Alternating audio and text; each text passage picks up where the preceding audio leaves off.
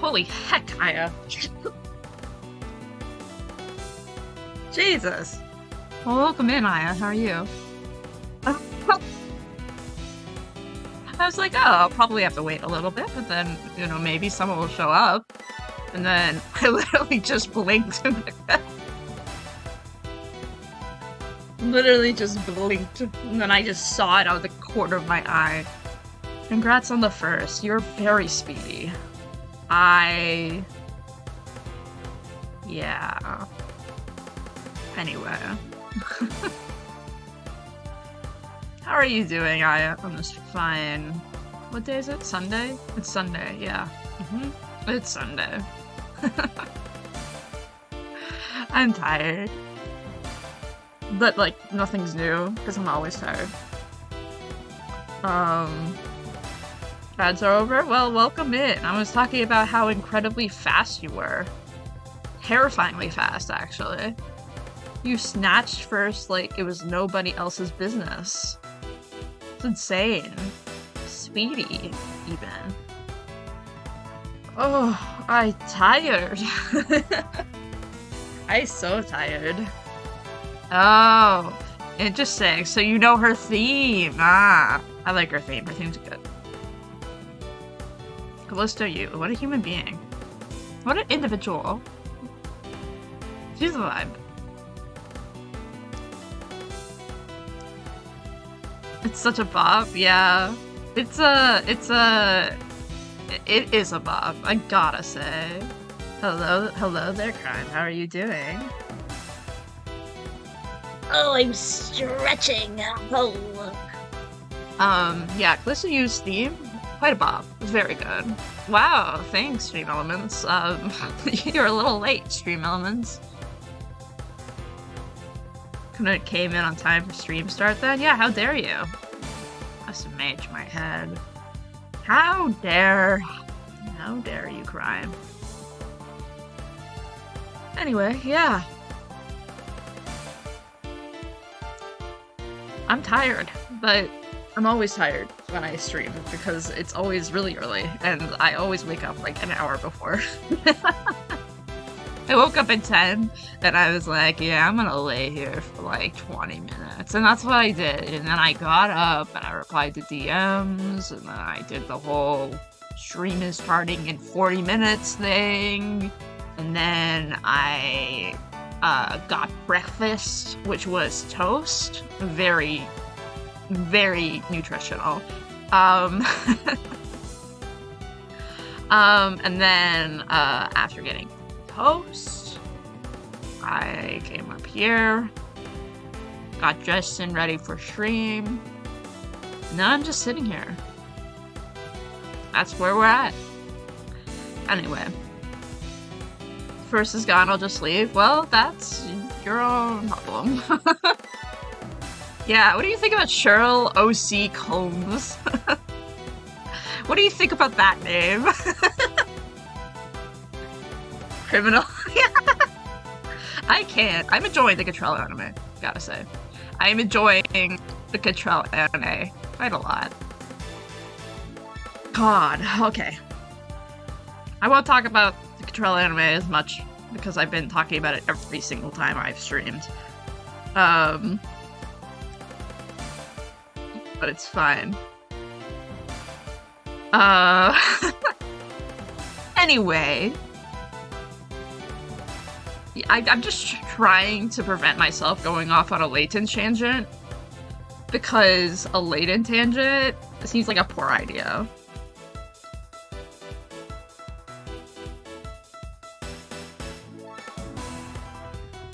Especially given how tired I am. A Don Paulo tangent? I haven't talked about Don Paulo in a while. Man, I miss that guy. I miss that guy a lot.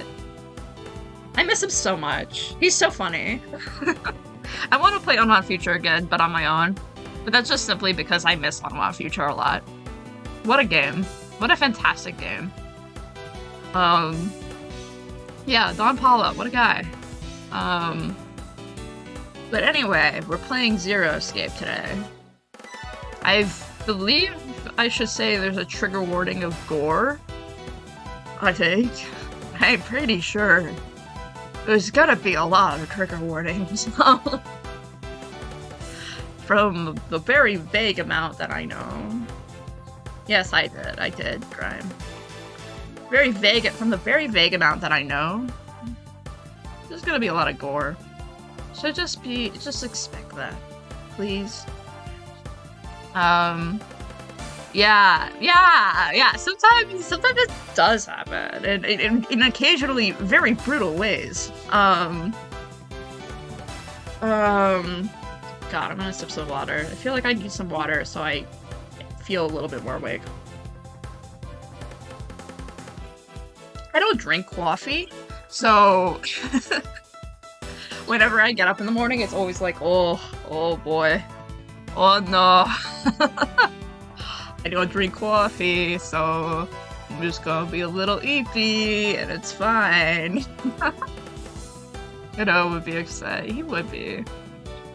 I don't drink coffee. And it's not that I don't have access to coffee. Just my whole family, my whole family drinks coffee. Everyone except for me. I don't drink coffee. I just never really have. I mean, I have if I feel, like, dead inside. If I feel, like, the insides of my brain just like, yeah, actually, I need to get through this day, and if I don't drink coffee, I will be exhausted. And I might fall asleep. That's the only exception, and that was only when I was in school, because college is hell. Especially on days when you have stuff like from like 8 all the way to like 9 p.m. Ooh. Not fun, it's not fun. But anyway, we're gonna meet Santa. Very excited.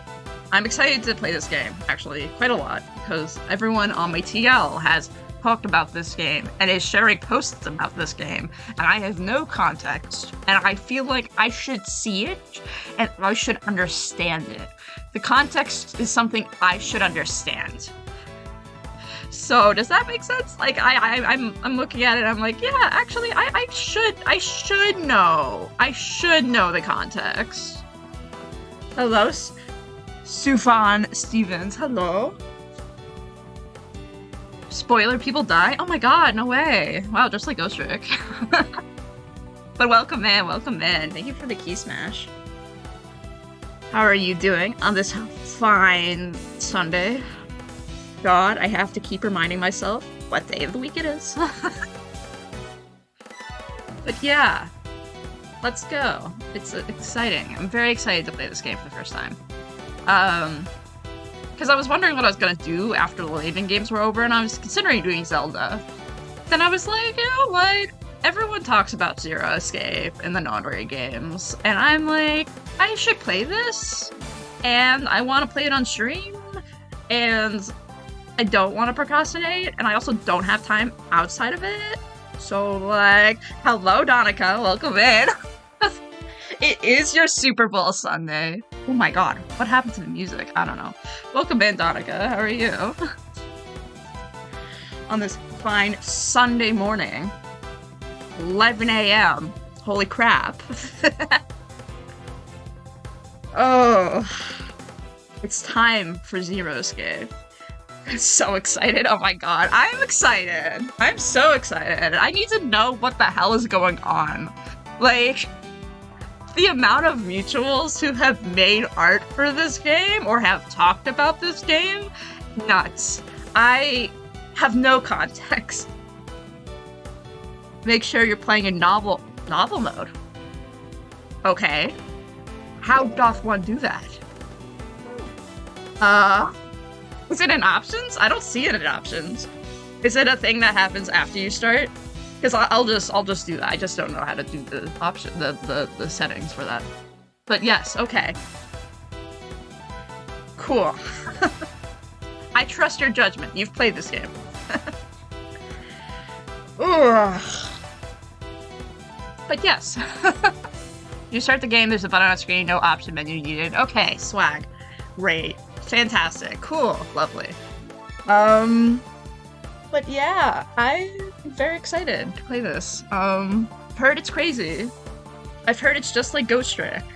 So I'll take that. I'll take that as a win. I don't know if it's exactly just like Ghost Trick, but from every single Ghost Trick stream that I've been in which someone knows Zero Escape, it has always like been it's always been, oh my god, this is just like Zero Escape, and I'm like, in what way? Oh, hello, Gillian. Hi. It's all good. I know he's at a con. Is he cosplaying Santa today or not? Because I know he was cosplaying Santa yesterday. Because I'm in a singular Discord server with him, and he was posting pictures. But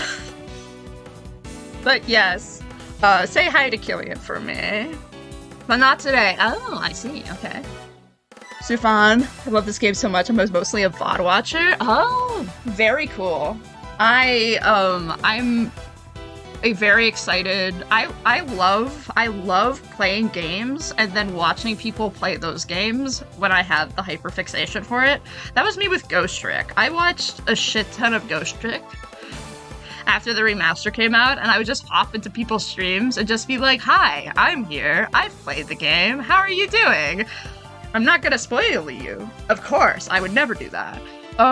But I will support you in your ghost tricking ways. It's great. It's a vibe. That was me with Outer Wilds as well. DGS playthroughs, good on you. Good on you though. DGS playthroughs are so long. I can't purposely put my mind to it anymore, but I do love DGS. It's just I can't put my brain to it. It takes too much effort to get through that game now. Oh, those VODs on YouTube that I saw you in chat. Oh, nice. Cool. Yeah, I definitely jumped around to a bunch of Ghost Trick playthroughs when it was when it just came out, just because, you know, why not?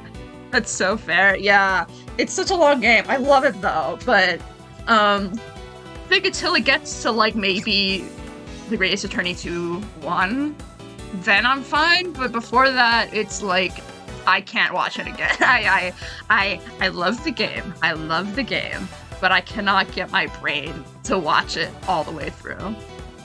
Anyway, you should watch Aya's VODs if you want someone to watch, or you want another DGS person to watch if you want to watch VODs. Where's your VOD channel, Aya? You don't want to McGriddle it up. Clearly. Where's your VOD channel? You have your clip channel. Where's your VOD channel?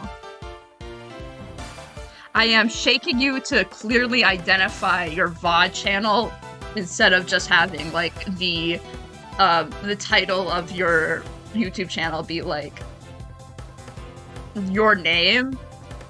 Put VOD somewhere. I swear to God, I can't tell which one's which. You have like 5 channels. Anyway, I has a fun playthrough. If you really want someone else to watch, play DGS.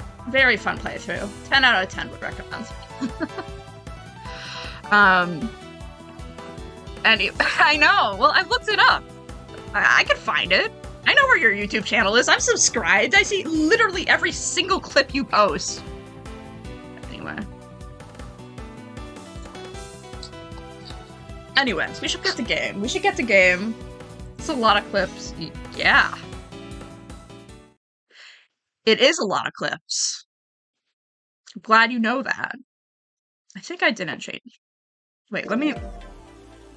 Okay, cool. I think that's good. Yes, that is good. Please let me know if the volume is fucky in any way, shape, or form, and I will try my best to fix it. I am looking at the audio mixer, but I am always wary.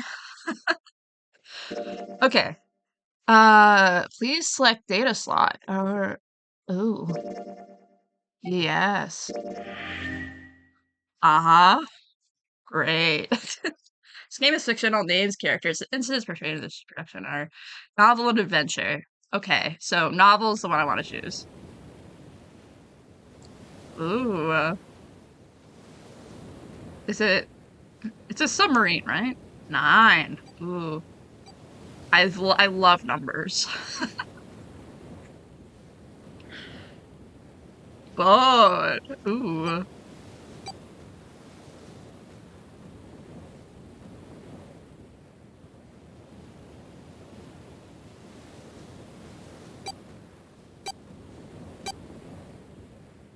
My favorite number is 12. Can't believe they left it out.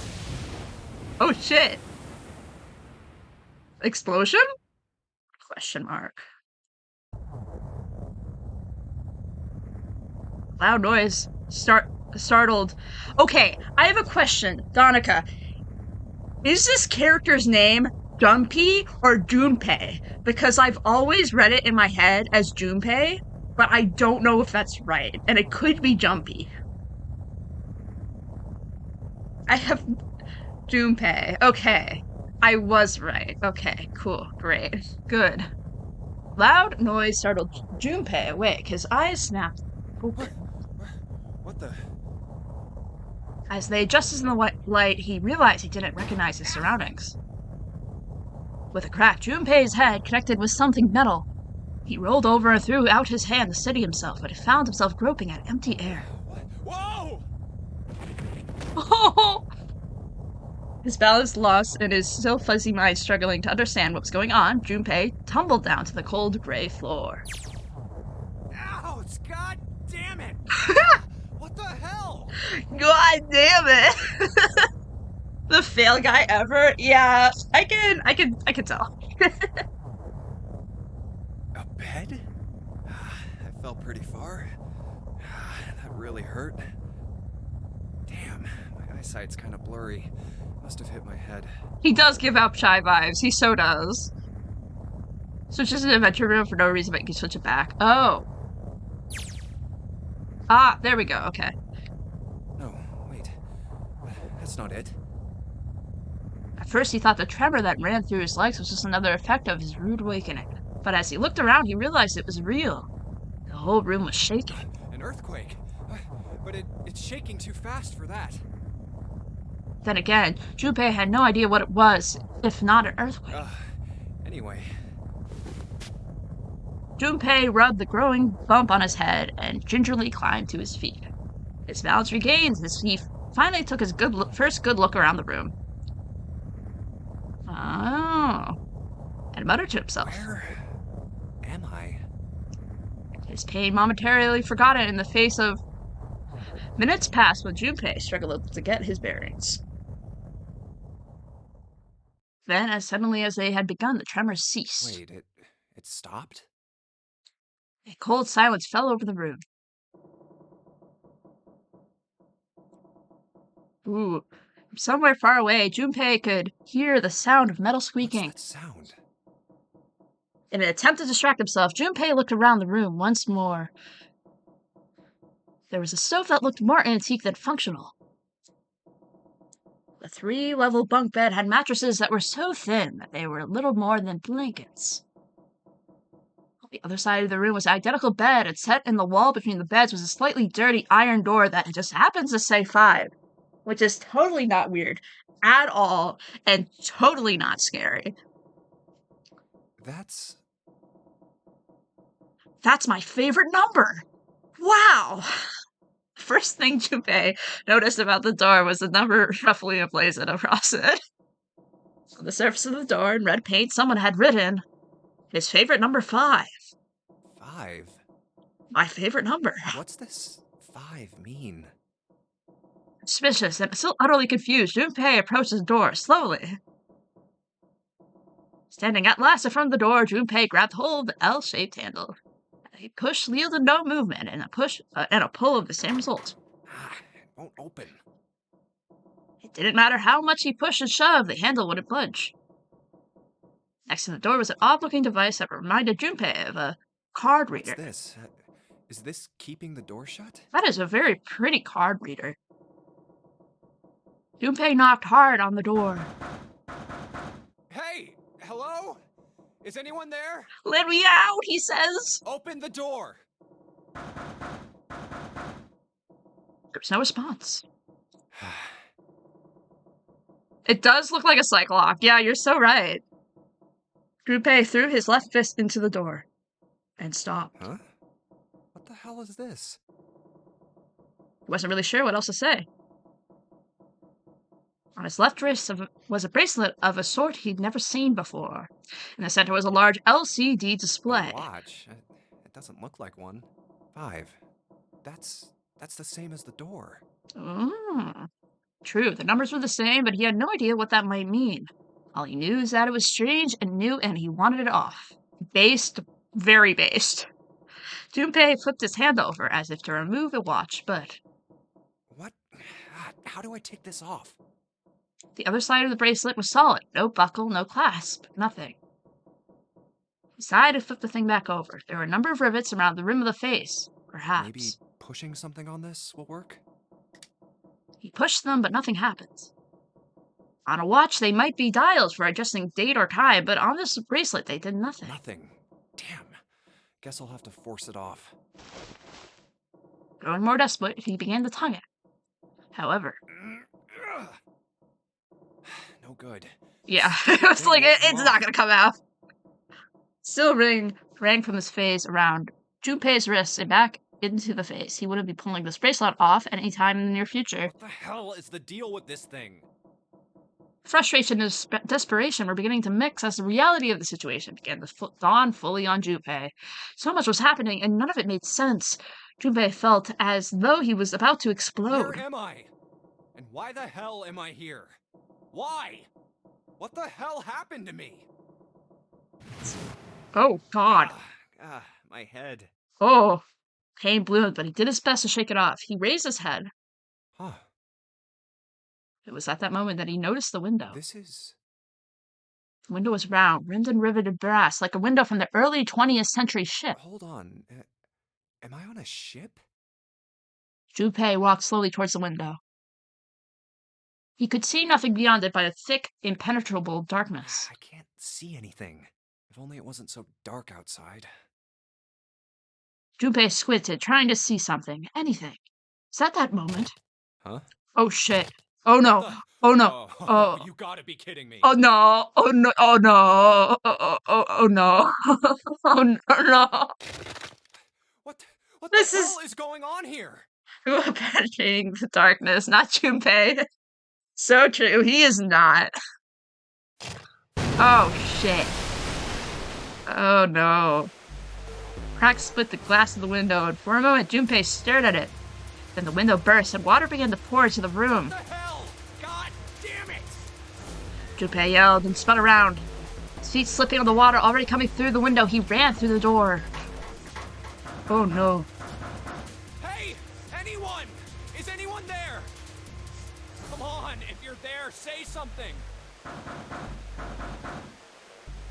There was no reply. As Junpei screamed and pounded at the door, the water began to rise. He was now ankle deep on the floor and rising quickly towards his knees. It's not stopping. The game could be probably a touch louder. I could do that. Sorry, I had to. Is that better? Not good. Not good at all. Okay, I need to find a way out, and fast. Junpei ran a hand across his forehead, brushing the sweat out of his eyes, and looked around the room. Oh my god, that's the same sound from AI the Somnia Files. Okay, great. That's the same sound. Oh god, okay.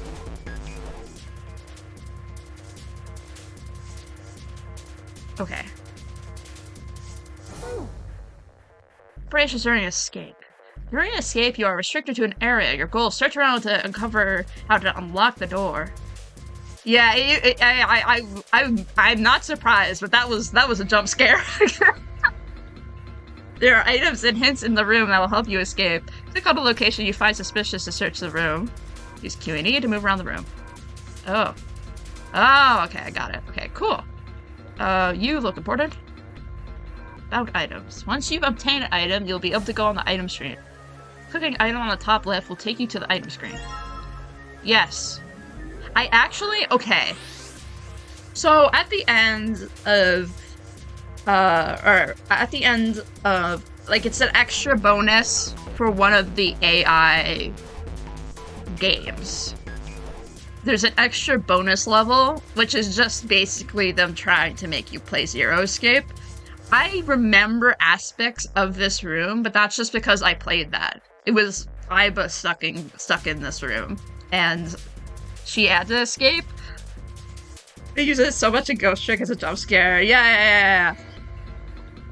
Okay, cool. Oh, cool. Okay, great. Lovely. Item visible in the lower left item is the item currently in hand.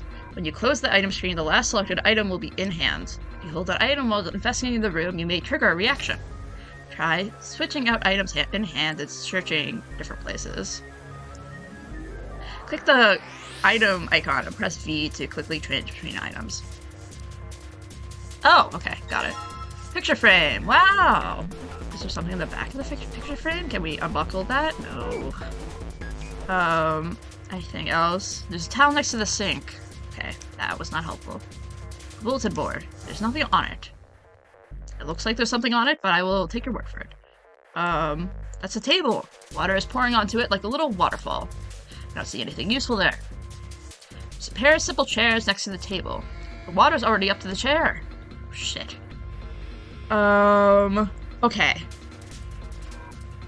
This is the door to the stove. Well, it opens easily enough. Sure wish the door could get out here. Was that easy to open? Yes. Well, that solves the mystery of whether or not this stove has been used before. What's this? It looks red. Yes, screwdriver. Okay, can you... action? Well, the screwdriver got those screws off easy enough, and here's the picture. Yeah, there we go. Okay, yes. I knew there was gonna be something like that. Listen, game, I am already ahead of you. Yes, okay. Understand. I understand. Well, let's see if there's anything in here. Hell, looks like there is a key? Yeah, there's a little blue key in the bottom of this pot. Odd. Yeah, that's certainly a little blue key. Okay. Heard him. Yes. There's a lock on this briefcase. It won't budge. Let's see if there's anything in the keyhole. Numbers. Okay. Number and key. Guess this is the wrong key. It looks like the right size, but I can't fit in the hole. Okay. It's probably a red key. There are some hangers on the pole. Okay. Oh. Great. Oh, that's that briefcase. Okay. Yes. Guess it's locked. Is this one just like the red briefcase? That would fit in there. Yes. Let's see what happens if I put this blue key in the keyhole. And nothing. Guess I'm going to need some sort of code for the dial. Mini games. Yes, mini games. During an investigation, or during an escape, your investigation may trigger one of the several minigames. All operations for the minigames are done by clicking the screen. Some minigames will require you to manipulate something. Wow, just like Ghost Trick. While others will only require you to apply the right object or click the right thing. Yeah. Clicking the dial will cause it to move to the next number. Yeah, enter 4 numbers this way. Click the key. If the numbers are correct, it will unlock. Yes, okay. That tracks, but we don't have... Damn it, open, you stupid thing. I don't think it's gonna open. If I whack it at the wall a couple times, it might make me feel better. Not gonna help, though. Alright, Junpei, don't freak out. Keep it cool and look around for some more clues. Okay. It is pretty self-explanatory. I think it's funny, though. This is a middle bunk bed, the middle bunk of a bunk bed. Got it. Okay. This is totally a stove. Nothing inside, though. That's so totally a stove of them. There's a pipe on the other end of the bed. There's nothing up on top. There's a blue briefcase on top of the bed. Yes. Oh! I didn't know I could do that. What up? Ha! Yes. This key. Okay, great. I should probably hold on to this key. Would be a good idea. Oh, I keep... That's totally a stove. Don't look closer. Yeah. Oh yeah, it's totally a stove. It's totally nothing else. His reflection stared back at him from the mirror, but he had scarcely recognized himself. What's up with my face? Do we have... amnesia? His confusion was well justified. Like a zombie. Oh, never mind. His face was drawn and pale, and the dark circles under his eyes made him look like as though he was already dead. Man, what the hell happened to me? How did I end up here? I left work, headed back to my apartment, and... Even as he said it, something in his mind opened, a memory bobbed to the surface. It was the last thing Junpei remembered before waking up in the strange room. Ooh! War! It was past midnight when he came home. Junpei shuffled up the stairs and opened the door to apartment 201. Inside was his apartment. A small one-bedroom affair that ran him about $630 a month. He moved into it when he entered college, and so far, he'd been there for 3 years and 7 months. Back. Not like anyone will respond. This guy! Oh my god. Normal guy with 3 layers and 1 million pockets. Yeah. He stepped inside and turned on the lights. Fluorescent lights on the ceiling blinked and flickered slowly to life, as if waking from a deep slumber. Man, work was rough today. Their cold light illuminated the landscape he'd come home to see so many times before. Everything was as he'd left it. The magazines piled in the corner, the textbooks collecting dust, the CD cases covering the floor, the jeans and t-shirts he'd worn the day before, then tossed onto the floor. There was one thing that didn't belong, however. Huh? A breeze. The white curtain framing his window swayed gently in the cold wind. Huh, that's weird. Did I leave that open? Ooh, spicy. Junpei walked towards the window, trying to remember if he'd closed it or not before he left. One of the pages was hanging open. He stuck his head out and looked around. Everything looks okay. I must have forgotten to close it. He closed the window. Then it happened. What? Oh! Spooky! Junpei turned and found himself face to mask with a man dressed in all black. Uh-oh. Spaghetti-o. The man wore a deep hood and a bulky gas mask. His face was entirely hidden. Who are... Suddenly, he couldn't finish. Junpei tried to yell, and then all he could manage was a strangled croak. I can't... Junpei collapsed on the floor, a crumpled heap of limbs like a discarded puppet. Wow, just like... Yeah. Too late, he noticed the white smoke that was quickly filling his apartment.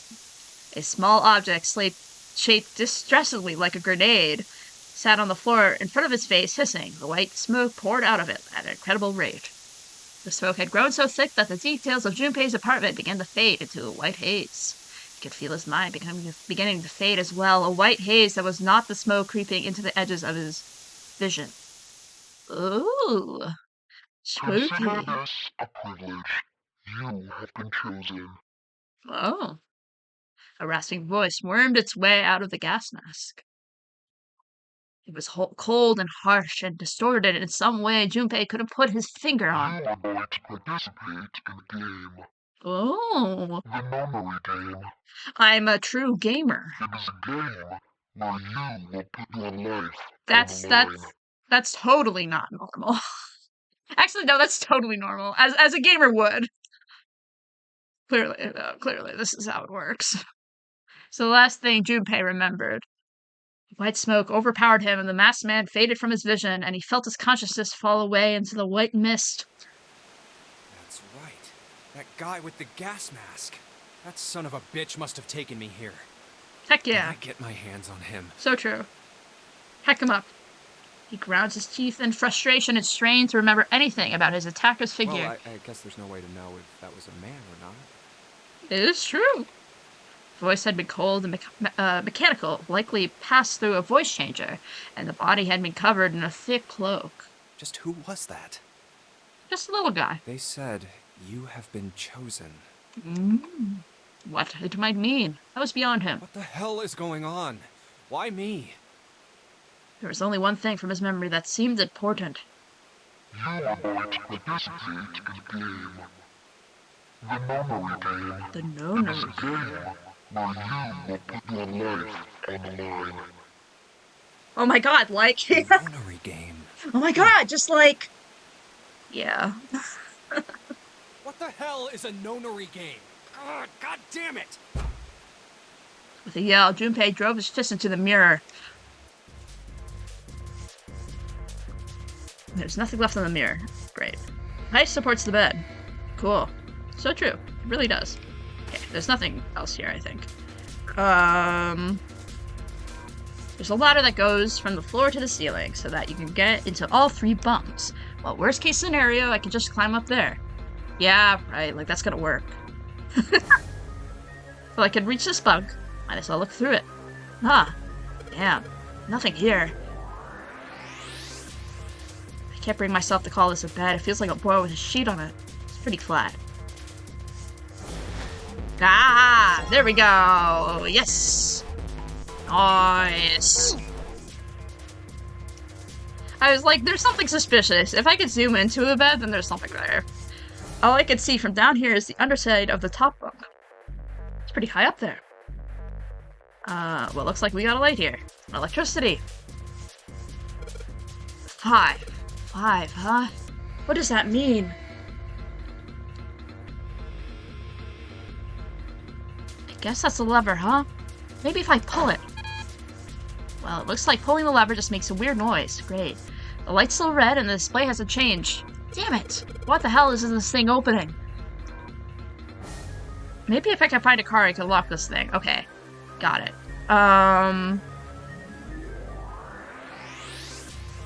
Okay, I think we've examined basically everything. I think we need to do this one first, but I need to go through the items. Okay. Yes, okay, so this is a code, clearly. It would be 0 to 85. 0 to 85. Oh, no, it goes red, it goes blue, and then it goes red. So it would be, for the blue one, it would be 0 to 63. 0 to 63. Let's see this. 0 to 6 3. There we go. Alright, let's see if these numbers work. I turn the key, and hey, look, it's working! Yes! Alright, let's open it up. Let's go. Gamer mode. Yes, it opened. Looks like there's something in here. What's this? A file? File screen. If you find any documents or notes during escape, the information contained in them will be available on a file screen. Press right arrow to open the file screen. Okay. Alright, let's see what's in this file. Digital root. Let's see here. Somnium file? Oh my god. Wow, just like AI, the Somnium file. Compute a digital root with the following steps. First, add all the numbers in question to one another.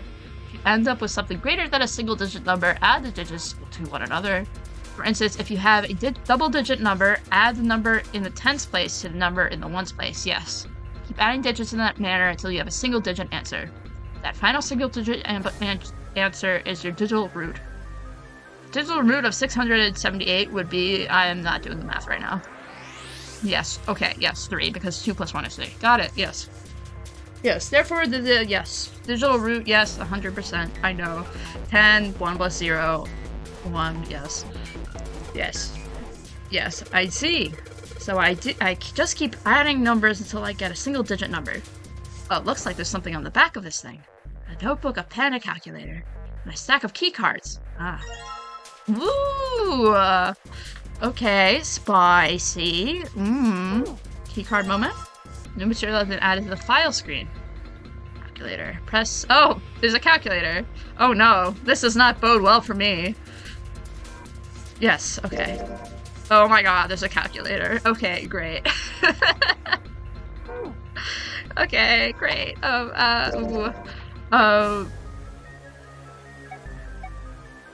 Cool. I see. Lovely. Okay, I see.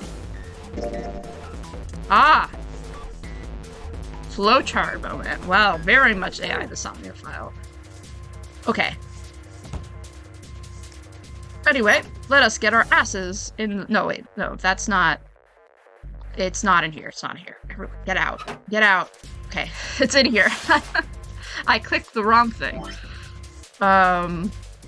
Okay, so this one is, it's 7463. 7463. 7463. Okay. Yes. Yes. 7463. I hope. Hopefully that's right. 7, 4. That's. I clicked past that. 6. Please. Did I? Okay. Yeah, let me do the. Yeah. Oh, didn't mean to do that. 7485. Okay. I might have just read it wrong.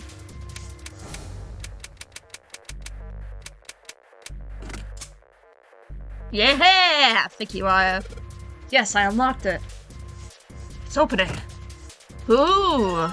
Second for red key cards. Ooh. You're gonna have to do some math in this game. I'm sorry. Oh no.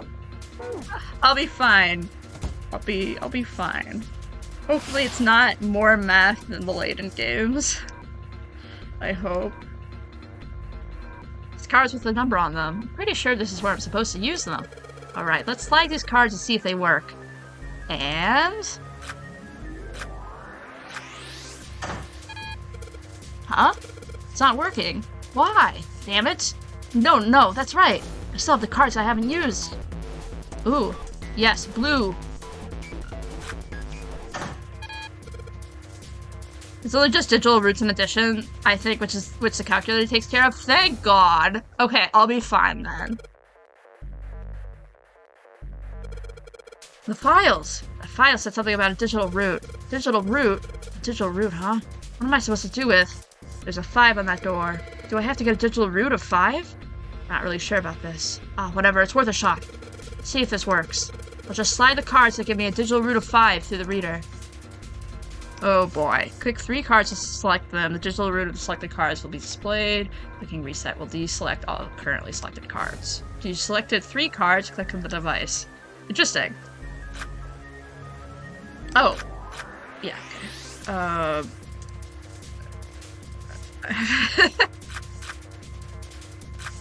No. That's not right. Yeah, there we go. Easy. Right? That's right. Right. Yeah? Okay. I was like... Alright, I think that's gonna work. There we go. That's a new noise. Ah. Did it just unlock? Yippee! Well, that light was red and now it's blue. No doubt about it. There's nothing keeping me in here now. Time to go. Time to get the hell out of here. Oh, spooky door open moment. You found it. I sure did.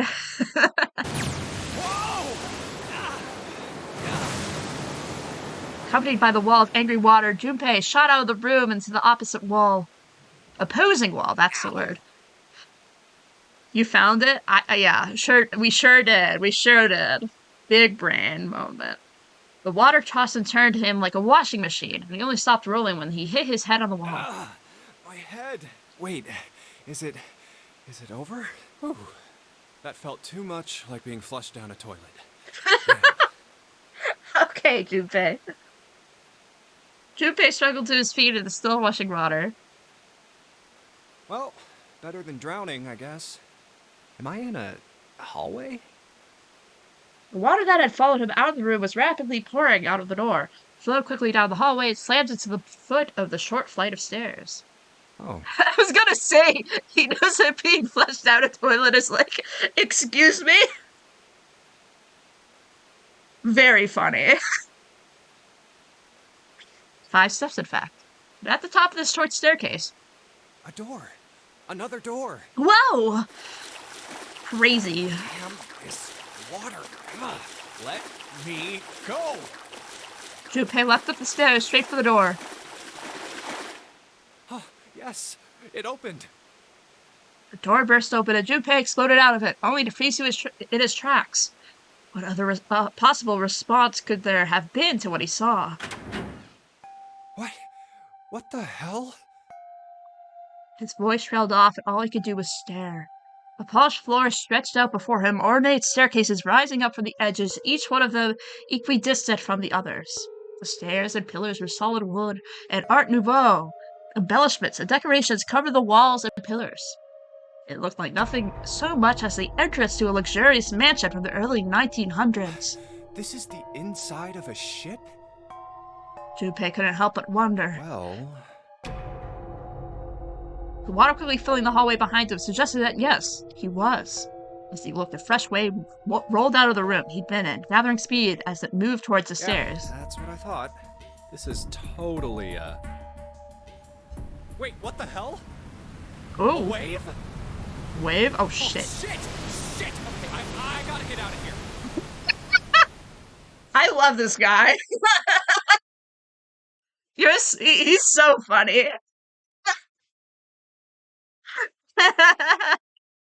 Junpei spun around, his wet shoes squeaking in protest on the polished floor, and ran towards the tremendous staircase in front of him. He's so fun.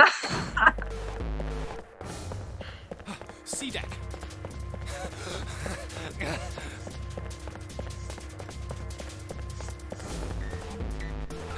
B deck. Junpei, my fucking guy. Hello, Saw King. Welcome in. This poor guy is gonna have wet socks for ages. Oh my god, he is. Oof. Oh, did not mean to. Hurry! Hurry! Ah! As he ran, he glanced quickly at the plates mounted on the wall, denoting the decks of the ship. A deck's next. He took the stairs two at a time, not entirely sure where he would find himself, just as he began to wonder where, in fact, the stairs did lead. What? Oh! Hey, look, it's Santa! He's trans. Hi, Sage. Hello, Sage. Welcome in. Well, we found Santa. Junpei saw another person out of the corner of his eye. My god. People. People.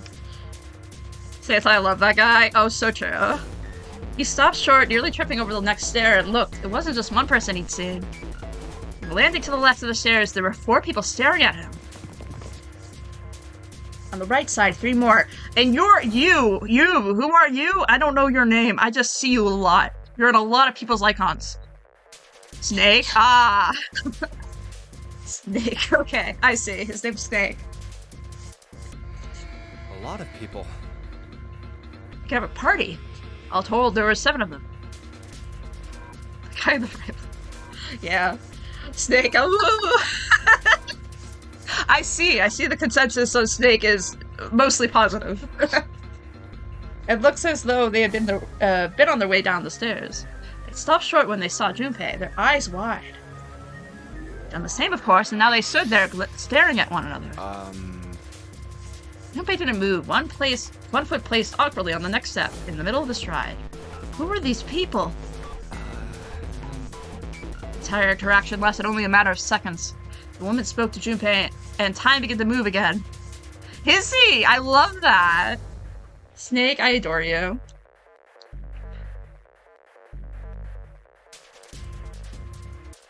I guess it's another one of us now. A dancer? Honestly, that's canon to me. That's canon to me. The woman was dressed, Junpei thought, like a dancer. Clothes covered very little, and her prodigious jewelry little more. No, I'm not. You better get moving. No further ceremony, she ran straight past Junpei and towards the doors behind him. Oh, well... Yeah, Okay, then. yeah. The sudden proximity of the woman with such striking assets left Junpei momentarily stunned. The others wasted no time and quickly followed the strange woman. Silver hair? Hi, Santa. What's off? Huh? First to pass Junpei was a young man with silver hair. He threw a quick glance in Junpei's direction as he ran, muttering, One of us, huh? "One of us, Silver the Hedgehog." What? Nothing. Following him was an older man, his face calm and without fear. Soft wrinkles sprouted from his eyes, and he came close enough as he passed for Junpei to see the wisps of gray in his hair. His composure and shock of hair struck Junpei as rather like that of an elderly lion. He does not look common with that. There are 2 doors, but neither of them will open. His ass does not look common without fear. He does not. Wait, hold on. The doors won't open? Next to speak to Junpei was a girl with pink hair and a high voice. Come on! Aren't you coming? You gotta hurry! Her small hand was wrapped around the wrist of another man. His eyes were closed almost as though he were sleeping. His features were graceful, almost serene, and he was dressed rather elegantly for someone his age. Something about his posture seemed very refined, and Junpei couldn't help feeling he was noble and dignified somehow. He'd certainly never seen one, but this man seemed like what Junpei has always imagined a prince would be like. That's 9 of us then. Ah. All of the cards are in hand. It really is, Sage. Pink hair has the same VA as Athena Sykes and as Faye Valentine from Cowboy Bebop. Really? I don't know Cowboy Bebop, but I do know Athena Sykes. Really? Insane. Cool. Love that. What does that mean? Junpei opened his mouth to ask what the other man had meant, but the girl with pink hair rushed past him. Wait! They're gone. Just what is going on? There's an old man like a lion, a girl with pink hair, and a prince, and I have no idea what they're talking about. This guy! Turned just in time to see 2 more people running towards him. One of them had hair like a bird's nest and looked as though a stiff breeze might topple him. And the other was a veritable mountain of a man. Huh? He is so real for that.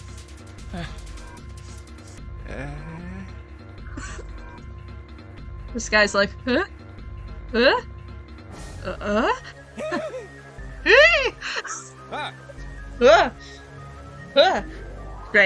Great, lovely conversation. Thank you for talking to me. Scrawny one scuttled past Junpei as though he were running for something. Mountain of a man to a tune of Muppet of a man, yes! What's that all about? Hey! What the hell are you just standing there for? Didn't you hear him? The doors on A deck are no good. We gotta check the doors on B deck. Got it? Now go! See a man or a miserable little pile of secrets? Oh my god. Before he had a chance to respond, the man laid a massive hand on Junpei's shoulder. With no more effort than Junpei would have used to brush aside a fly, this man shoved him out of the way. Oh. Thrown off balance by the man in recent events, it took Junpei a few steps to get his bearings. He finally regained his balance and looked up and at what the other 7 had been running towards. Hey man, that was dangerous. This is interesting, because right now there's 7 of them, and then plus 1 is Junpei. Isn't there 9 people? Or am I not right? Because it's 999, and I was under the assumption that there's 9 people.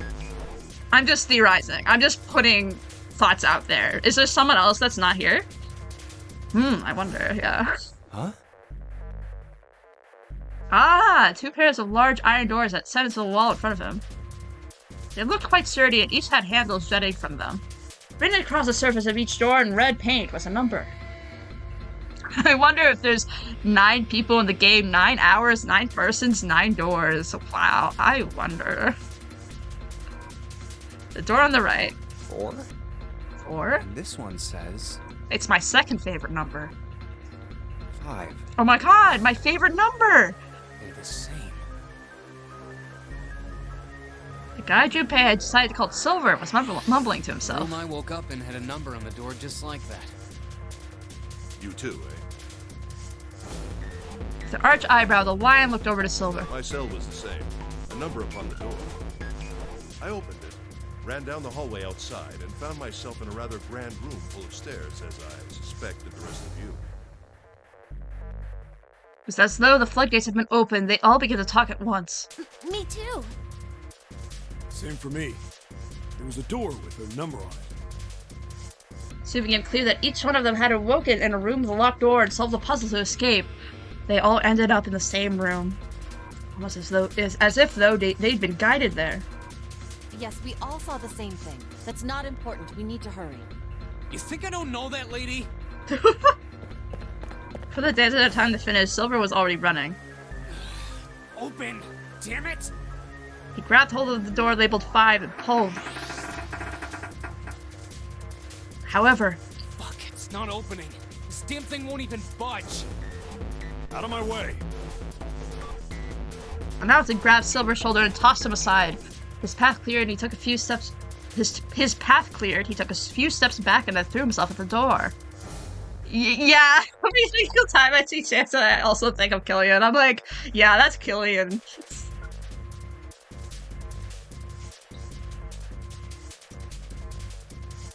Most of my knowledge of Santa is just through Killian talking about Santa on Twitter. And that's literally the extent of my knowledge, but it's very fun.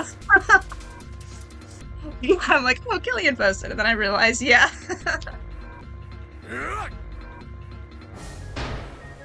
Once, twice, 3 times, 4 times. The door shook as his body slammed into it, but showed no signs of breaking and opening. The mountain threw himself at the door again. Body slam from a guy that big didn't even budge it. There must be some other way. Junpei turned towards door 4. Have you heard about digital roots? That's gotta hurt. Yeah. Next to the door on a wall was a small box. This looks just like the device next to the door in that room earlier. Ooh, but it's a little different. It doesn't have a card swipe. Interesting. So that means this door is probably locked too. Yeah. But still... He had to check. Junpei grabbed the handle and threw all of his weight onto it. It was locked as tight as the door next to it, as he'd suspected. Damn it! Damn it, he says. Junpei punched the door. It did not respond. I see. Are there any other doors? He barely finished the thought when the C-deck plate he passed on his way up sprang and bit it into his mind. His body moved before he had time to think. Junpei turned and ran back towards the stairs. He had scarcely taken a step when, at the top of the stairs, next to an ornate clock embedded in the wall, he saw a person. Yes, you! You! Okay, you points at her. You. I don't remember your name. I'm so sorry. I know Peach draws her a lot. It was a girl. She looked to be the same age as Junpei. He froze, unable to look away from her face. He wasn't confounded by her beauty or something equally silly. No, there was another reason he couldn't take his eyes off the girl. Junpei had seen her somewhere before. He couldn't quite remember where, but he knew he met her before.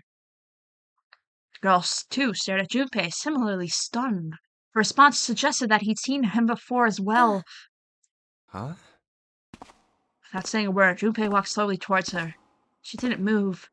It was almost as though she was held in place by some sort of magic spell. Junpei stepped on her landing. The spell broke. Wait a minute, are there 9 persons? Wow! Holy crap!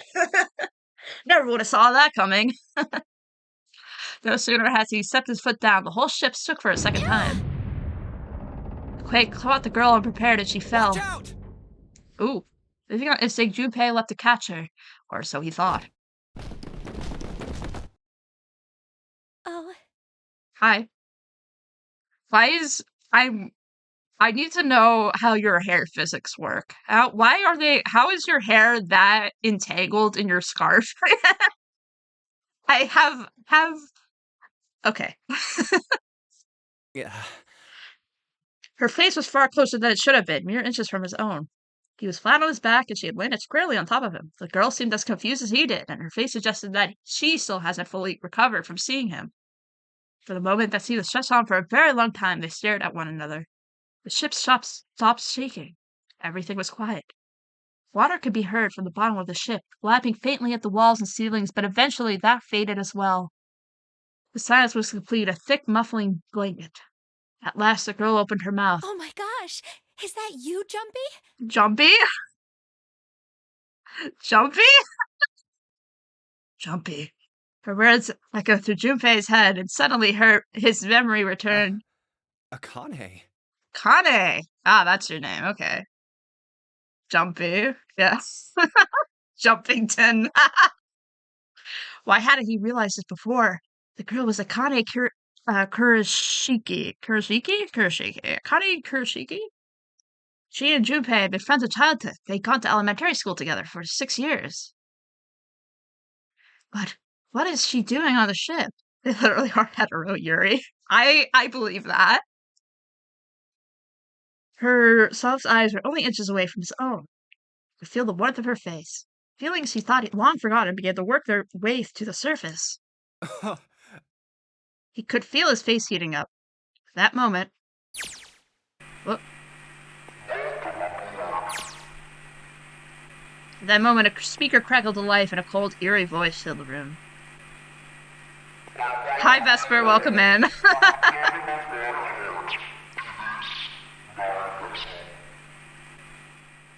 What? What's that voice? How are you doing? How are you doing today, Vesper? How are you doing? They hurriedly untangled themselves from one another and struggled to their feet. Their 7 companions had heard their voices well, and many of their faces have gone pale. They looked around frantically, desperate to locate the source of the voice. At last they found it. I'm only on my break and decided to spend it with you. Oh, thank you, Vesper! I hope you have a good work. Thank you for stopping by. At last they found it. A speaker set in the ceiling. Oh. Zero escape. Zero. Escape. Okay.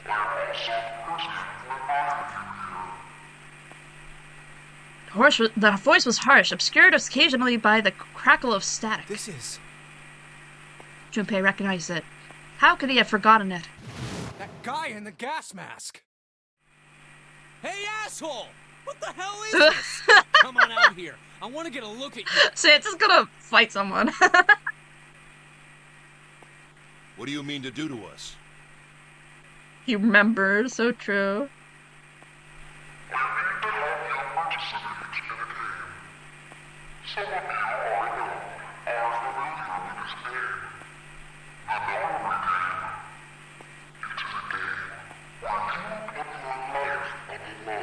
As one does. Nonary game. What the hell's that? The voice continued implacable.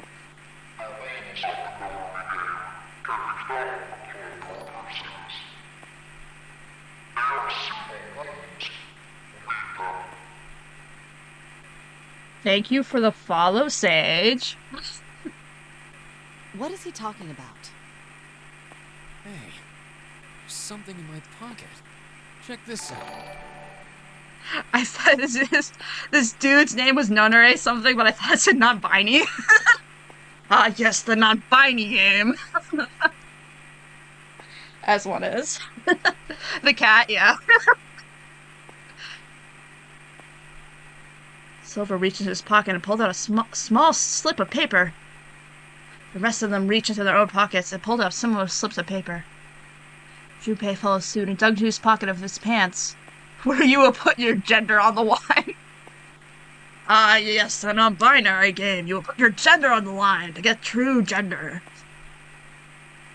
He felt the telltale crumple of paper, slightly damp from his earlier ordeal. Hey, I got one too. Yeah, you sure do. Then it would seem Zero has seen fit to grace us each with a letter. Oh. Would you mind terribly reading it to us, young man? Right. His request has been delivered to Junpei, who, after a moment of surprise, did as he'd been asked. On this ship, you will find a handful of doors emblazoned with numbers. We will call them the numbered doors. As one does. The doors in front of you are a pair of the same. Oh. The key to opening these numbered doors are the numbered bracelets that each of you possess. Uh-huh. Should you total the numbers on your numbered bracelets and find that the digital root of that number is equal to the number of that door, okay. the door will open. Okay, so it is still digital roots, but Is this Zero Escape 9 hours, 99 and 99? Oh my god, it is 9999. Crazy. Only those who have opened the door may pass through. Oh. There are, however, limits. Only 3 to 5 people can pass through one numbered door. Oh shit. I see. Okay.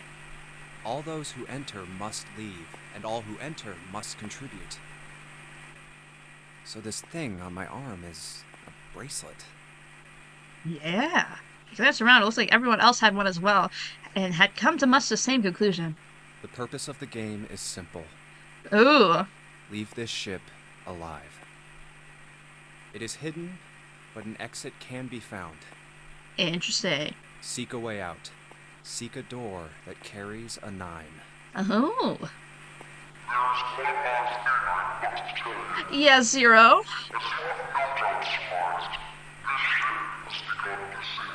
Oh no. But yes, I have figured that out.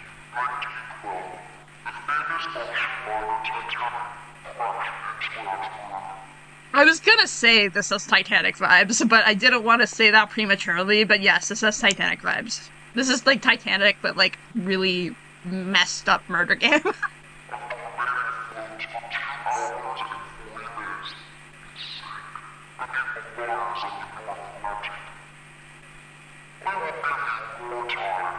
Thank you. Very appreciated.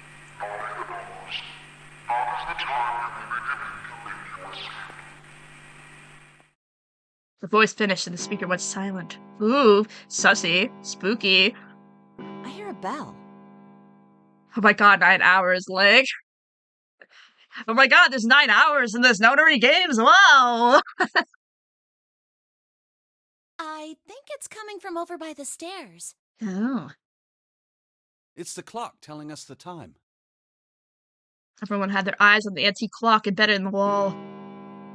7, 8, 9.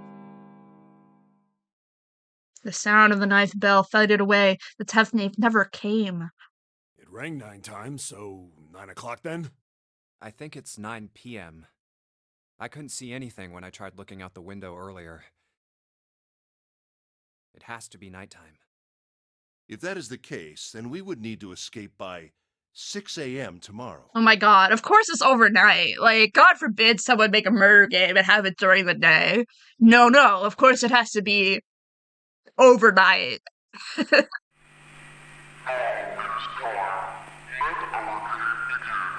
Like, zero. Have you ever thought that people, like, you know, have their natural, like, sleep rhythms? You know, some people are usually up during the day, you know? Maybe we could have made this game, you know, 7 a.m. to whatever 9 hours is past that. Listen, I'm just giving you some critiques.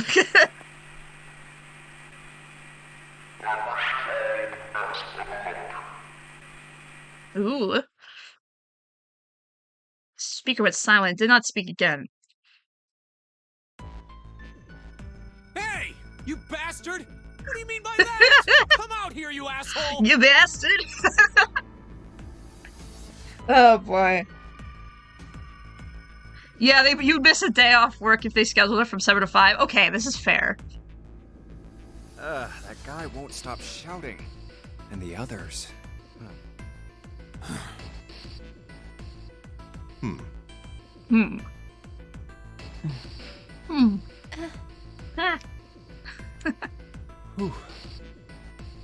Junpei, too, was consumed by his thoughts. I have way too many questions. Who is Zero? What's the nonary game? What's it for? Is he some nutjob just doing this to mess with us, or does he have some other purpose? I love the noises in this game. Oh my god, yeah, same. The noises in this game are so funny. I'm consumed by many thoughts. Yeah.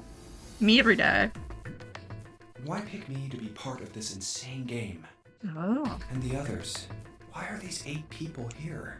Well, this seems like a puzzle for Professor Herschel later. I'm the most confusing of them all. Why is Akane here? I haven't seen her since elementary school. Why her? Why now? Yeah, that's interesting. Coincidence? No. There's no way. There has to be a reason. I don't know what exactly, but there has to be. Sounds like a puzzle. Look, Sholmes is dead to Astro. Layton has replaced them. Well, no, I love Sholmes. Okay, listen. Very well. I just can't do a Sholmes voice. I just can't do a Sholmes voice. Otherwise, I would do a Sholmes voice, but I can't do it. I could do a Layton voice, though. The lion's voice seemed oddly loud in the silence. Standing around here won't do us any good.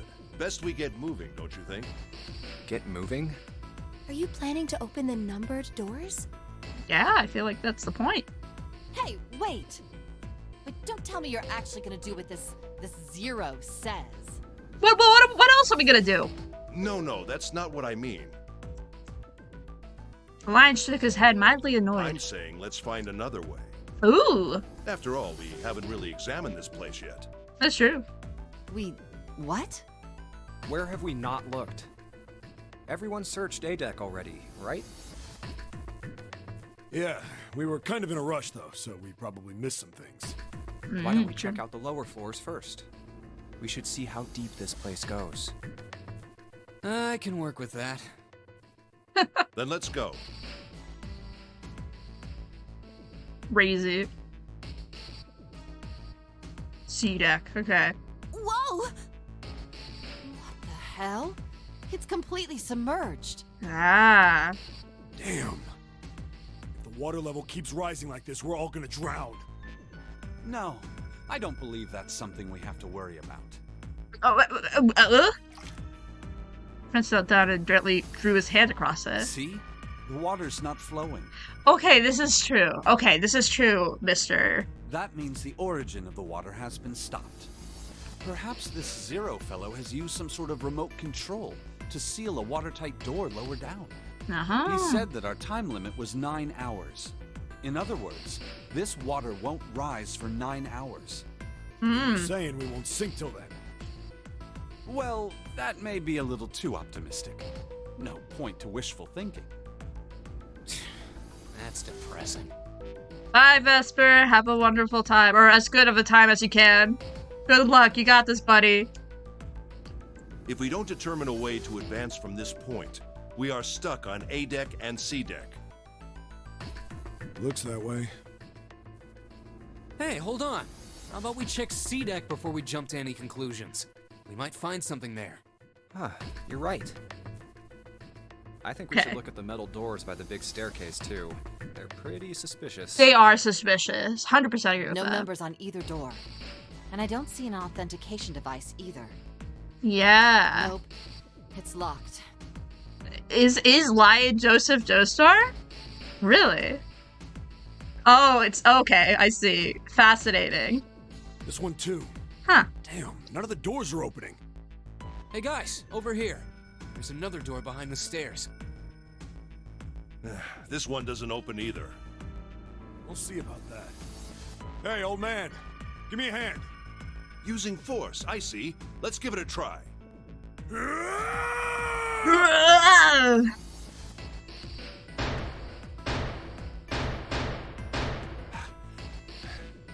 It won't budge.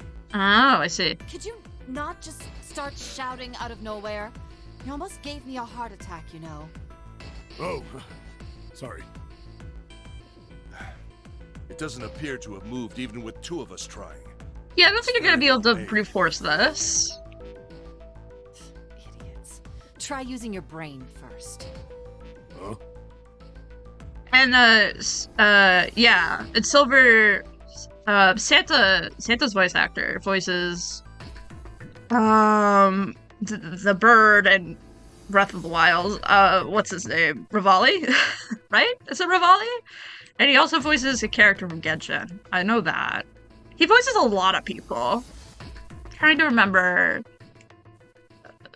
the exact characters he voices, but yeah, Rivali, yeah. Take a closer look. A keyhole.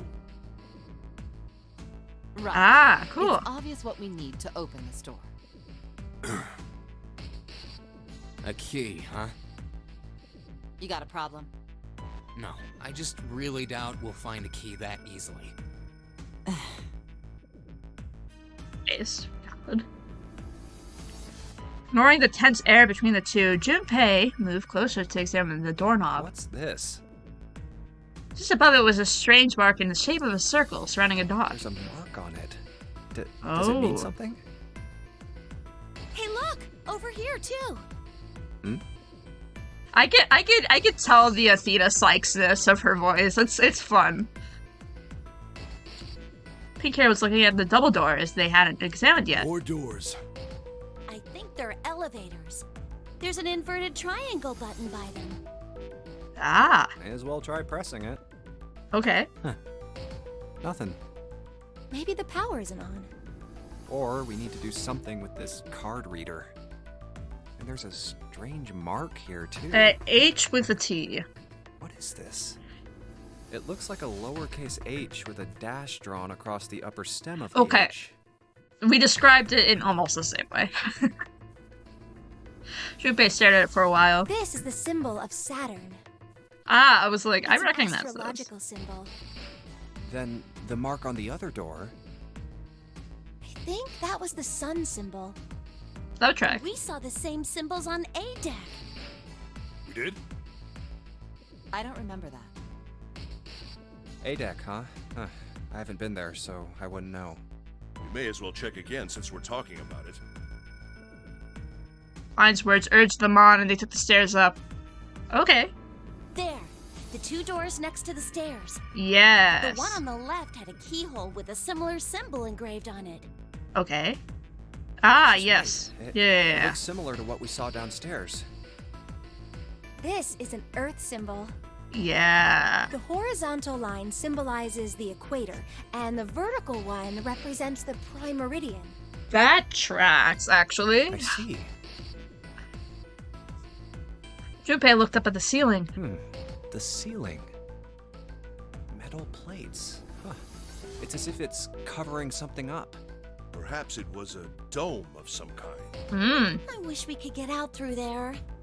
Be realistic. We'd need a lot of explosives to open that up. Be realistic, he says. The windows, too. Huh. They're all covered. There were several windows along both sides of the ship, or at least there had been. They, too, were covered with metal plates. In other words, we're trapped. All the exits go nowhere. As of right now. Junpei was not happy. Understandably so. The girl with the pink hair spoke up. Well, I'm sure they go somewhere. We just can't open them. The mountain spoke. You don't know that. For all we know, they just open into walls or take us in circles. Prince did not agree. No. I'm sure they go somewhere. Otherwise, what point would there be? And we Honestly, can't open them. Well, two of them at least. It's true. Yeah, those two are the ones we could open. Oh, you mean the numbered doors? Zero's really funneling us towards a specific way and to do a specific thing. All eyes turned towards the doors with the numbers on them. The atmosphere of the room grew tense. Hey, wait a minute. I think I said this earlier, but I don't think we should do that. The dancer moved in front of the doors as if to block them. We'd have to be crazy to open these doors. If we do that, we're doing exactly what Zero wants us to do. I don't know if there's really a choice in that, though. Suddenly, everyone began to speak at once. May as well give it a shot. We can't stay here forever. Yes, I'm in favor as well. No, I'm totally against this. But shouldn't we at least try? We don't know what'll happen. We should stay here. We don't have time for that. In 8.5 hours, this ship is going to sink. Oh god. Similar voices made it next to impossible to determine who was saying what. The arguments grew more and more intense until people were shouting and screaming at one another. Hey, shut up! Yeah. They all fell silent, and all eyes turned to Junpei. He felt each stare burning into him, and he refused to flinch. Before we try and decide where we're going to go, there's something else we ought to do. What's that? We need to exchange information. Please, please at least tell us your names. We don't know anything about each other. I want to know who you guys are. Who you are, where you came from, why you ended up here. Don't tell me you aren't curious too. They were silent. Some of them looked the other way or bit their lip or crossed their arms or stared at the ceiling. But one of them spoke up. It was Akane. I agree. I think Jumpy is right. Jumpy? Oh, I'm sorry. I'm talking about him. I just call him Jumpy. His name is Junpei. Oh.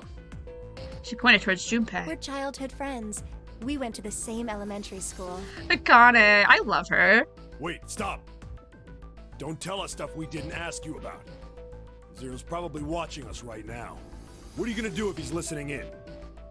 Oh, would that be bad? Hell yeah, it would!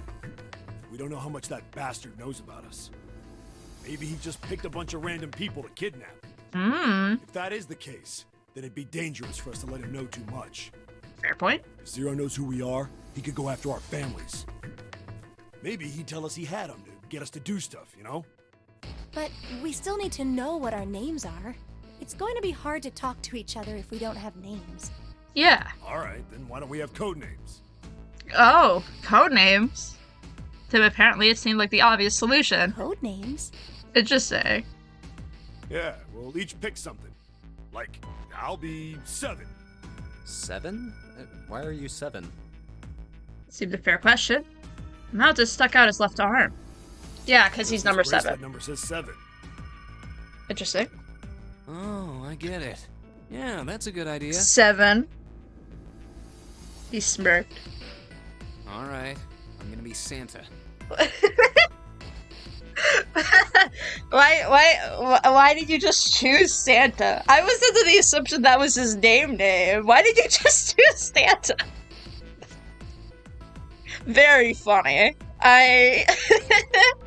7, my guy. Oh my god. Maybe you chumps know Japanese? No? Well, San means 3. So, I'll be Santa. You know, like Santa Claus. Fits, don't you think? You chumps know Japanese. Oh my god. Santa. Then your bracelet number.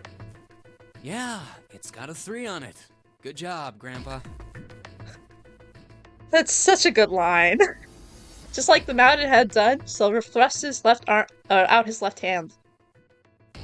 Yeah, Santa's talking to people like Junpei and Akane.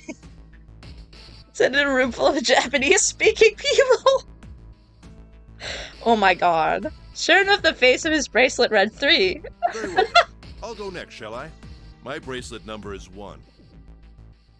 Given that, I think Ace seems appropriate. Oh my god, Ace King. I'll be Lotus then. As I'm sure you all know. Ace, attorney? No way! Oh my god, wow, insane.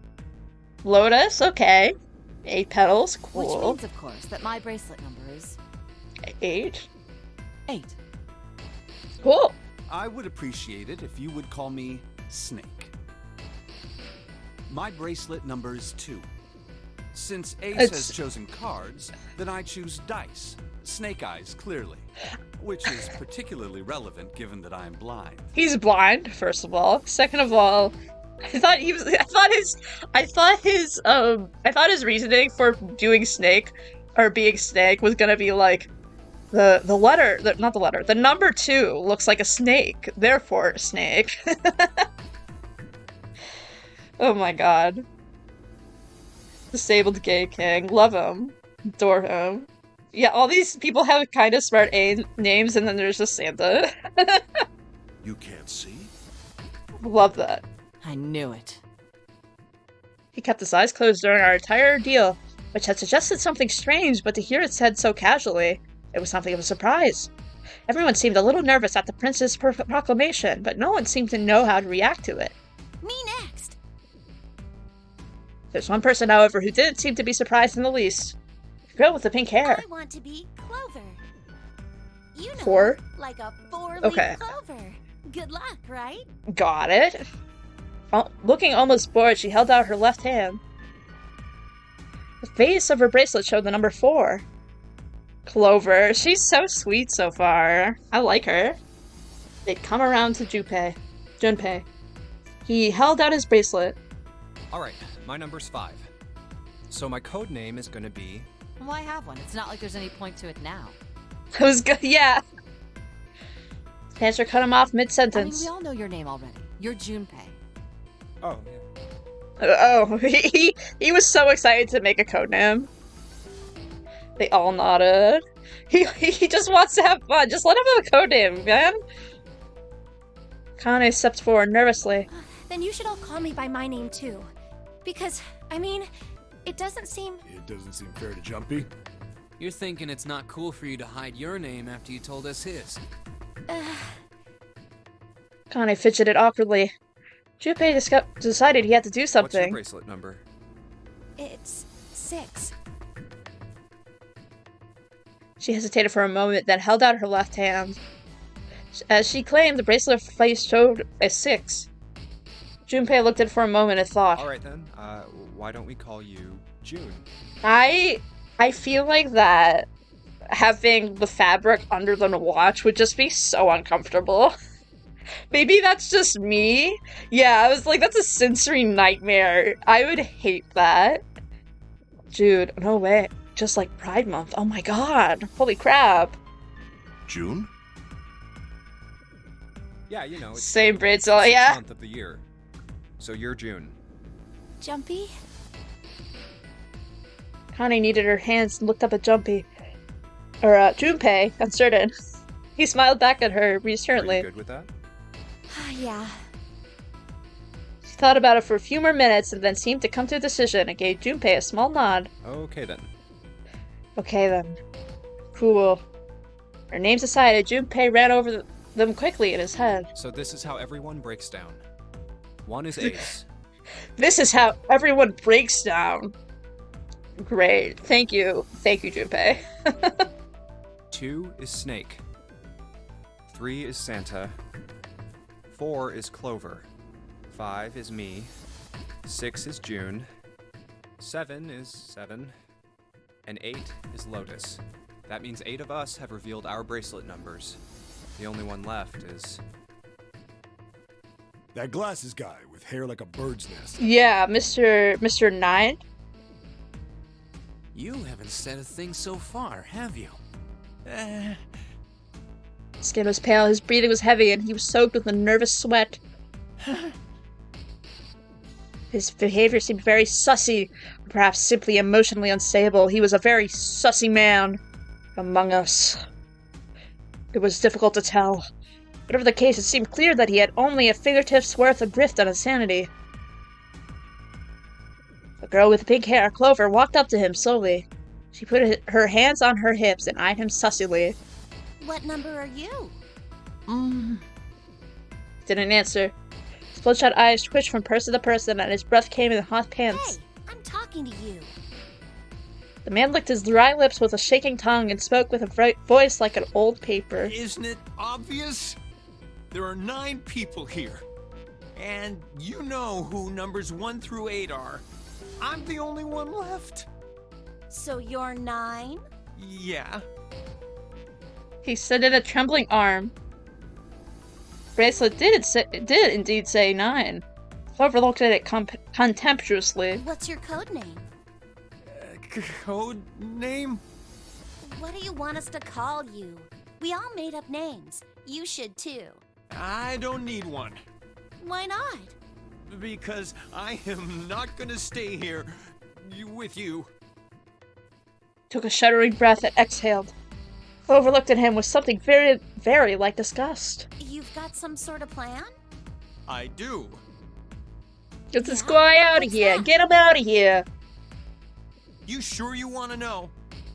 Yeah? All right, let me show you. I'm gonna do this! He's gonna do that! What? By the time he realized he was doing it, it was too late to stop him. Bro! The man's body moved like a snake? Bro! What? Blink of an eye, he had slid around behind her and wrapped his arm around her waist. Hey! What the hell do you think you're doing? Get him, Santa. Silver, Santa leapt forward towards Clover, the 9th man. He was halfway there when... Stay back! Suddenly the man's hand dove into his pocket. Oh shit. Sir, why? What is the need? Oh, that is a blade. That is a knife. I have questions. He held it to Clover's pale, quivering neck. If you get any closer, I'll cut her open. Oh shit! Yeah, that's right. The man's smile was neither friendly nor reassuring. Sweat poured down his neck, soaking the collar of his shirt. Clover, are you all right? Prince Snake's voice sounded oddly concerned. Yeah, I'm fine. Nothing's really happened yet. He's already ready to kill you. Yeah, this man's ready for betrayal. Her voice shook, making her words even less convincing. What the hell are you trying to do? I told you. This is my plan. What are you gonna do to her, you sick son of a bitch? Don't worry. I'm not gonna do anything to her. If she just does what I tell her to, I'll let her go. Oh shit. He started to move backwards, slowly keeping his grip on Clover. Slowly. That's right. Just follow me. Oh shit. Snake! Fight him! Fight that man! Rah!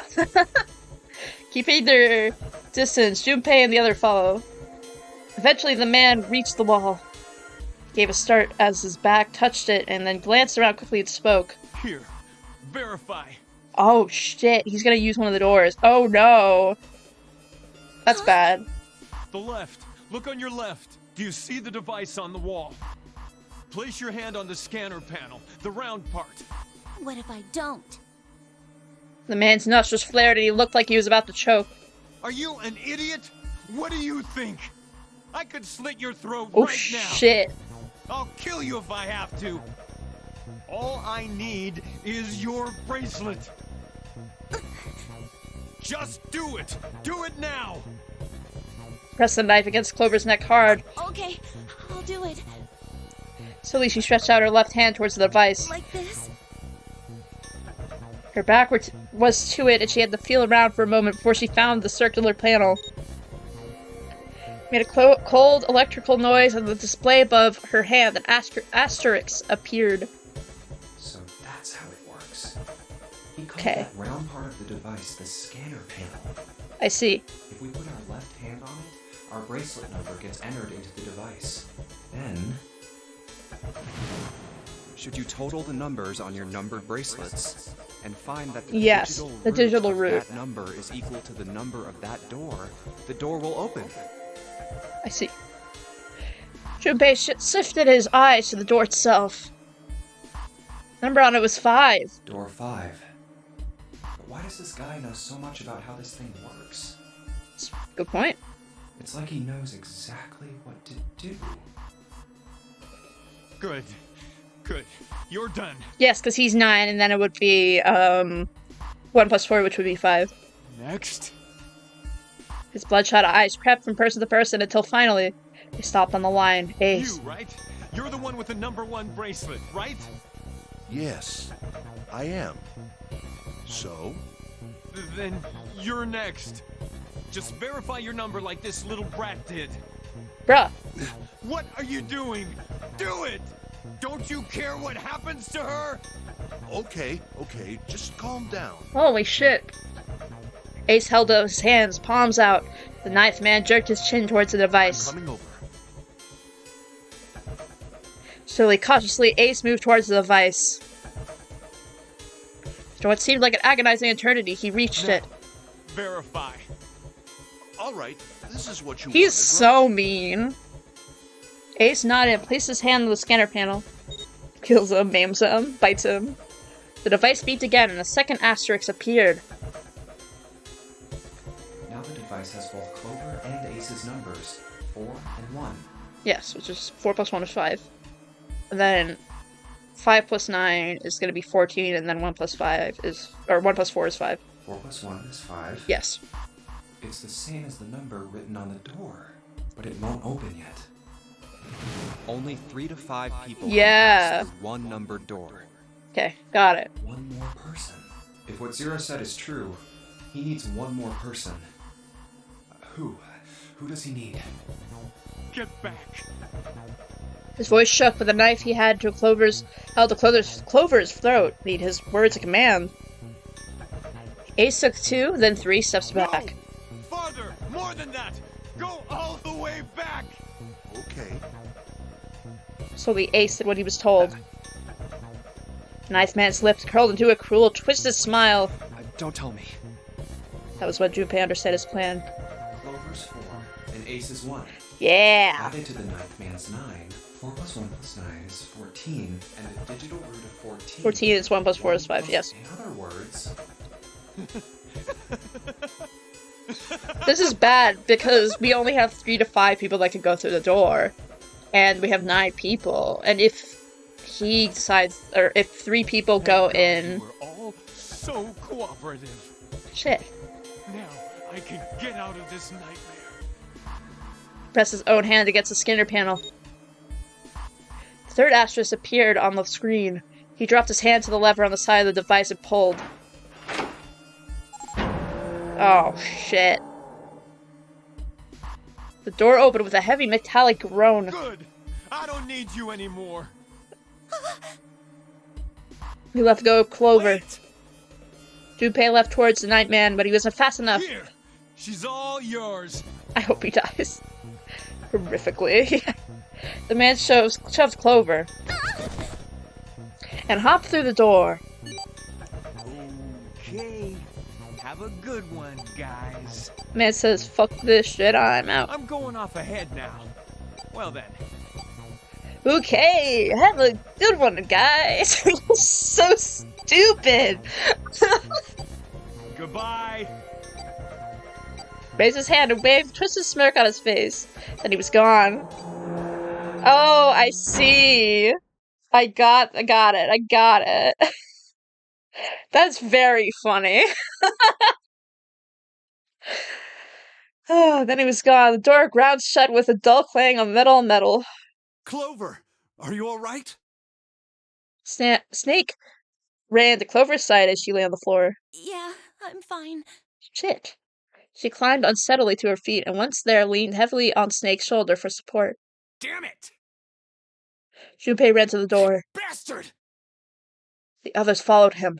Several pairs of hands grabbed hold of the handles and pulled. Open, damn it, he says. They grunted and strained, but it's not gonna open, man. It's not gonna open. Shit! It won't budge.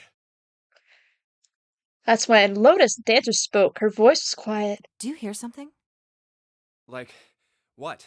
Like some sort of beeping. Junpei pressed his ear against the cold metal of the door. The others did the same. You're right. I can hear it too. Oh. What is it? And they heard something else. It was a ninth man. Why isn't it stopping? God damn it!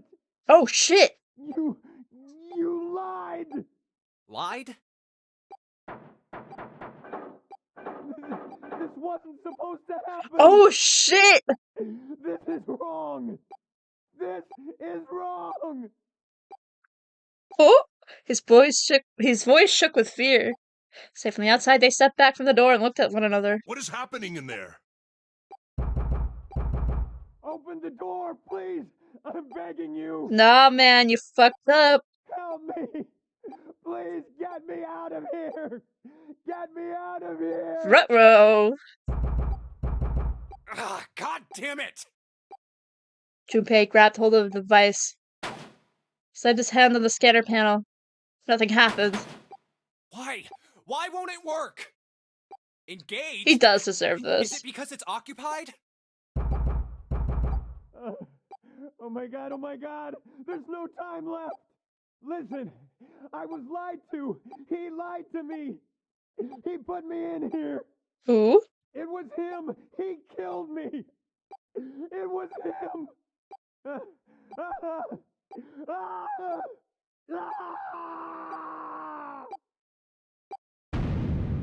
This dude's got a great scream, yeah. Ruh-roh, I hope he dies. Well, You got your wish! Congrats, Aya. You got your wish, man! The explosion rocked the room. Instinctively, they ducked and stood up slowly when they realized there was no danger. No one spoke. Silence filled the room. A beep? All eyes turned towards it. Did that thing just make that sound? Oh, shit. The display changed from engaged to vacant. Oh, yeah, man's dead. Let's see if we can open it. Said the mouth had swallowed hard. Okay. Junpei nodded and placed his hand on the scanner panel. A red asterisk appeared on the LCD panel. Yeah. Well, it registered my bracelet number. Ooh, but it shit. won't open with one person. We need at least 2 more people. What to do?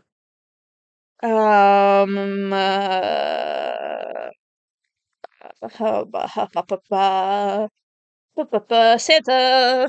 I like Santa. Go! Santa and, June, you think you could give me a hand here? Yay! The pun was a little too on the nose, but the move was still grim.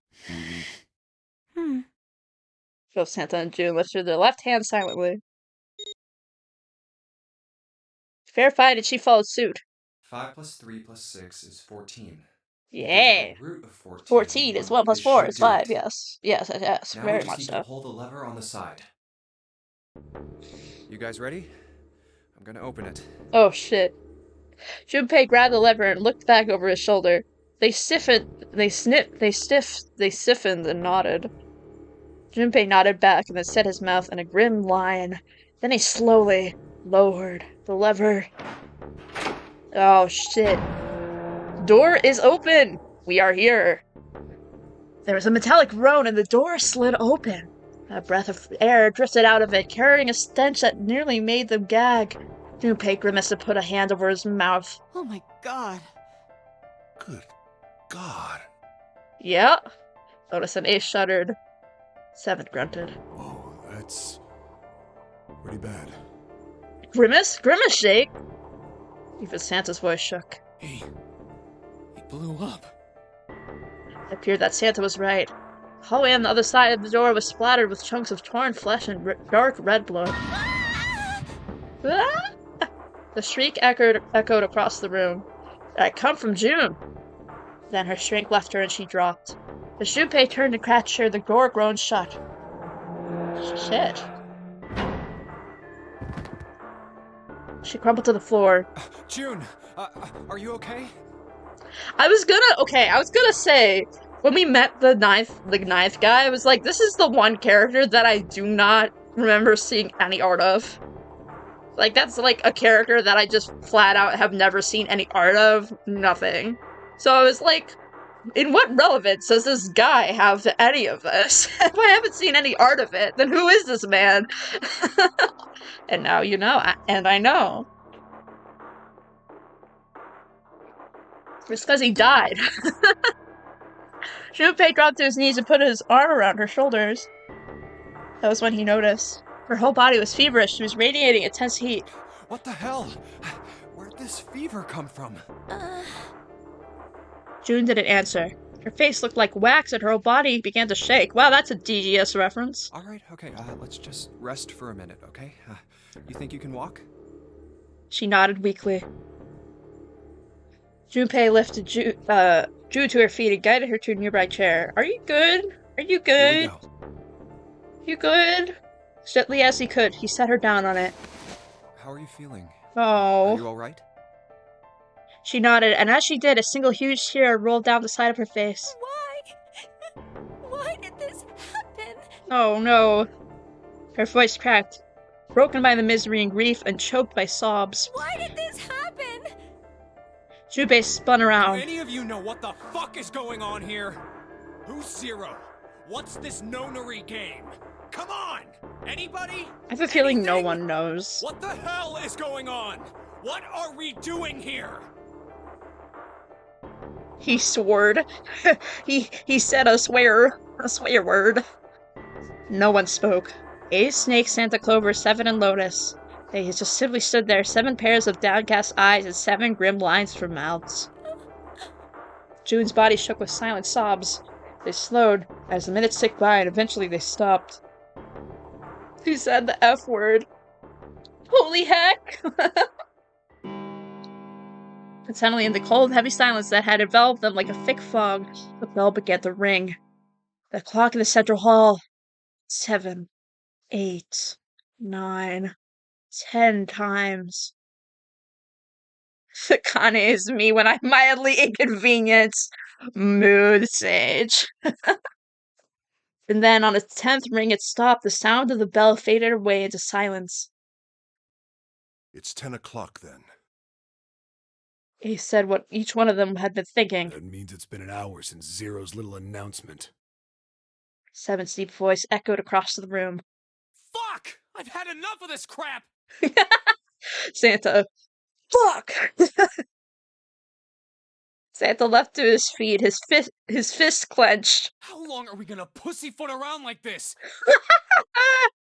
We've only got 8 hours until this time limit Zero is going on about is up. Let's get going already! Go! Go! Santa's outburst fell on deaf ears. No one seemed to agree with him. They stared back at him, their eyes blank and their faces tired. Finally, Lotus spoke. No, I refuse. I'm not gonna end up like him. Him? You mean the 9th man? The 9th man. Of course, who else? In his mind eyes, Junpei saw the corpse again. Blood and pieces of flesh. The dark, reddish-black pool of blood. Didn't even get a name. What a loser. Mr. 9. What a loser. Organ strewn up across the floor like a blossoming of a grotesque flower. The explosion that had torn through his body had been powerful. There's no way for a person to die. The 9th man's neck has been twisted at an odd angle. Junpei suspected the detonation had thrown him against the wall. Half of his face was crushed and the other half were covered in blood. Most of his abdomen had been emptied either by explosion or by gravity. He had landed on his back, and stark right ribs jutted out of his chest like legs of some sort of macabre crab. God, the writing is so good in this game. Junpei felt something slip in his stomach. I think he just screwed up. Eyebrows went up, and Santa continued. He probably set off some sort of trap, and that killed him. I'm not gonna screw up like that. I'm getting out of here alive. Heck yeah. Whatever Snake was laughing at, Santa did not find particularly humorous. What's so goddamn funny? Oh, my apologies. You were just, so very confident. I couldn't help myself. Life slug reaction. What the fuck? I think you've mistaken the situation. Huh? The 9th man's death. It had nothing to do with the trap. Or at least not the sort of trap you imagine it did. Then? He broke one of Zero's rules. That was why he died. Quite simple if you think about it. Fair point. Huh? You still don't... All right. How about you take a moment and think back to what Zero said? Yes, it's because of the 3 to 5 people. What did he say about the number of people? Gotcha. Well, you know what the pro of this guy dying is? Or, well, no, I guess that's not a silly pro. But, well, now we can have 3 people go in one door and then 5 people go in the other. We can just go in 4 to 4 groups. The door needed at least 3 people, idiot. Yes, dumbass. He said only 3 to 5 people can pass through one numbered door, right? And after that? You've forgotten the relevant part. What did Zero say? Snake. Not Snake. What am I saying? Santa furrowed his brow in thought. Junpei thought back. Zero said,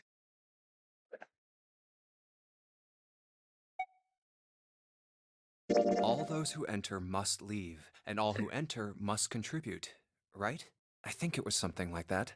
Whatever it was, it means that groups of less than 3 or more than 5 can't go through.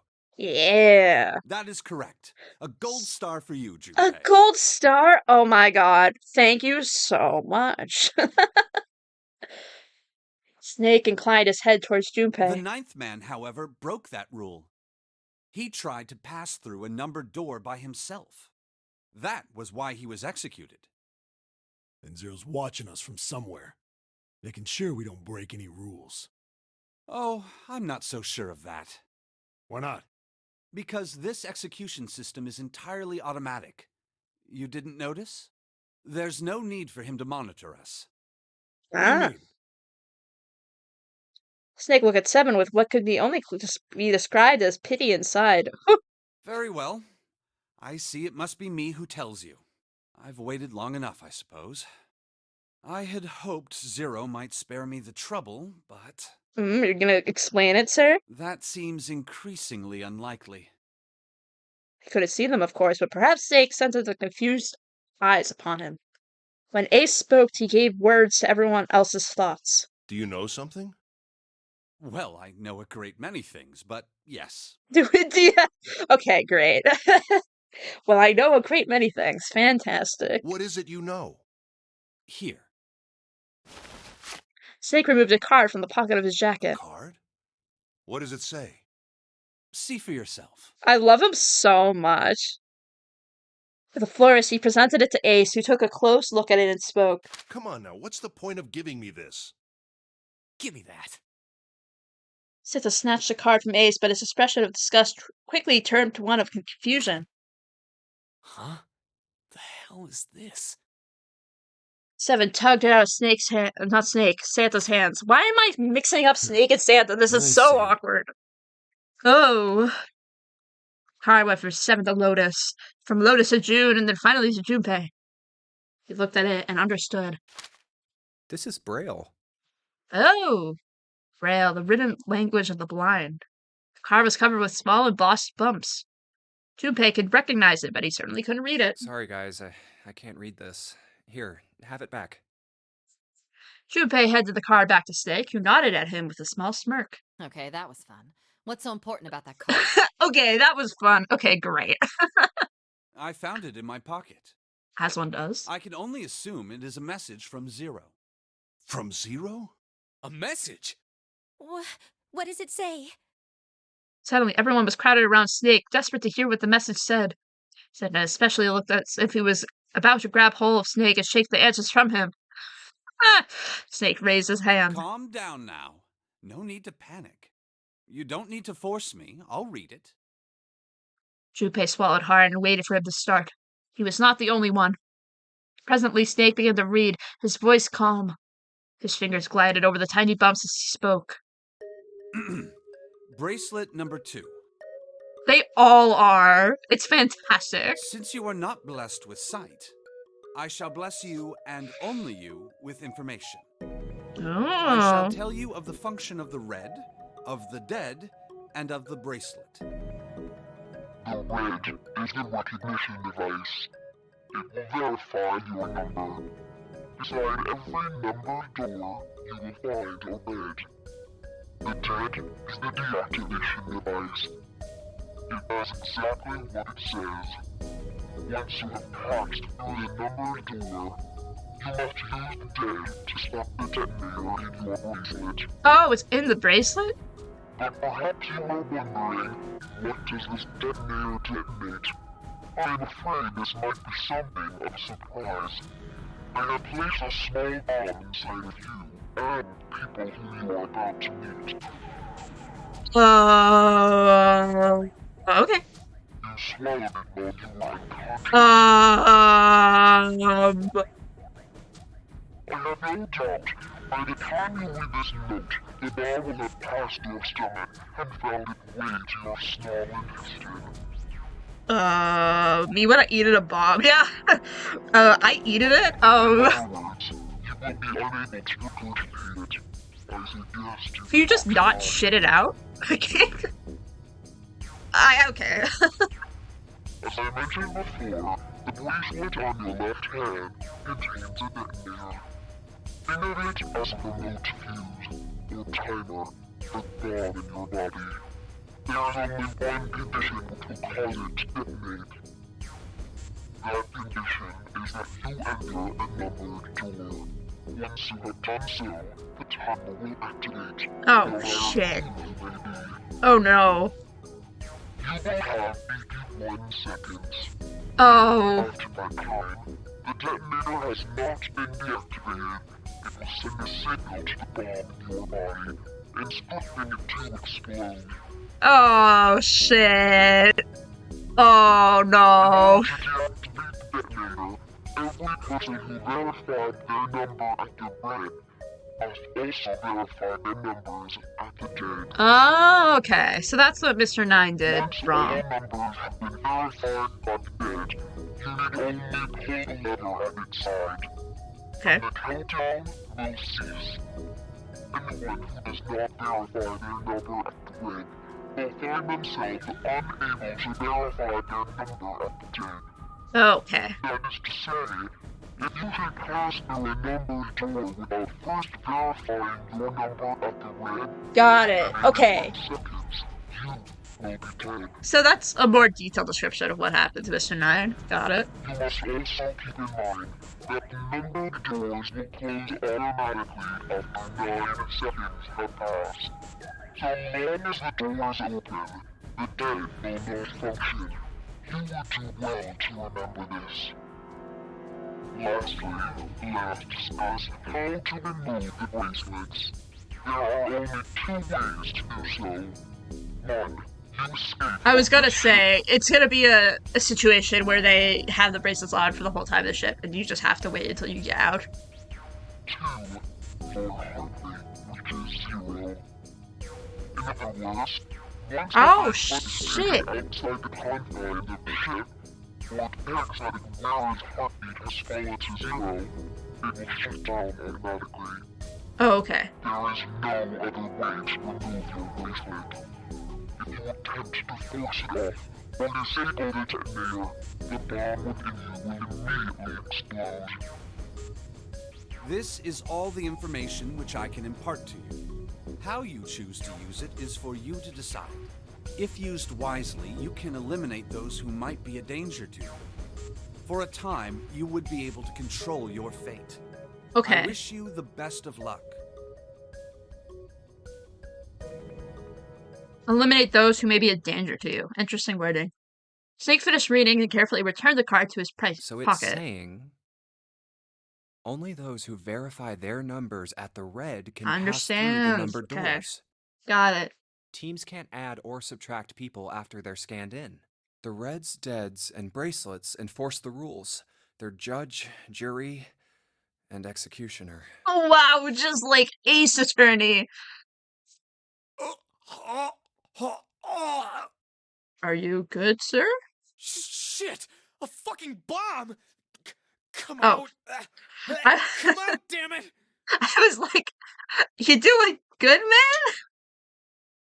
5-0 suggestion. Both Santa and the Sevens put their fingers down their throat and began to gag.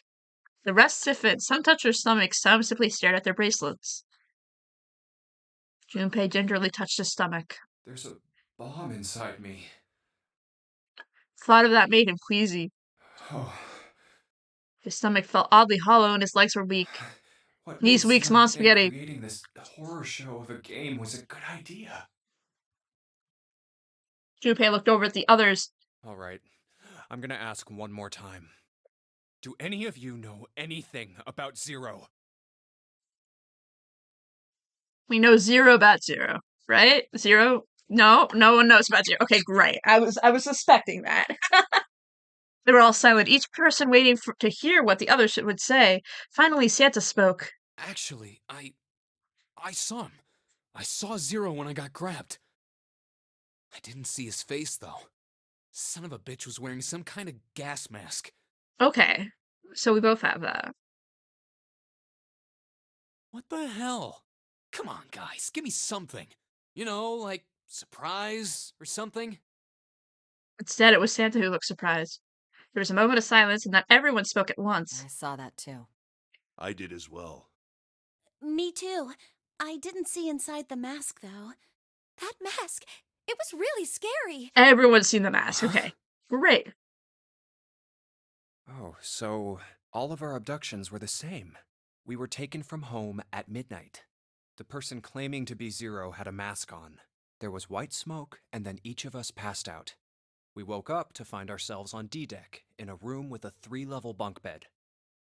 about you, Seven? Did the same happen to you? Only Seven's story seemed to lack the detail of the others. Oh, me? Yeah, well, mine was just like the rest of yours. That was all he said. It had occurred to Junpei at the time that it sounded somewhat strange, but he did press the issue.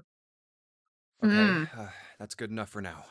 Interesting. He had done so because there was something that struck him as even stranger. So, I have a question. That was the mystery of the relationship between Snake and Clover. Snake and Clover, you were both kidnapped from the same room, and you woke up together. Junpei looked at them thoughtfully. So, what's the deal with the two of you anyway? It was Clover that answered. Clearly, she felt she had nothing to hide. We're siblings. Ah! Siblings?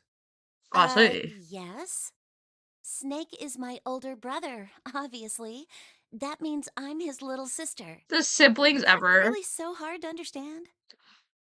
Junpei was taken aback. Others seemed just as surprised. She is correct, of course. He laid his hand on Clover's shoulder. Are you, surprised? They're the siblings ever. You took my line. Oh, I'm so sorry. Well, yeah, but... Why? There are other people here with connections to one another. Those two, for instance. Snake pointed at Junpei and June. Oh, you mean between Jumpy and me? Ah, yes. Jumpy! You did say you were childhood friends, didn't you? Siblings. The siblings. You went to school together? Yeah. June glanced at Junpei, hurtful with the sudden intention. Yeah. Junpei felt somewhat nervous as well and tried to scratch his head as casually as possible. Hey, you think maybe we could figure out who Zero is this way?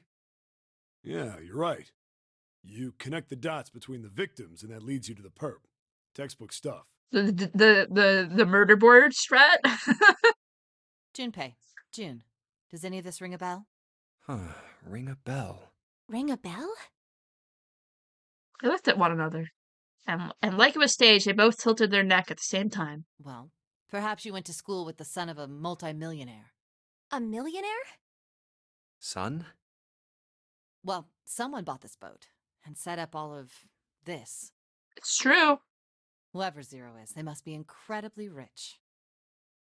Well, we can't be sure of that. To me, this seems as though it's the work of an organization, not an individual. Most likely, Zero is simply the representative of a larger group. Ah, okay. What sort of organization? It could be a number of things. An army, perhaps, or a research group. Perhaps this is all some sort of psychological experiment.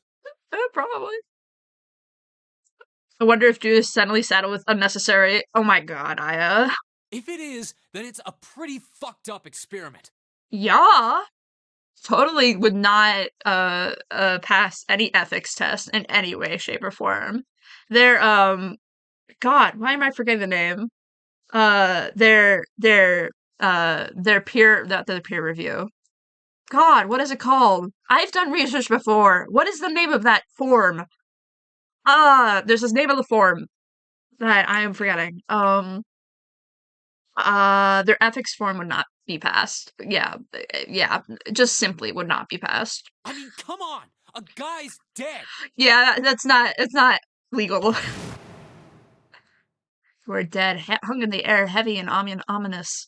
The room went quiet again. I don't know who the hell this Zero asshole is, but I know for sure he's gotta be pretty fucked up in the head to do all this. True. If this was all one guy, then he's got some serious issues. Even with the specter of death hanging over them, their discussions continued for some time. I thought we were finished with that topic. But then what should we do? We should talk it through. Oh my god, enough! All we're doing is talking! Honestly, so base, Santa. Santa threw up his hands, his voice filled with irritation. Talking won't solve anything. It can't help us find our way out of here. You really sure you want to just sit around? We only got 7.5 hours left. Yeah. We already wasted an hour and a half of our 9 hours. Yeah, holy shit. Everyone there was already on the edge of panic. What Santa told them only made that feeling more intense. No one was willing to argue this time. You're right. Very well then. There's only one way for us to proceed. Sure not gonna be fun running around knowing we gotta jump when Zero says jump. Well, it's stupid to just sit around here doing nothing. That's true. Thanks to Snake's card, at least we have some idea of how this all works. Correct. And so long as we all follow the rules, we will most likely be all right. Correct, he says. Uh-huh, so true. But But what? who's going to go in which door? June looked towards the numbered doors. Oh yeah, that's right. We can't have any more than 5 people in one door. All 8 of us can't go in the same door. Yeah. Then it would seem we will have to split up. Wait, Lotus looked I'm terrified. telling you now, there is no way in hell that I'm going into door 5. Come on now, don't be selfish. Call me whatever the hell you want. I'm not going in there. Honestly, assert your boundaries. If I'm going to have to walk through all that blood, then I'd rather stay here. And we were doing so well. Ace shook his head sadly. Sorry, but I ain't going in there either. Someone else can go into door 5. Oh, Santa, not you too. Hey man, I just bought these shoes. If you think I'm getting some creepy dude's blood all over him, you got another thing coming. That's the last straw. What the hell, man? Weren't you the one who kept saying we should get going? Yeah, so? Doesn't mean I wanted to go into door 5. Oh, God. There was an awkward silence. Finally, Seven spoke. Fine, I'll go into door 5. I can't go in there alone, though. Anyone else willing to come with me? There was another long silence. This time, Snake was the one to break it. I'll go. What? Don't worry. You'll be fine. We may part now, but I'm certain we'll meet again later. How do you know that? Because I do. That's not an answer! Because I do. If you're going, I'm going too. I'm going into door 5. What am I going to do with you? There's nothing you have to do. Ace stepped If forward. I join you, the problem is solved, correct? 7 is 7, and Snake is 2. And if you add Clover's 4 and my 1, the digital route will be 5. 7 plus It's 2 true. plus 4 plus 1 is 14. 14, 1 plus 4 is The 5. digital Yep. root of 14. 1 plus 4 is 5. We always get to 1 plus 4 is 5. That's for 5 doors, mostly. The 4 of us can go into door 5. Wait. What about the other 4? What's their digital route gonna be? Junpei did a quick mental calculation. Lotus, Santa, June, and me. Our bracelet numbers are 8, 3, 6, and 5. 8, 3, 6, 5. 8, 3, 6, 5. What would our digital route be? Math. 8, 9, 10, 11, 12, 13. Wait, that's not how digital routes work. 8 plus 3, 11. 11 plus 6, 17. 17 plus 5 is 22. Be 4. 8 plus 3 plus 6 plus 5 is 22. So, the digital root of 22, 2 plus 2 equals 4. Nice! Well, it works. He repeated what he It's determined. 4. Add up our 4 bracelet It numbers works. and the digital root is 4. And Nice! we can go into door 4. Cool. Yeah. Huh. That worked out well. So the team assignments will be like this. 7, Snake, Clover, and Ace, they would go through door 5. Lotus, Santa, June, and me will go through door 4. Are these really the teams I want? Beyond door 5 is what remains of the 9th man. I never want to see that thing again, but something's telling me that it'd be a good idea to examine the corpse. 100%. Closer. Of course, if I went through door 5, I wouldn't be going with Lotus and Santa. I could bring June with me through door 5, but that means she'd have to see the body in there. Yeah. Put her through that. I don't think she would do well in that situation. Junpei was torn. Should I stay silent and go through door 4? Or should I stop them and insist on door 5? Because he turned his options over and over in his mind. Ace spoke up. All right, then. It seems we've reached a conclusion. Shall we go? He began to walk towards door I'm 5. going through door 5. Clover and Snake followed, with 7 a short distance behind. We're over there too, right, Snake? The door's not going anywhere. Slow down. Which door? Oh no. Oh, I have to choose. Oh, I want to see 5 though. Honestly though, I feel like door 4 is gonna be more fun. So, door 4 would be more fun. Door 5 would be more gross, but would be more interesting. Let's go door 4. Decided that door 4 would be fine. I'll go through door 4 with Lotus, Santa, and June. There's nothing to worry about. Exactly! That's the thought process. I get to hang out with Santa in door 4. This is a win.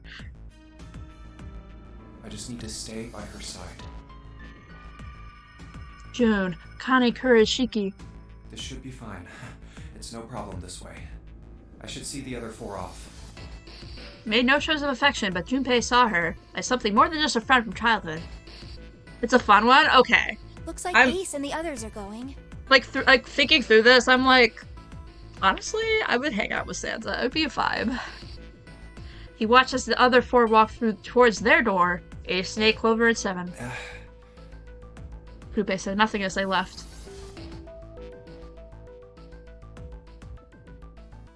Before long, they had reached door 5. They talked to one another for a few seconds, saying things Junpei couldn't hear, and then laid their hands one by one on the scanner panel of red. Okay, both doors are fun. Fantastic. Very cool. Now then. Ace grabbed the lever. His face tight with determination, he turned over his shoulder to look at Junpei and his companions. Goodbye. Be careful.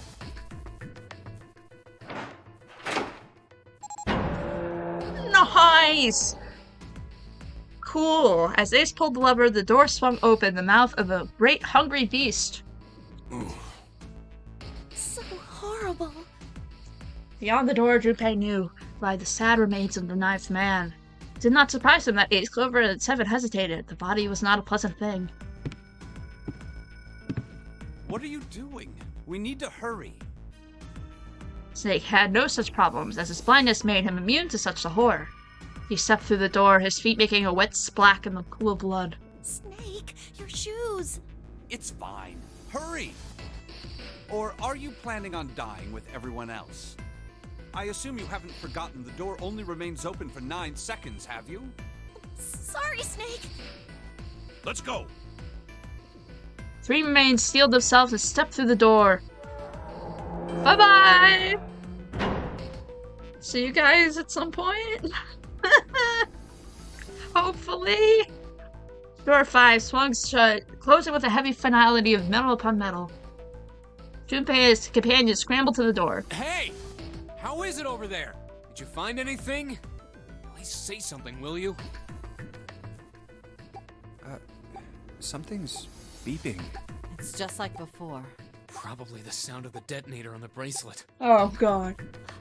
Do you think they're okay? June's face showed her concern more plainly than her words ever could. Almost as though his response to her question, a voice rang up through the other side of the door. It was 7. There it is! That's gotta be that dead thing! Come on, get over here! We gotta authenticate!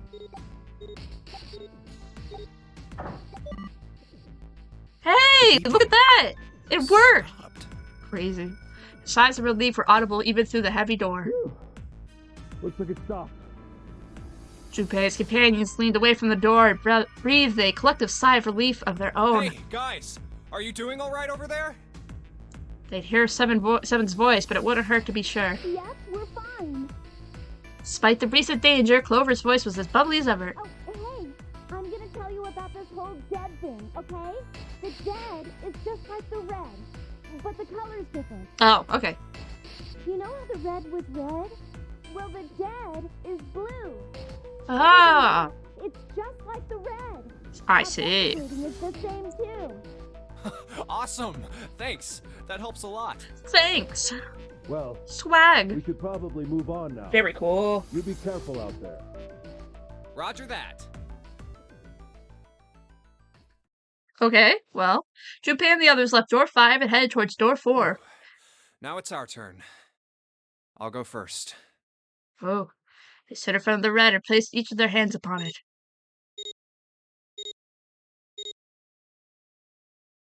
4 asterisks appeared on the screen.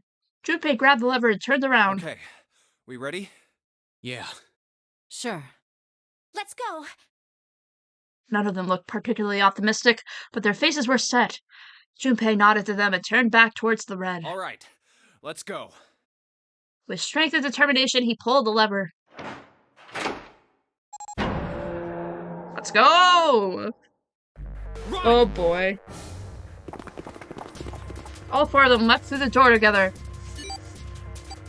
The moment they had passed through it, each heard a cold electronic sound coming from their left wrist. Oh, damn. In the center of each bracelet, a red skull appeared and began to flash. Counting down. Oh shit. Detonator's countdown has begun.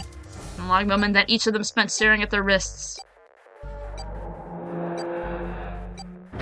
Shit. Okay.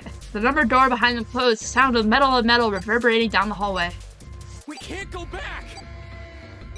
We need to hurry and find the device. Hey! Where the hell is the dead? How would I know? Don't give me that crap! Start looking! I already am! Okay. They began to run, eyes looking frantically for the device that was their key to their salvation. The hallway they found themselves running down was a long one, easily 300 feet in length. On the right side of it stood a series of wooden doors, all nearly identical.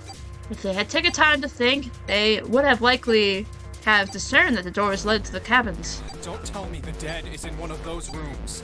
Oh no! How many rooms do you think there are? Junpei was too frightened to count properly, but his best guess is that there were 7 or 8 of them. Ah, fuck! We don't have time to count. Junpei ran to the nearest door. We just need to open them all. She grabbed the knob and shook it hard. It won't Oh open. shit. Did it feel locked? More like someone had hammered an iron plate over the other side of the door. Junpei turned around to find another door and saw that his companions had already run to the doors of their own. They did not seem to have any more success than he had. Their own words confirmed his fears. Shit, this one's so good. Same here. It's not moving! Oh shit. Jun was the last to speak up. Oh, As Junpei looked at her direction, his eye caught something he hadn't noticed before. Small red blinking light. there it is! At the end of the hallway. Run! Even as he yelled, he ran. He grabbed Santa's loose Lotus and June and pulled them towards the light. Santa called out to him as he ran. Hey, how many more seconds do we have? How would I know? Our time limit is 81 seconds! I know that, goddammit! I'm asking you how many seconds we have left! In all likelihood, Junpei figured nearly a minute has already passed since the door had closed behind them. Oh shit, that's like 13 seconds. If that were true, urgently foremost in all their minds, they arrived at the end of the hallway. The dead sat on the left wall, blinking almost tauntingly at them. Hurry! It's the dead! Get over here! Junpei grabbed hold of the machine, his hands slick with sweat and shaking. He slammed his hand against the scanner panel. Come on, everyone! Other 3 quickly followed suit. A grunt, Santa yanked the lever downward. Oh, thank God. Okay.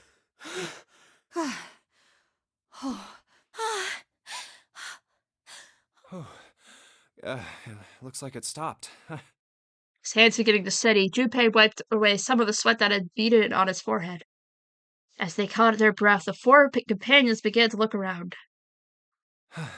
There's another door at the end of the hallway. He could see a heavy-looking set of double doors.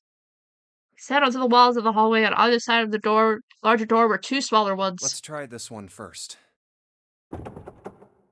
And of course it won't open. How many times has he come across similar doors with similar results, he wondered. Or perhaps he corrected himself, a more lack of results. Whatever the reason, the door remained firm and unyielding, and refusing to allow Junpei or anyone else passage. A keyhole. But the keyhole was a small symbol engraved in brass. What's this mark? Mail? I was gonna say. He wasn't quite sure what to think of it and stared at it for a moment in confusion. It was June that corrected him. No, not exactly. That's Yeah. probably the symbol of Mars. Well, technically, they are the same symbol. But I saw a number of similar symbols near the main stairway. The symbols of the solar system. Oh, that's right. Yeah. The sun. The sun, and then there was Saturn. Saturn, and then... And Earth. At least that's what I'm assuming. So this isn't the man symbol. It's a symbol for... It is not the Mars? man symbol. It's not the man symbol. Great. I think so, yes. I see. Wait, where's Santa? Where'd he go? While Junpei and June talked, Santa had disappeared. They turned to find him some distance down the hallway. He had gone to check the other doors. Eventually, he reached the last of them and jogged back. It took him only a moment to catch his breath again. Yeah, so, I looked the place over. Here's the deal. None of the other doors open. Well, that's a Then problem. That must mean... We only have 2 more doors. Lotus examined the doors on the other side of the larger double door. Each one had a metal plate attached to it. Maybe it's the room number. The door on the left has a B92, and the one on the right says B93. Okay. All right, let's open them. I'll open B92. Okay, I'll get B93 then. Junpei put his hand on the doorknob, and Santa moved to the other door. They made it through the number door alive. There was nothing more to be afraid of. Junpei and Santa looked at each other and nodded. 1, 2, 3! In unison, they pushed against their respective doors. Promptly found themselves in a new room. Oh shit! Okay, these didn't open. Okay. June followed Junpei as he threw open his door. They turned around and they saw that the door on the other side was open as well. Through the door was another person, his mouth agape. It was Santa. Hey, it opened. Honestly, Yeah. very surprised it opened. Junpei and Santa looked at each other. I didn't expect that. It was so easy. It was so simple. Lotus's calm voice broke into their thoughts. Maybe this is all part of Zero's plan. I can't say I enjoy being treated like someone's puppet. As she headed to room 93, Lotus continued. Well, now we have these 2 rooms. I'm sure there's something in there that will help us get out of here. Let's find it. Santa and I will search this room. You 2 take the other one. Cool. All right. Okay. Oh my god, AI, the Somnium File music. Oh. Great.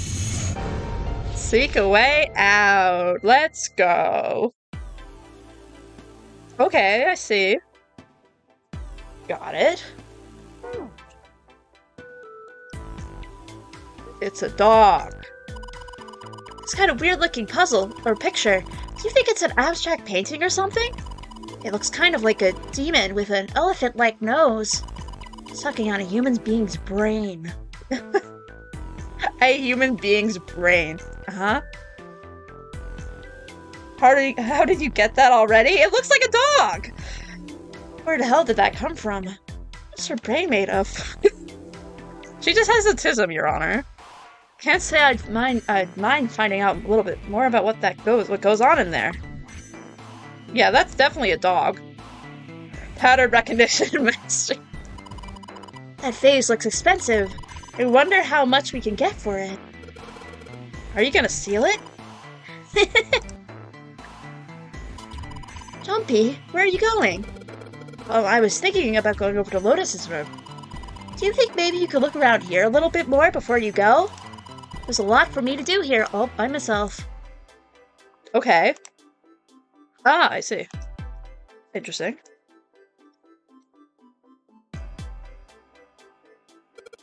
Ah. Jumpy, what are you doing? We don't have time to be relaxing on the sofa. Haha! Matches? Cool. Anything in here? Does it show any matches? No, we can't analyze that. Cool. Junpei looked down blankly at what he was holding, then up at June. Oh yeah, how's your fever? You feeling better now? June's honestly such a queen. Absolutely. She just instantly is like, yeah, I'm gonna snatch this. What a mood. Yes, I'm fine. June certainly looked fine. Let me see your forehead. Junpei held out his hand on her forehead for a few seconds. Guess it really has gone down. Are you worried about me? Yes? I guess I am. June blushed and giggled. By the way, Jumpy? Hmm? How did you end up here? What do you mean? I told you earlier, didn't I?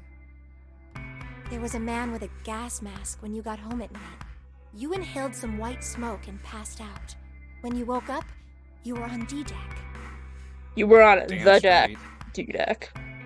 But is that really the truth? What? Jumpy, are you hiding something from me? What? No, why would I? Well, if you think about it, this is awfully suspicious. I mean, why would two childhood friends bump into each other in a place like this? Hey, I could ask you the same thing. Are you hiding something? What would I hide? Well, I don't know. Anything. I mean, you're hiding it. How would I know? This guy. You mean like the number of men I've dated? What? Junpei's heart stumbled over itself. Do you want to know? Do I want to know? He had to admit he was a little curious. Don't worry. She smiled at him. Only 18. 18? How old are you? What? Okay, sorry. That's impressive. Time 0. Okay. Yeah. Okay. I guess I just haven't met Mr. Right yet. I was like, excuse me? June looked a little embarrassed and scratched the back of her head in a desperate attempt to seem nonchalant. She so has the chism. I appreciate her. Yeah, I see. Junpei coughed quietly in much the same way. Anyway, I'm not hiding anything. Just like you, Jumpy. Excuse me, you're gonna die. I don't think this is the right time. Yeah. Junpei gets trolled, yeah. Everyone in this game does it. I love it. It's so fun. When I woke up, I was on D-Deck. Well, you do have a point. I mean, why did Zero pick us? We haven't seen each other since elementary school.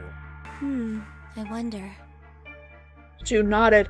For a few moments, she had the faraway look of someone in deep thought. Look for what connects the victims. That will lead you to the culprit. Do you remember Seven saying something like that? Yeah, I do. So? Well, that's what I'm saying. I think this must all have something to do with a classmate of ours. You got any ideas who it might be? No, nothing. Oh.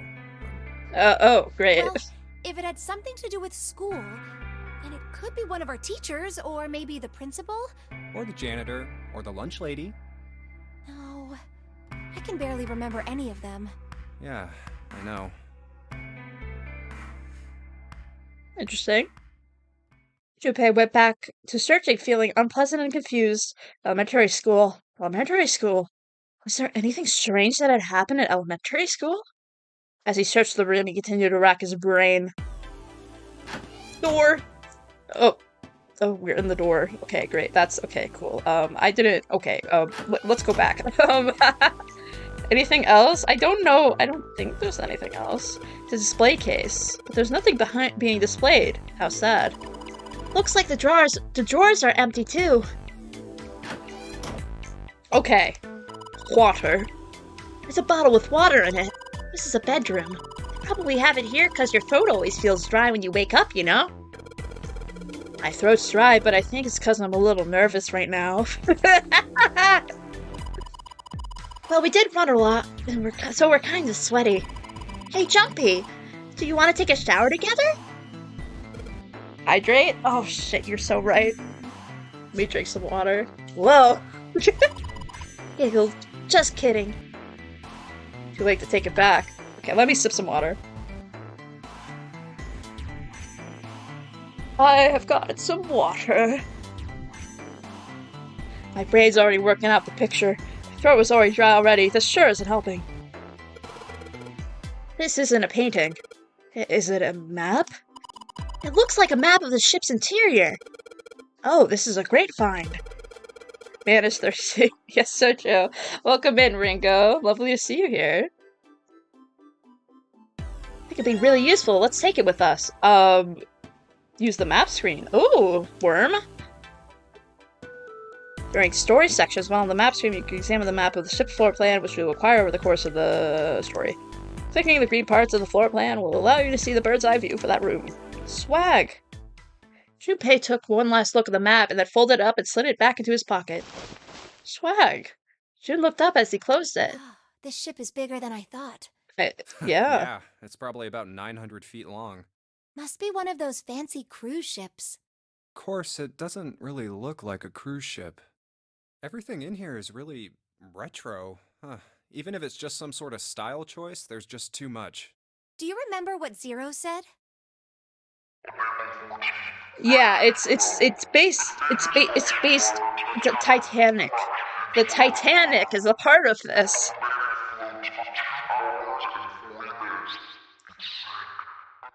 Okay. Do you think maybe this boat and the Titanic have something to do with each other? Methinks that might be the case. That's a good point. I doubt he would have mentioned it if there wasn't a reason. Junpei took a moment to look around the room. Do you think this boat is... It's not the actual Titanic, a replica. A replica of the Titanic? A replica? Yeah, you know, like a copy of the actual boat. Who on earth would make something like that? Fans. Crazy Titanic fans. Titanic fans. When does this game take place? I'm assuming modern day? No way. Do you even know how much money that would take? It would take a lot of money. No idea. But all they've got to do is break even, you know? Break even? Yeah, they could use it as a cruise ship. 2027, I believe. Ah, I see. Okay. Interesting. So it's not modern day. It's a little past modern day. Climb aboard a piece of history, sail around the world in the resurrected Titanic. Hell, with marketing like that, they'd probably have more customers than they'd know what to do with. Do you really think people would want to ride on a ship with such an ominous past? It's the site of the worst accident in history. Almost modern day, to be honest. Only 4 years away. Don't remind me how fast time goes. What the hell? My brain still feels like it's in 2020. This is illegal, actually. How dare time go? How dare time go so fast? Over 1,500 people died. I wouldn't be surprised if you'd get cursed just for going. A curse, huh? Jumpy, do you believe in that sort of thing? You know, curses and stuff? Sure. Yeah, well, I guess so. To a certain extent. Junpei scratches his temple. What about you? No, I guess that's kind of a dumb question. Yes, I do believe in curses. In fact, I think it was a curse that sunk the Titanic. What? Ooh. A curse sank the Titanic. The curse of the Egyptian mummy. Ooh? What is this? Junpei couldn't understand how Jun had maintained a straight face to say that. Supposedly, the Titanic carried the mummy of the priestess Amun-Ra. Oh. Which was stolen from a pyramid. Oh. And they say that the mummy had a history. Everyone involved with it died mysterious deaths. Fascinating. Come on, I'm sure you've heard of it before. Those who open the coffin will be forever cursed. Haven't you ever heard that one? So you're saying the Titanic sunk because of that curse? Interesting. That's right. Huh. Jun's eyes has light up with excitement like a child with a new toy. That mummy, the priestess, supposedly, she was special. This submarine news, like I told y'all. I wasn't gonna say it, but yeah. Yeah. What do you mean? Well, supposedly, she was really pretty. Pretty? Yes. But she was a mummy. A very pretty mummy. That's right. She wasn't all shriveled up or rotten or anything. She almost looked alive. Ooh, spooky. Oh, okay, I get it. Okay, it's that thing. I don't remember the name. Where your body turns into some kind of wax? Yeah? Wow, just like DGS too. The fat in it turns into something kind of like candle wax, right? And uh-huh. Sure does, buddy. Yes, saponification, but that's not what it was. Oh, great. Huh? That's not it. She wasn't wax. Ooh. Then what was it? They say that but she was frozen. Oh my god. What? Frozen? That's right. The whole body was frozen solid. Interesting. You know how a human body is more than 60% water? Yeah? Well, all of that water was frozen. The story says that from the time of its discovery all the way through to when it got put on the Titanic. Oh, she most certainly would. She would have a blast. 100%. Even though it was carried through the desert, her body never melted. No, they really just made a video game like that. That's fantastic. That's crazy. I think so too, but maybe it's true and we just didn't know about it before. I didn't know? Yep. Maybe it's common sense to eat shaved ice in the desert because it lasts forever. Huh? Nah, that seems too silly to be true. But maybe it isn't. It just appears that way because you didn't know it was true. Well, yeah. Junpei, talk a little bit more, then went back to the investigation. I love this game. This game is great. It's literally... This is so funny. They have, like, what, 7 hours left to live, and then they're just going on little investigations and info dumping the whole time. It's fantastic. But even as they did, his mind went back to what she told him. Ice that doesn't melt, even in the desert? Does something like that really exist? It's so fun. No, even if it did, it wouldn't really be ice anymore, would it? The more he thought about it, the more his head hurt. Like he'd eaten his ice cream too fast. Bed. It's a light blue blanket with some designs on it. Someone's made the bed, or at least never unmade it. There's only bed sheets under the blanket, nothing exciting. Look, there's 2 pillows right there, next to each other. Guess it's a double. Huh? What's up? You're turning red. Oh man, is her fever back? No! No. Welcome back, Sage. Came back just in time. Oh? Hey, are you alright? Do you need to lay down for a minute? I'm fine. I think it's still a little early for that. Huh? Hey, seriously, are you really okay? They're for my beloved. Oh, heck yeah. It's light. Even if it's heavy? That's light. A wooden cupboard. There are cups inside, surprising no one. Interesting. Okay. There's nothing left in the frame. Whoa. But they kind of already did. Yeah, they kind of already did get a room. Ooh. Oh, key. Toys. Anything on it? No. There's nothing inside. This is the mirror for the dresser. And now she's playing with her hair. Does she even realize that she's doing that? Hey, we don't have much time for that. Come on, it's not like there's anyone here you need to impress. Okay. Yes, there is. Who? What? Why are you so quiet all of a sudden? Forget it, Jumpy. That's so fun. Chair that goes with the dresser. There's nothing particularly interesting about it.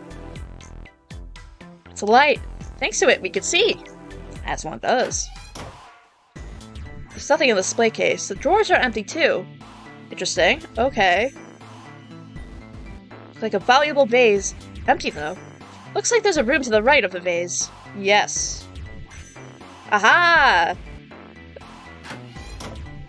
Yes, that's the bathroom wall. There are square tiles all over it. It's just a shower head. There's nothing special about it. You sure? It's a little blue platform protruding from the shower wall next to the knobs. So we're putting soap on. I used a shower once, so I know. I used a shower once, so I am aware. Oh, it's so fun. That's a shower knob. Let's see if anything happens when we turn it. No water's coming out. Oh, interesting. The wall's covered in square tiles. They've all got geometric shapes on them. Ah, okay. Now let's check the toilet. There's nothing there. The tank's empty too. There's even any water on it. Collection of full and partially depleted rolls of toilet paper. Someone was well prepared. There's nothing too suspicious about it. It's a shower head. Feels dry too. That probably means no one's used it in a long time. Shower curtains, huh? Let's try closing them.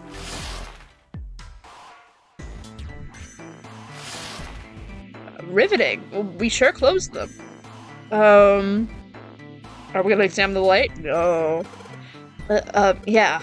Why don't we go back to the living room? Okay. Let's go back. Okay, what I'm interested in is how to... I did not mean to do that again. How to use this key. Could it be the bedroom? I thought I clicked everything, but... I should be using the arrow keys for this, actually, instead of not. Okay, yeah, this is where we found that. It's a treasure. There's nothing on the top. So true, Bessie. There really is nothing on the top. A wooden cupboard. There's nothing useful in there. There's nothing in the display case. Yeah, okay. We've already looked at that. Oh, there's... Have we already... Wait, have we looked at... No? No? Are you going to... Are we... Okay, no. What's up with this dog painting, too? I want to know. It's kind of weird looking picture. Some sort of weird black and white design. Looks like there's a room on the right side of this picture. Yeah. Jumpy, where are you going? I was thinking about going over to Lotus's room. Why? What do you mean, why? I was just going to check up on them. Is there something wrong with that? Well, no. Come back soon. Sure thing. I'll leave the rest to you. Sure. Leave it to me. Alright, off to the other room. Okay. Other room moment? There's a square tile in this frame. Oh, I have to get his voice. Santa's voice. We'll see what I can do with his voice. I don't want his voice to be the same as Junpei's.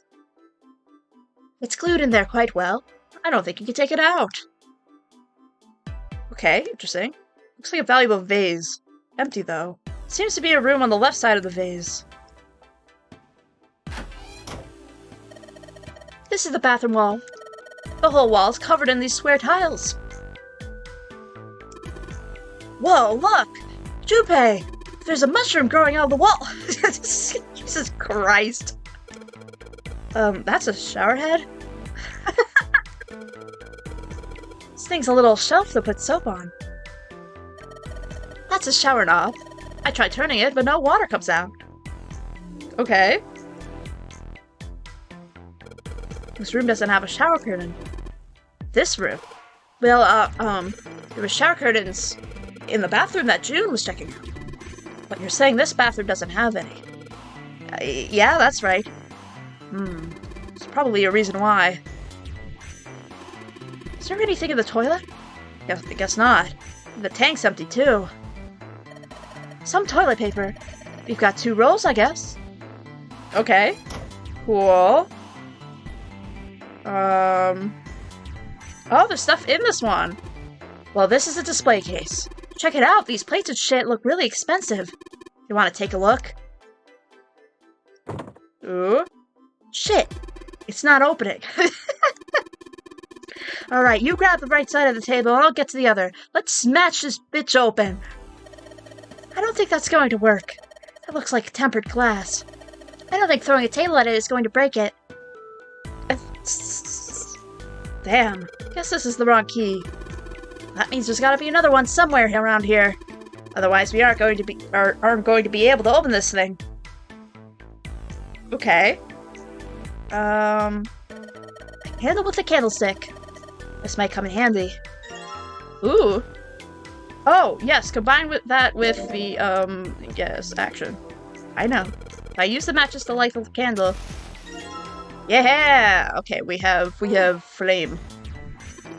Hey, check this out. It's a pretty nice sofa. I know. It's a shame I can't take it back with me. It's a round wooden table. Awesome, with light from the candle, maybe we could take a look around over here. It gets so hot when I hold it. I want to put it down. But why don't you set it on top of the dresser? It's flat there. At least it won't fall over. Oh, yeah. Good idea. Hey, got pretty bright. Now we can look around a little. Okay, it's locked, okay.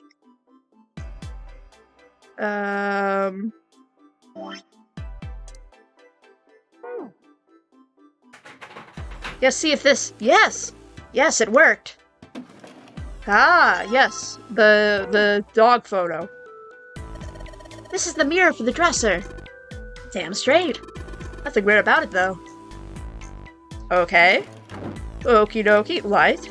It's a light, man. Can't you figure that out on your own? No, I want to press the lights. I think it's funny. Yeah, we sure did, Ringo. Hard to tell if it's burned out or not. Of course, now that we have the candle, I guess it doesn't matter.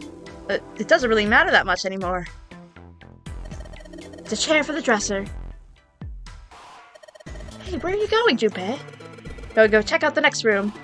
This candle's burning pretty damn fast. We don't have much time to waste, guys. This thing's gonna burn out in no time. But we should look around this room now before this candle goes out. We can examine the rest of the room later. Fair point. Curtain. Interesting. It's gonna have a hole in it, right? And then it's gonna make a thing on the wall? Anything under the blanket? No, nothing sussy here. Got it. Ah! I'm just messing with you. There's nothing there. Something with red eyes. Hey, what the hell? It's got dark all of a sudden. Maybe the candle got blown out. We should go and see. What up? No! Hey, what's this? The top of the candlestick looks kind of weird. You're right. It's all bumpy. Candlestick key. Ooh! Okay, spicy, spicy, spicy. Okay, let's go out here. Candlestick key. Maybe? Let's see if this candlestick key will do anything. Yeah! It opened. Alright, pull that shit open. Let's go. We got another thing of the dog. Hey, Junpei, you got a minute? Oh. Said that showed out of nowhere. It gave Junpei no small start. Here, take this. Santa pulled something out of his pocket. A bookmark. It looked like a bookmark. It had a 4-leaf clover on it. What is this for?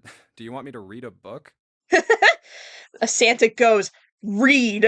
I found it in between some of the cushions on the sofa.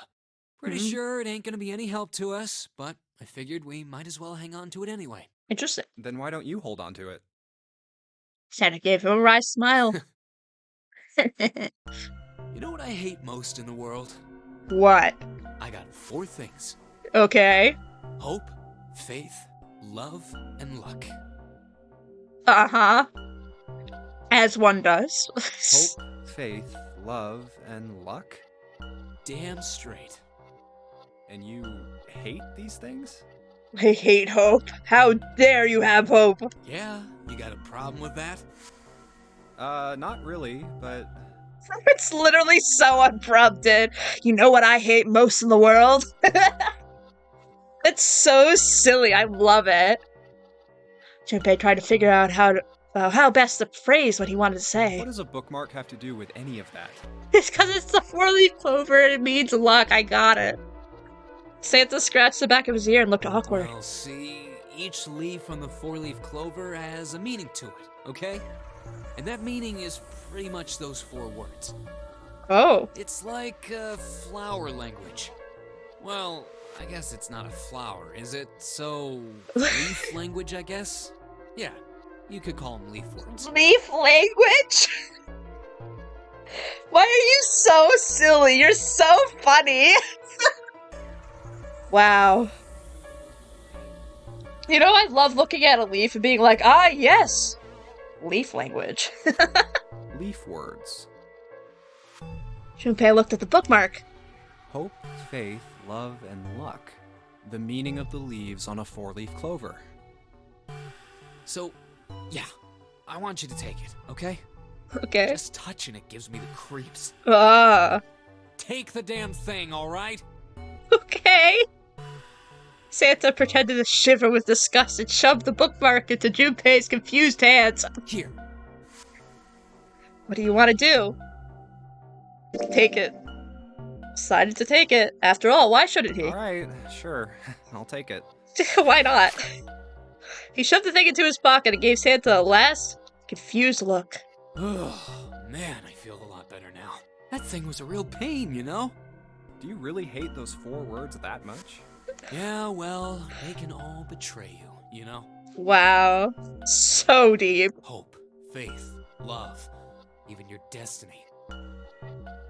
Hello, Deza. What do you mean you got locked in a ship and you forgot you're a fish? Yeah, I know, it's crazy.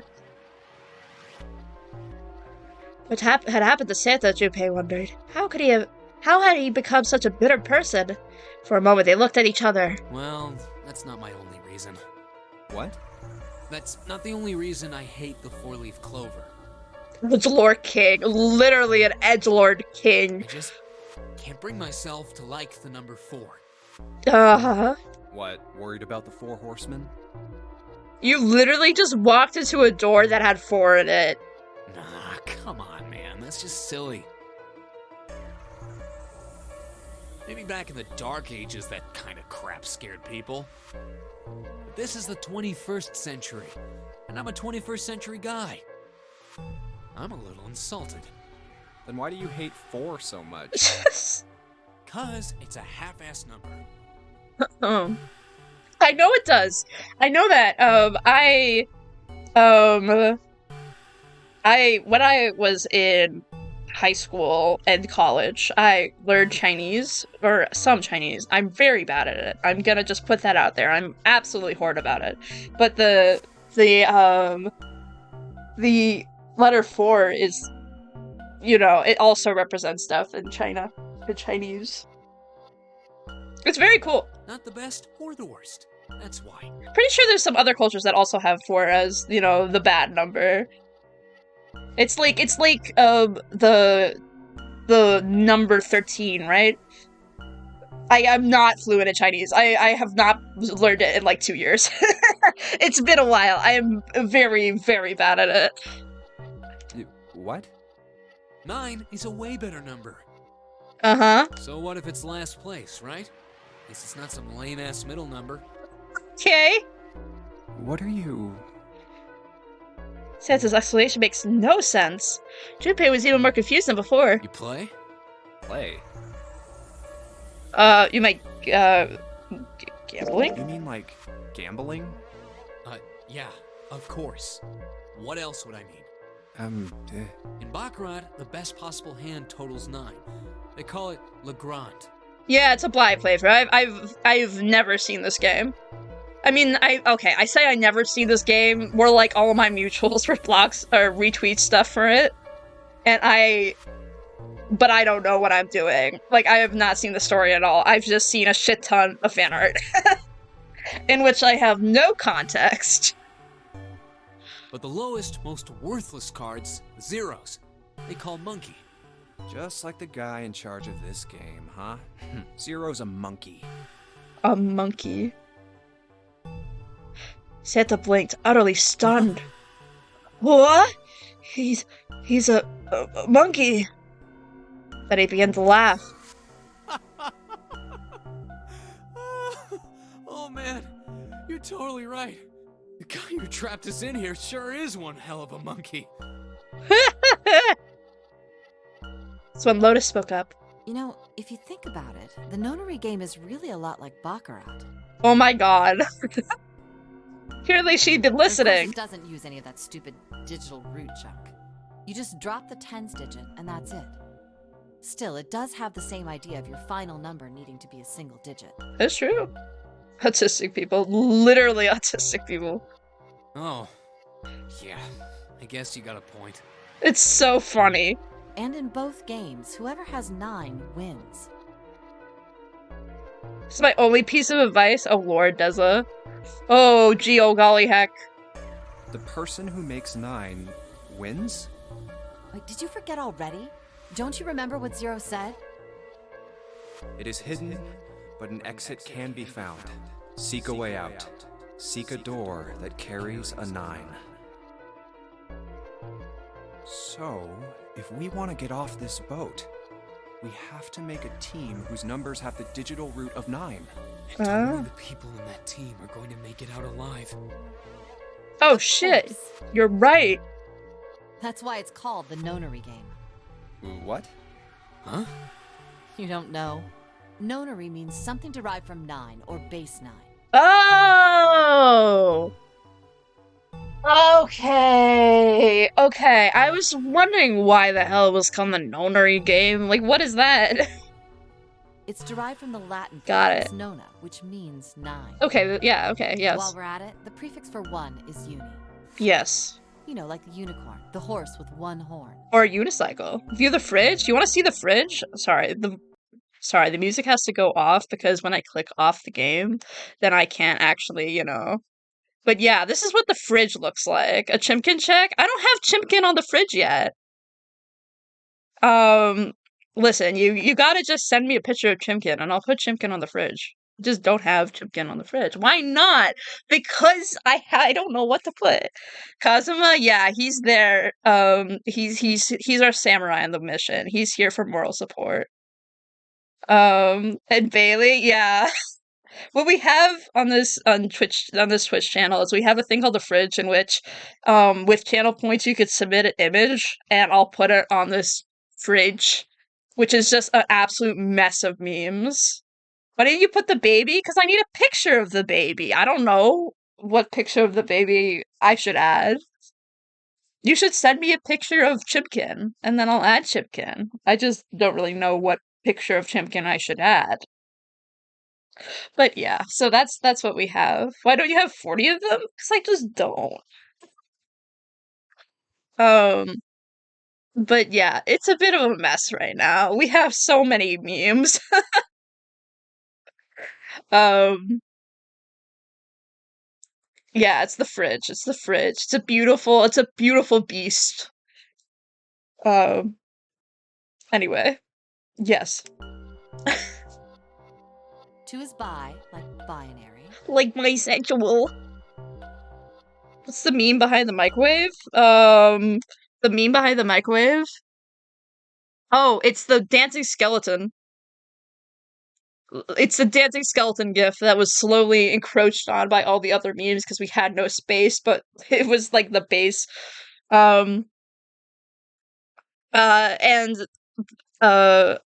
There is one meme in the back, but it's Layton versus Wright spoilers. And it's very funny. It's like the background, but you can't see it. It's Layton versus Wright spoilers, so I can't show it right now. But yeah. Lamau, it's Greg, yeah. But yeah. So the fridge.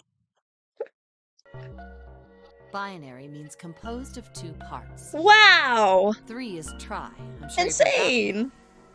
Tricycle. Like trio, triple, and triangle. You get the idea. After that, you have quart, quinty, sext, septum, and so on. Yeah. This is important, by the way. Listen, I will be fine. I have taken Latin before. Sext. Funny. And of course the prefix for 8 is octo. Octo, octopus, and then noctus. It's called that because it has 8 legs. Yeah. Get it? Yeah. Yes, I am fully aware. I see. So then Nona means 9. Nona? Oh, it's not Noctis, it's Nona. He's 12? Ah, I see, okay. So, how many of us are trapped on this ship? That'd be 9. And what are the bracelet numbers we have? They go from 1 to 9. Yes. And our time limit? How many hours did we have? 9. Zero said 9 hours. 9 hours. And finally, to get out of this ship, we need to find the door with a 9 that's hidden somewhere in the ship. By making a team with the digital root of 9. Wow! Lotus nodded again. And there you have it. The number 9 is everywhere in this game. He's got a real theme of 9s for this whole thing. No wonder it's called the Nonary game. I'm very excited to play this game. It seems like a blast. Somewhere far away, Junpei heard the creak of stress metal. It sounded almost like Zero laughing at them. With a sad, desperate scream of a pig headed for the slaughterhouse. Cool! Well, heck yeah. Let's go do the shower curtain thing. Sorry. Sorry. Let me go. Let's put that shower curtain on these hooks. Let's try spreading out the curtains.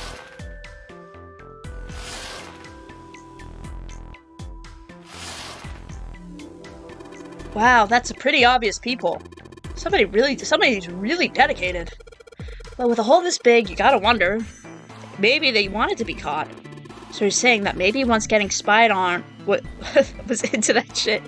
Maybe they were into, like, those home invasion fantasies. Home invasion? Interesting, I see. You two are real idiots, you know that.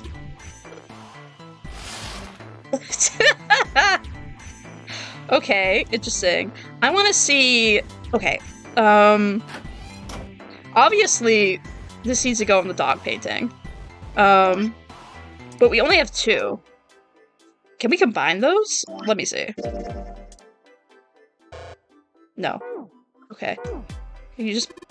Hey, Junpei, that tile you got, you think maybe you're supposed to put it in one of those empty spaces? I mean, the powder does look the same, doesn't it? He's right. I think so too. But if that is the case, you're going to need to collect all 3 tiles, right?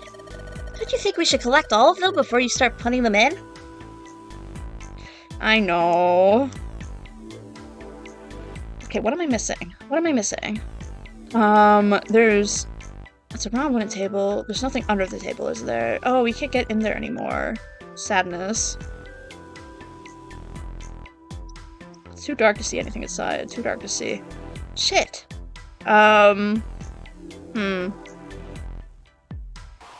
Okay.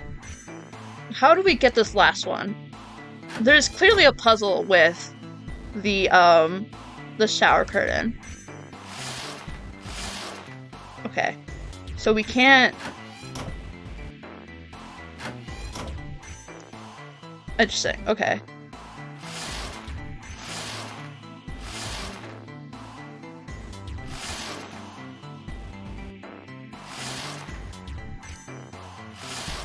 Huh. Do you want to nudge? Yes, please. Oh, wait, no, wait. I think I figured it out. I think I figured it out. Yes. Maybe? There's a hole in the curtain. If you look at it from a way back, you can see a single tile. Oh, right, from here I can see what tile it is. Looks like it's 5th from the top and 3rd from the right. 5th from the top, 3rd from the right. You're getting there? Oh god. White tile, 5th from the top, 3rd from the right. Let's have a closer look. Nothing strange here. Nope, the thing's not budging. Well, then that means 5th from the top, 3rd from the right.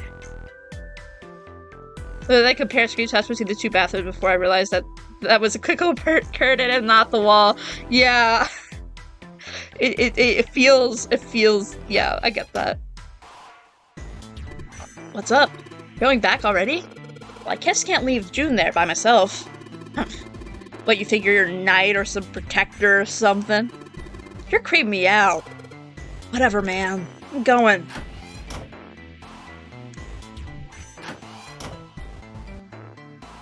Oh, interesting. Oh, okay, so there's no, okay. Maybe if I look at the same place over here. Alright, now where was it? 5th one from the top, 3rd from the right. What are you mumbling about, Jumpy? Oh, sorry. Could you be quiet for a moment? I don't want to forget this.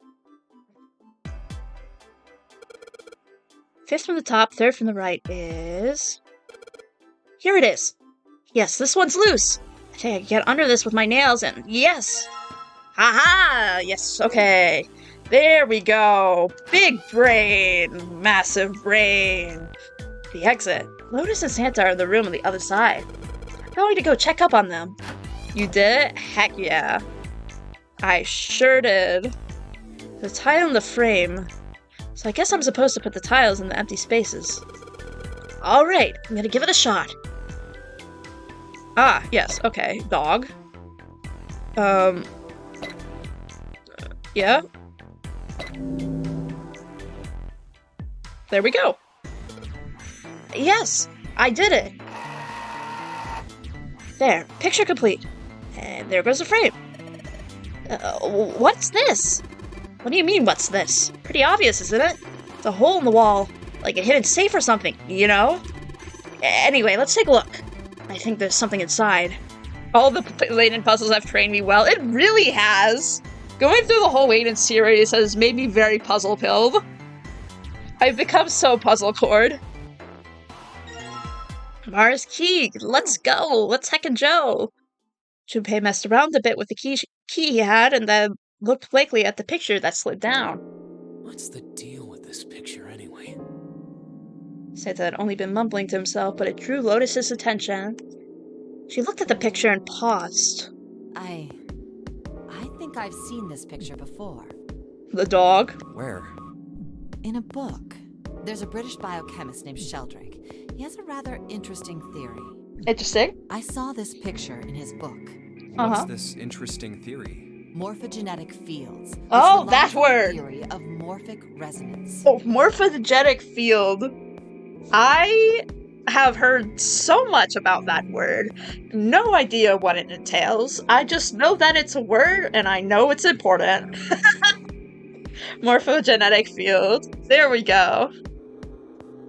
Man, I can't deal with this. Just listening to you talk about it is giving me a headache. Interesting theory. Oh, Aya's already regretting that she's gonna be playing AI 1 and I'm gonna be smiling easily, given that I know the whole plot. You'll learn eventually? Oh, I'm sure I will. I'm sure I will. Oh god. Santa put his hands on his head, as though he was in great pain. Lotus merely arched an eyebrow in his direction and continued. It's not a difficult concept to grasp. In essence, he states that the shape of living organisms and their behavioral patterns Interesting. are transmitted through a field not visible to the eye. What part of that isn't difficult, exactly? Okay. Okay. Lotus did not look pleased. Alright, how about this? Theory of the telepathic mechanism. Telepathy? Yes, telepathy. Well, perhaps not exactly telepathy, but it's close enough for a simple approximation. Ace Attorney Investigations one. Not AI the Somnia Files, no. If that's what you're saying. Santa suddenly burst to laughter. Are you serious? Telepathy? Who do you think we are? Kids from the 70s? I can't believe someone would actually do serious research on something like that. Yeah, oh thank god. No, that would be bad. The guy who invented morphogenic fields is real alive and is aware of 999. No shot. Really? Insane. Yes, I agree. Lotus's response was surprisingly curt. Junpei had expected at least some conflict. He's alive. Insane. I read the book, but I can hardly say I understood it. He did a run-through? No shot. I'm in no position to defend or condemn anything it said. It was probably just someone latching onto a statistical outlier from some study and turning it into a ridiculous theory. There's no scientific merit to any of it, I'm sure. But even so, Insane. Sheldrake? Wild. Anyway, I saw a picture like that one in his book. Born in the late 1800s, early 1900s, or whatever. No, same. Lotus indicated the picture they'd all be looking at. After a moment, she walked up to the strange picture, examined it, and then spoke. Hey, what do you think this picture looks like? It's a dog! Santa answer first. What do you mean? Isn't it just like abstract or something like that? No, it's a dog. It's a little baby little dog. It's just black and white scribbles. There's no meaning there. His son Cosmo Sheldrake makes music too. No shot. That's insane. Cool. What about you, Junpei? Does it look like anything to you? I guess it looks like... A dog. A dog. There's one answer with very funny dialogue. Oh. Is it Funya Rimpa? Should I do the funny dialogue route? Doesn't matter. I know it's a dog, but is it the Funyar Inpa one? Cause I will do. Okay. You gonna play the second game eventually? Yes, and I have the second game. I have this one, and then I have the second one, and then I also have Zero Time Dilemma. So recall, you can always look up the dialogue. Good my choices matter. Shah! What funny! What funny dialogue! Damn it! Oh.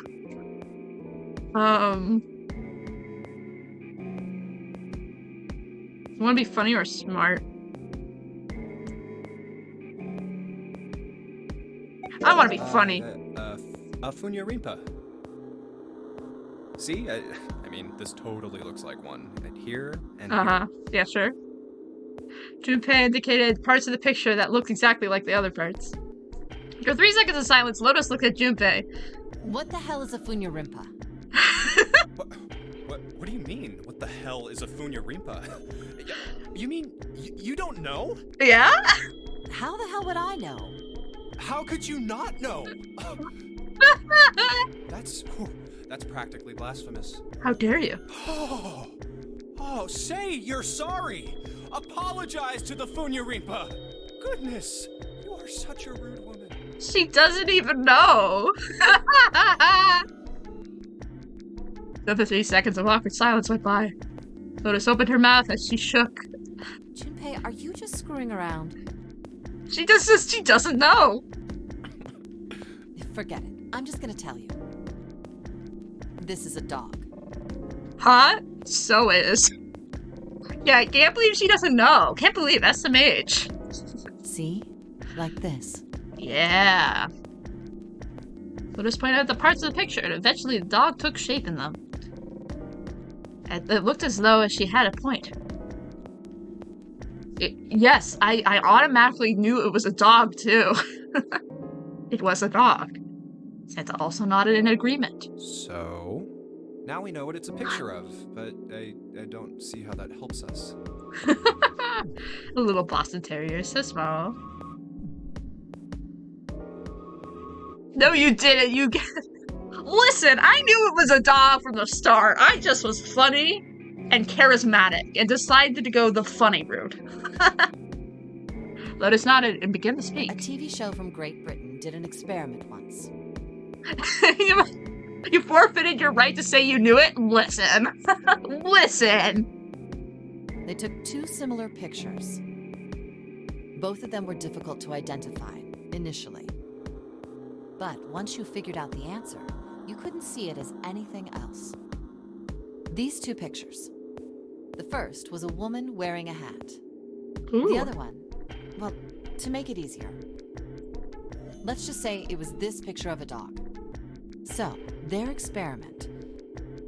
First, they sent the picture to other parts of the world, outside the reach of British airwaves. Ah. To Ireland, the US, Africa, Europe, etc. Yeah, what are you supposed to do? Not commit to the bit? 100% commit to the bit. It's just the way you have to do it. Then, in each country, they gathered a number of test subjects, roughly 1,000 people.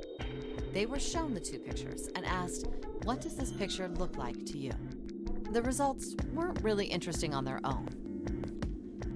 9.2% of the people saw the lady in the lady picture. 3.9% saw the dog in the dog picture. Listen, I am so smart. Sorry. Listen, I'm going to be very proud of you for committing to the bit. Listen, I'm so proud of myself. Then, 2 days later, they aired a new program on their show. During the 30-minute show, they broadcast the dog picture and its solution. The audience was estimated to be 200,000 people. After the broadcast, it was a safe bet that the number of people who knew the solution to the dog picture was at least that many. Interesting. After another 2 days passed, they gathered more research subjects from areas outside the reach of British TV and radio. This time, they only found a sample of roughly 850 people. Naturally, none of them had participated in the first test. Interesting. They were, however, given the same tests and the same 2 pictures. Ah. The results were startling. 10% of the people saw the lady in the lady picture. The previous test sat at a 9.2% success rate. Not much of a change statistically. Yes. The dog picture, however, produced a very different result. The percentage of people able to successfully find the dog, it went from 3.9% to 6.8%, a very significant increase. Was it a statistically significant increase? What is the p-value? So do you understand? Do you realize the significance of this experiment? Actually, it's probably a statistically significant p-value, but I just think it's funny. There was no way the second group could have seen the picture. I've taken a few statistics classes. I have done research. They lived far away from Britain and couldn't have seen it. I had the same thought, yeah. She paid my value until I... But even so, it was only the success rate of of the dog picture that went up. Why? How did that happen? What does it mean? What does it mean? Lotus looked back and forth. Junpei and Santa back again.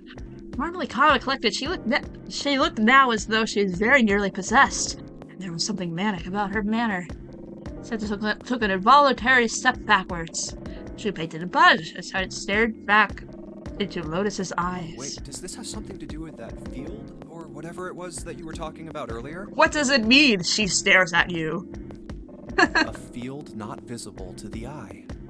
So, if more people know the answer, then that information will pass through the field.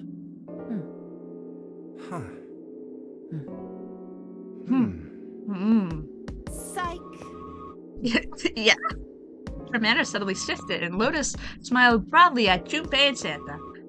Going to sleep now. Have fun. Have a wonderful sleep. Thank you for stopping in. Have a good night. She waved her hand dismissively, doing her best to laugh the whole confrontation off. I was just kidding. You really shouldn't take me seriously. Uh-huh. Well, I mean, the things I just told you about are true. They really did happen. But the results of that experiment really aren't anything to go by. They could have easily falsified them. In the end, I'm sure they were just in it for the ratings. They are a TV station after all. I mean, this is true. At last, it seemed that Santa had gained control of his composure. Right! Man, I gotta admit, you had me there for a minute. God, I love the voice actors in this game. They are so funny. They're so good, and they're so funny. I, really thought you were serious. Of course not. Like I told you before, I'm sure it's all just pseudoscience. Do they? I see. Oh, okay, right.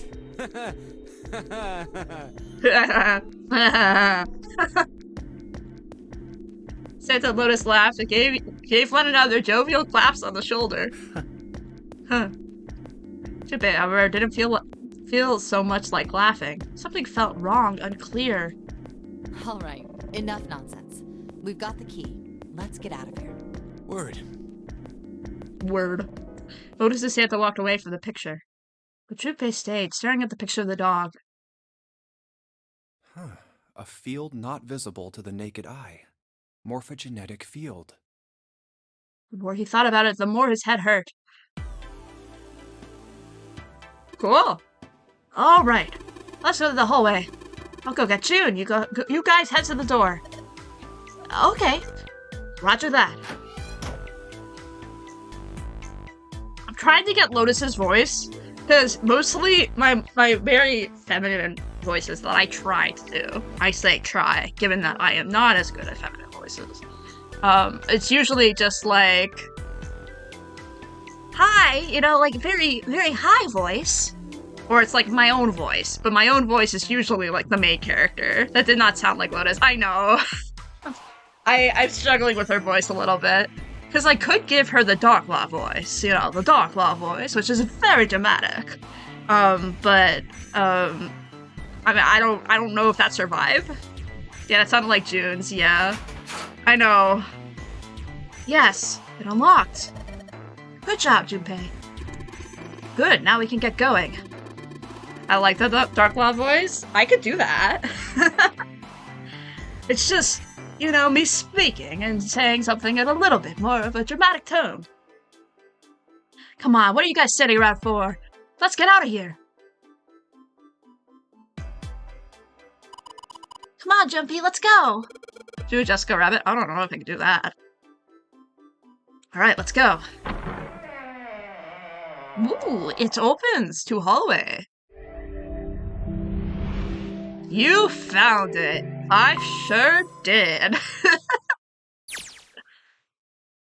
They stepped through the door to find themselves in a wide hallway. Oh, another hallway.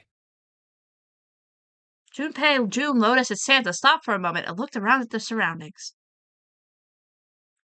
Short distance away, a metal grate extended across the width of the hallway. Come on, open! It's not going to open because you rattled it, you know. Damn it! It took hold and shook, but it refused to move. Look over here! Nearby was a pair of elevators. Elevators. And the buttons... Get ready to see that screen a lot. It will always look like it's condescending to me, and I hate it. I think it's fine. Honestly, good for us. We found it. Of course they don't work. The power must be out here too, just like by the staircase. That leaves this door. Well, looks like we don't have any choice. Yeah. Sure does. Well then, let's open it. All right, here I go. Junpei grabbed hold of the knob and quietly pushed the door open. Ooh, kitchen moment. He entered slowly, trying to take in as much of the surroundings as he could. The others followed shortly. Oh, so it's a kitchen. Santa did not look pleased. What were you expecting? Isn't it obvious? What? The exit. I was hoping this would be the way out of here. Why? In what world do you think it would be that easy? You really think it'd be that easy? Shut up! Stop! Don't read my mind. Don't use the morphogenetic field on me, please. This is... no. Yeah, I know. Still. As they talked, Lotus headed deeper in the room. I'm channeling Santa right now. Oh, just a little bit. Until at last, she stood in front of a door. If we can just get through this door, we should come out on the other side of that grate we saw earlier. Oh boy. Why didn't you finish what you were going to say, Junpei? Well, you know, if we come out on the other side of the grate we saw earlier, that would be pretty great. No good.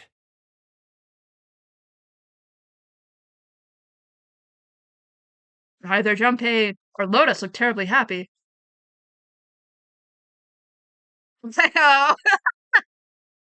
Anyway, I'm here all let's week. take a look. Okay. Junpei dragged the ship map out of his pocket and spread it out in front of him. As he did. Hey. What's that? Huh?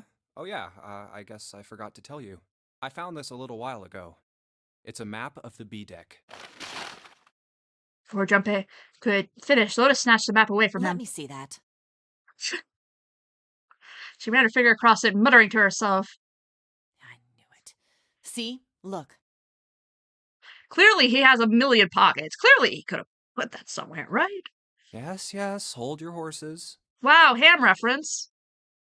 Junpei did as he was told. What did you figure out? Santa and June moved over to look at the map as well. This is handy. See? We came in here. Now, if we go out there, then we'll be on the other side of the grate. You couldn't tell them at any point? No, it's just because they were simply info-dumping too much. Not that there's ever any reason to say info-dumping too much, but still. They were info-dumping. You couldn't stop the info-dumping. You just have to keep going with it. With her finger, Lotus traced the path of the map. How about that? She's right. We can get out through there. There we go. Here, you can have it back. Swag. Satisfied that she had been correct, Lotus folded the map and handed it back to Junpei. Thanks. He took it and slid the valuable piece of paper back into his pocket. There's a card reader on the right side of the door. And that means the key card is somewhere in here, right? That seems the most likely. All right, we know what we need to do then. Let's get moving. First off, I say we split up and look for clues. Wow! Okay. Investigation moment. Oh. AI, the Somnia file sounds. Oh. Crazy. It's gonna get me every time. This is my fault for playing AI, the Somnia files first. Oh boy. Look at the plates. 1, 2, 3, there's 10 of them. If you flip these over, they look like hats. The middle is super deep for a plate. They're soup plates. They're made the way so that the soup doesn't spill. If we ever get out of here, you should treat yourself to a nice dinner out. What makes you think a poor college student has the money to do something like that? What a mood. What a mood. Those 9 plates look pretty expensive. They're plates for appetizers. Remember, appetizers usually come on square plates. Okay. Well, excuse me, princess. The voucher, it says, appetizer 9, meat dish 10, soup A, seafood dish F. Cool. Oh, that is disorienting. Oh, bread. Wow, that's... Oh, cheese. I was gonna say that's a Later vs. Right reference, but then I realized that that is cheese. Hey, there's something behind the cheese. You're right. Why don't we move some of the cheese? Alright, guys, time to move it. June and I just need to look behind you. Oh, hey, it's cheese. Yeah. It's a little green bottle back there. Bottle of oil. You are very crunched. There are a number of cheeses lined up on the shelf. I love that they say cheese. Like, they're cheese, but they say cheese. This is Gouda cheese. It's pretty Gouda. Looking at another browser, thought you meant cheese as if you did something unintended in game, but nope, that's cheese. It says it too, yeah. This is Gouda cheese, the most famous Dutch cheese. If you don't cut it open, the casing usually won't go bad.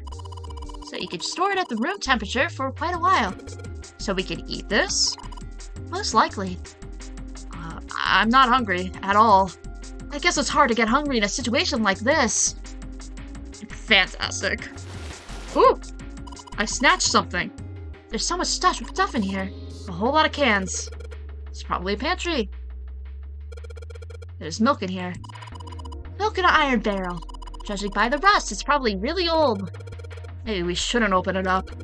I don't think it'll be a pretty sight. Yeah, that'd be gross. Expired milk. It looks like some large tin container. Well, it's empty. There are cans lining every shelf in here. Wooden box on the second row, though. Wait, you put it back? Oh. Oh, he put it... Okay, cool. I was like, are you gonna take that with you? Wow. This pot looks like it's made out of silver.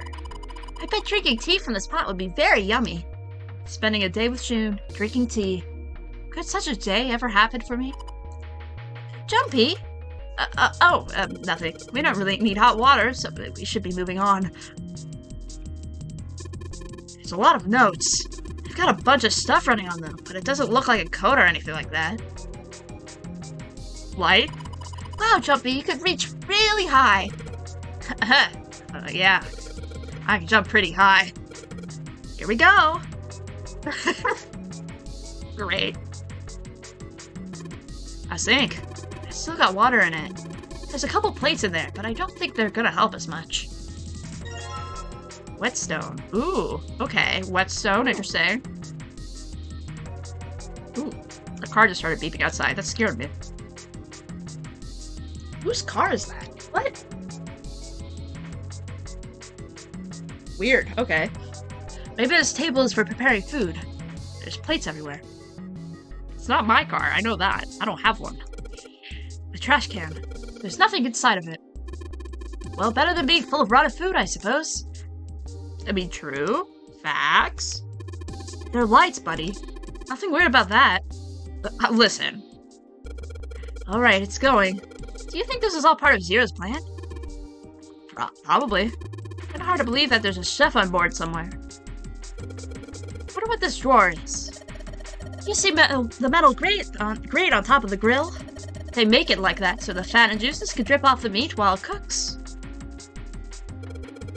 Looks like the area under the plate opens up. No, you can't. I already checked. It's sealed shut. I think that's where the coal goes. Ah. I'll see. Oh, a countertop. There's a rolling pin and a colander here. Nothing useful. Damn it, there's nothing in here. Hey, Santa, digging through the trash really suits you. Oh, what the hell did you say? Listen, lady, I did you a favor. I knew you just piss and moan, so I did it for you. Oh my. I don't recall asking you to do anything. I'm gonna throttle you. Squeeze me. Does it feel colder in here? We have bananas and avocados, yeah. Number. Sussy, important. An iron oven. It's pretty heavy duty. It's probably industrial quality. Bet you could cook anything with this. Anyway, let's have a look inside. Damn, I knew it. Almost like the number thing that's on the thing means that there's a password that I need to look for. Crazy. Could never. All we got here is a pot and a frying pan. Oh, and a pressure cooker. Well, I guess we could use some of those as weapons. What kind of idiot are you? You're gonna run around holding that thing while you're looking for the dead? Hey man, it was just a joke. Why so serious? You wanna look at lights again, Santa? Oh, lights. It's nice to have something finally go our way. Oh shit, is that a save? Oh yeah. It's an unsafe save. There's a pot on top of the stove. If there are some ingredients around here, I could cook something up for us. Lotus, you can actually cook? Who the hell do you think I am? You better believe I know how to boil hot water and put in my instant noodles. Okay, same though. And I can boil eggs too. Great. It's a card reader. Since the light's red, I figured it's probably still locked. What was she cooking? Yeah. A national treasure. Key card for it's gonna be around here somewhere. It's gonna be in that safe. We just gotta find it. Gotta solve the puzzle. Damn it, didn't work. It doesn't matter how many times you try it. This door isn't going to open until we solved all the puzzles in this room. I'm sure that this is part of Zero's plan. I just can't imagine what his motives could be. This is the door we came in through. It's not locked, so we could go back out, but... what's the point, right? All that's out there is an iron gate in the dead-end hallway. Yep. Might as well be locked for all the good going back out there. Going back out there do. Okay. Okay. Can I open that? It's a bolt, and it's really rusty. If this even open? We won't know until we try. Let's give it a shot. Alright, let's see if you're gonna come out. Damn. No dice. Well, I can move the doorknob, and I bet all we need to do is get this bolt off. Can I... wait, can I not use a rusted bolt? This door won't open until we can do something about this, the bolt. Maybe if we had some kind of lubricant. Wait. Listen, I know this isn't how whetstones work, but also... no, okay. I was gonna say... listen, might as well try. Okay. Okie dokie. What are we missing?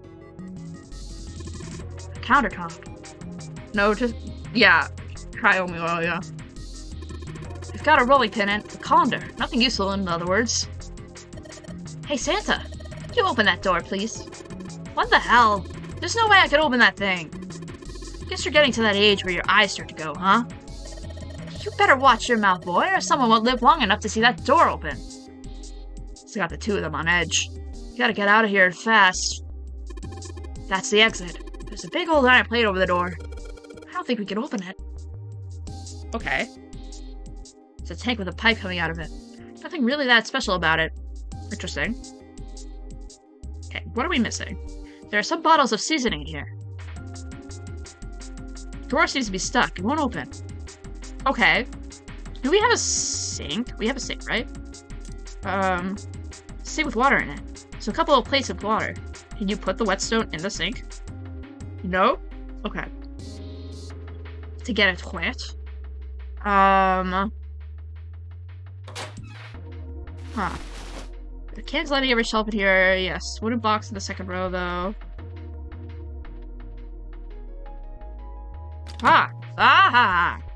Knife. A rusty knife? I don't think we'll be able to use it while it's like this. Knife seemed important, Junpei thought. It wasn't going to be much use the way it is. It's futile. Futile? You know, a waste, useless, pointless. It's futile, she says. Oh. Any particular reason you wanted to bring that up? Oh, no reason really. It's just futile, don't worry about it. Futility. I was just thinking about futility. Okay. Huh? Yeah? She wasn't making much sense. Junpei tried rephrasing his question. Why were you thinking about futility? Just thinking about futility. Oh my god. Well, it has something to do with the Titanic. The Titanic? Yep. Have you ever heard the story that the sinking of the Titanic was predicted? Ooh. No. No, I haven't. What is it? What's happening again? In 1892, 14 years before the Titanic sank, a novel was published. It was called Futility. It was written by an American novelist named Morgan Robertson. The story was about a big cruise ship colliding with an iceberg and sinking. Wild! Of course, if that was the only similarity, there wouldn't be any reason to mention it. It wasn't, though. The name of the ship, its nationality, course, departure time. Her eyes. I just love when she gets serious. The animation between those two poses are stellar. It's just so funny. She's like, oh yeah. And then she's like, I'm serious now. Size, displacement, maximum speed, number of passengers and crew, the number of lifeboats, even the location of the accident itself, and the cause and the location of the damage. That's pretty sus, man. Everything matches the Titanic almost exactly. It was almost as if he'd seen the whole thing happen. Oh my god. This book was written 14 years before the Titanic sank. I love her so much. But that's not all. It wasn't just futility that predicted the sinking of the Titanic. There were two other similar stories written by a man named William Thomas Stead. Both of them before the accident. One in 1886 and one in 1892. Stead wrote two stories that had striking similarities to the Titanic disaster. In one, two ships collided. Many of the passengers died because there weren't enough lifeboats. In the other, a ship collided with an iceberg and sank. Ah. I don't know. I mean, I'll give you that it seems a little weird, but I'm pretty sure it wasn't too uncommon for ships to hit icebergs back in the day, or even other ships. Right, I knew you'd say that. But what if Stead had some sort of special powers? Oh my gosh. What if Stead knew? Holy heck!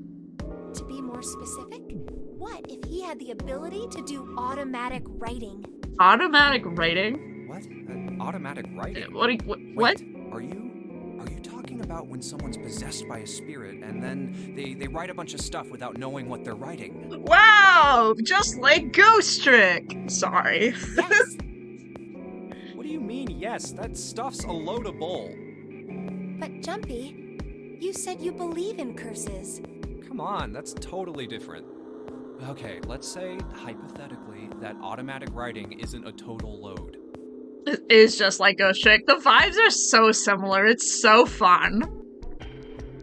These guys still couldn't have predicted the sinking of the Titanic. When this Stead dude wrote his thing, nobody had died on the Titanic yet. Oh my god. So if automatic writing is about being possessed by dead people, who the hell possessed him so he could write that stuff? I wonder. That's not it. What's not it? Stead wasn't possessed by a spirit. Ooh. He was doing the possessing. Ooh. Oh. Pardon? What are you smoking?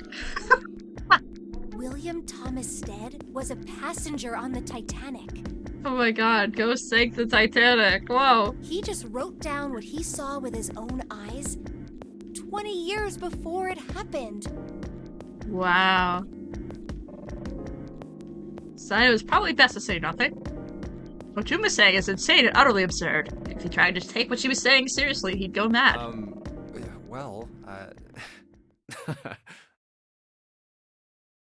Junpei smiled uncomfortably. Well, why don't we talk about this some other time, okay? Okay. Huh? But... The voice trailed off and she glanced at the floor, troubled. Come on, let's get back to it.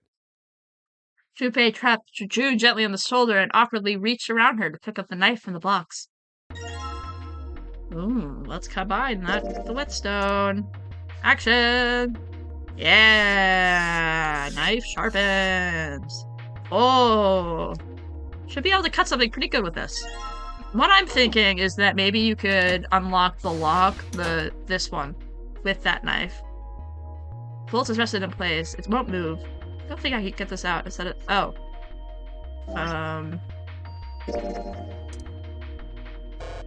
No.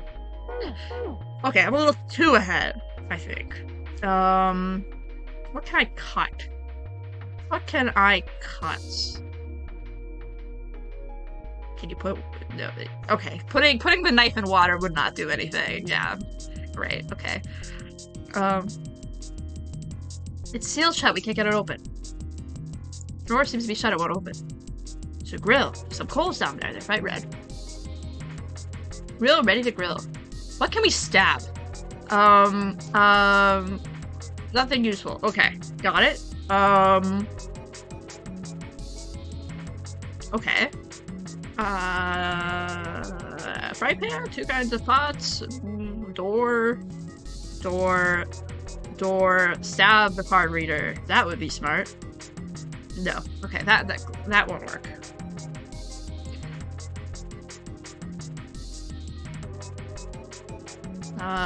Stab the light. What if we stab the cheese? Cheese on the shelf. Sweet. No. Stabbing the cheese won't do anything. What if we all have a slice of cheese? Wouldn't that be nice? That would be yummy.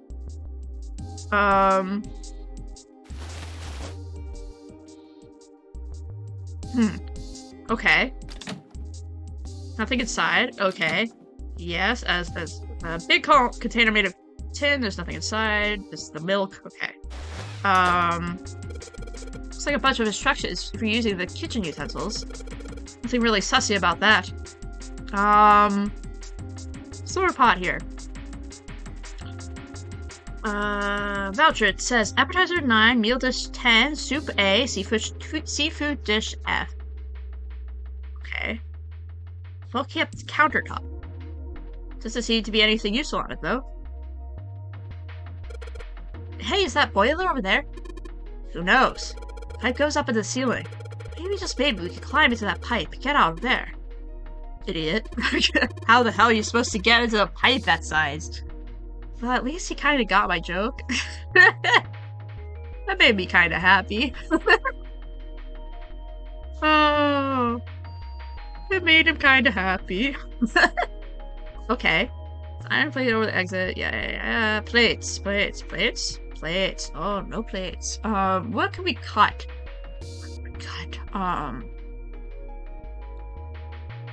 Unless we're supposed to use the oil somewhere. Yeah, I would love a hit.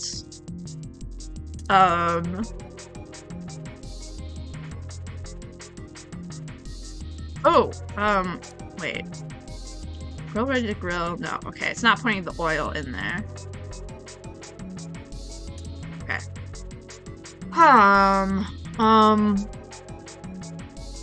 The right track with the oil.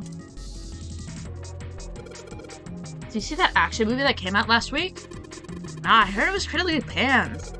I don't know, it's pretty enjoyable with a little pot. It's an oven door. It's locked, of course.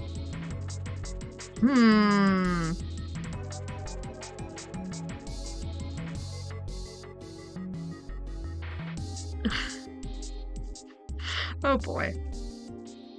Door is locked.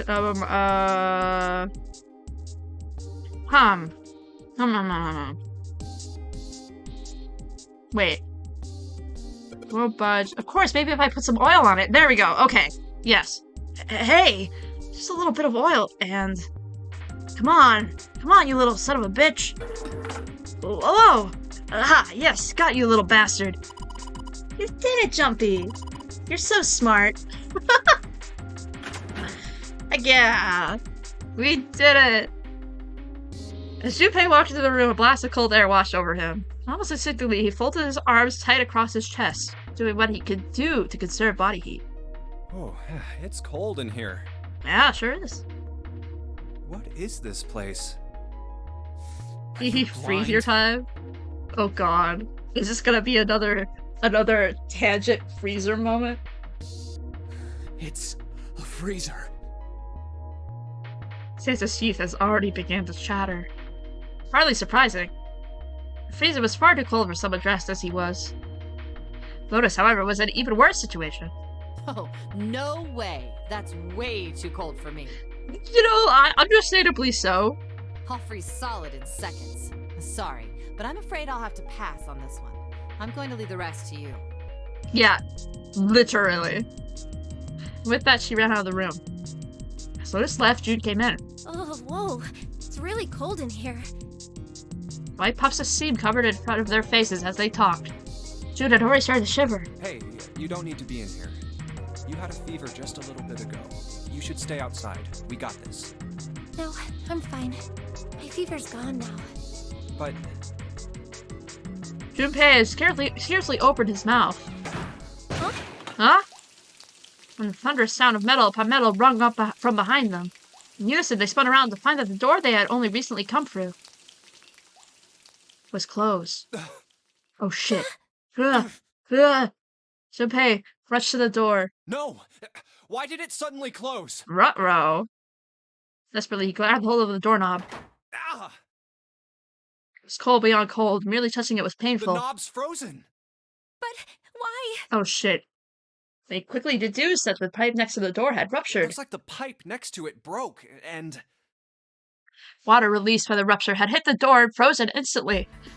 Santa shoved Junpei aside and pounded against the door. Hey, Lotus! You're out there, right? Open the door! She wasted no time responding. What do you want? What's going on? The door won't open! Try opening it from that side, please! Oh no. Fine. If you say so. Hold on. Soon they could hear Lotus on the other side of the door. The grunting ceased and they could hear light panting as if from exertion. It's no use. It won't budge. You've got more people in there. You figure it out. Oh, okay. Right. Oh. God damn it. Santa was shaking like a newborn deer. He's in his element. Santa Claus is in his element. June was hugging herself and was shivering violently. Even Junpei, with the heaviest clothes of all of them, was clearly feeling the cold. With every breath they took, they could feel the cold working its way deeper and deeper into their bodies. Anyway, let's find a way out. If we don't get moving, we're gonna be permanent residents. We're gonna be permanent residents! Oh. Okay. 2 heads are better than none. I'm sure we'll figure something out. Yeah, you're right. Let's just take a good look around this room, okay? Right. They pushed it close to one another and began to search. Okay. Dry ice. Ooh. Junpei picking up the dry ice with his sleeves so as to avoid burning himself. Dry ice is just frozen carbon dioxide, right? Yeah. Yeah, it is. It is. I wonder how warm it has to get for it to turn back into gas again. Hell if I know. How is that gonna help us anyway? Oh, well, I figured we might be able to use it to get out of here. They were about to move when June spoke up. Carbon dioxide sublimation point is negative 109 degrees. Of course you would know that. Any warmer than that, and it'll turn into gas. Any lower, and it becomes a solid. Interesting. Junpei looked at her, dumbfounded. Oh, how do you know that? Don't even question it Despite anymore. my looks, I'm the queen of random knowledge. The queen. Oh my god, of course, she is. She does have mysticism. Looks bad to mess up when you're showing off.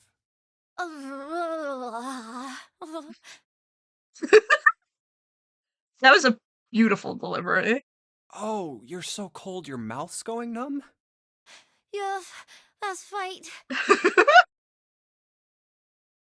Okay, great. You're just doing that on purpose, aren't you?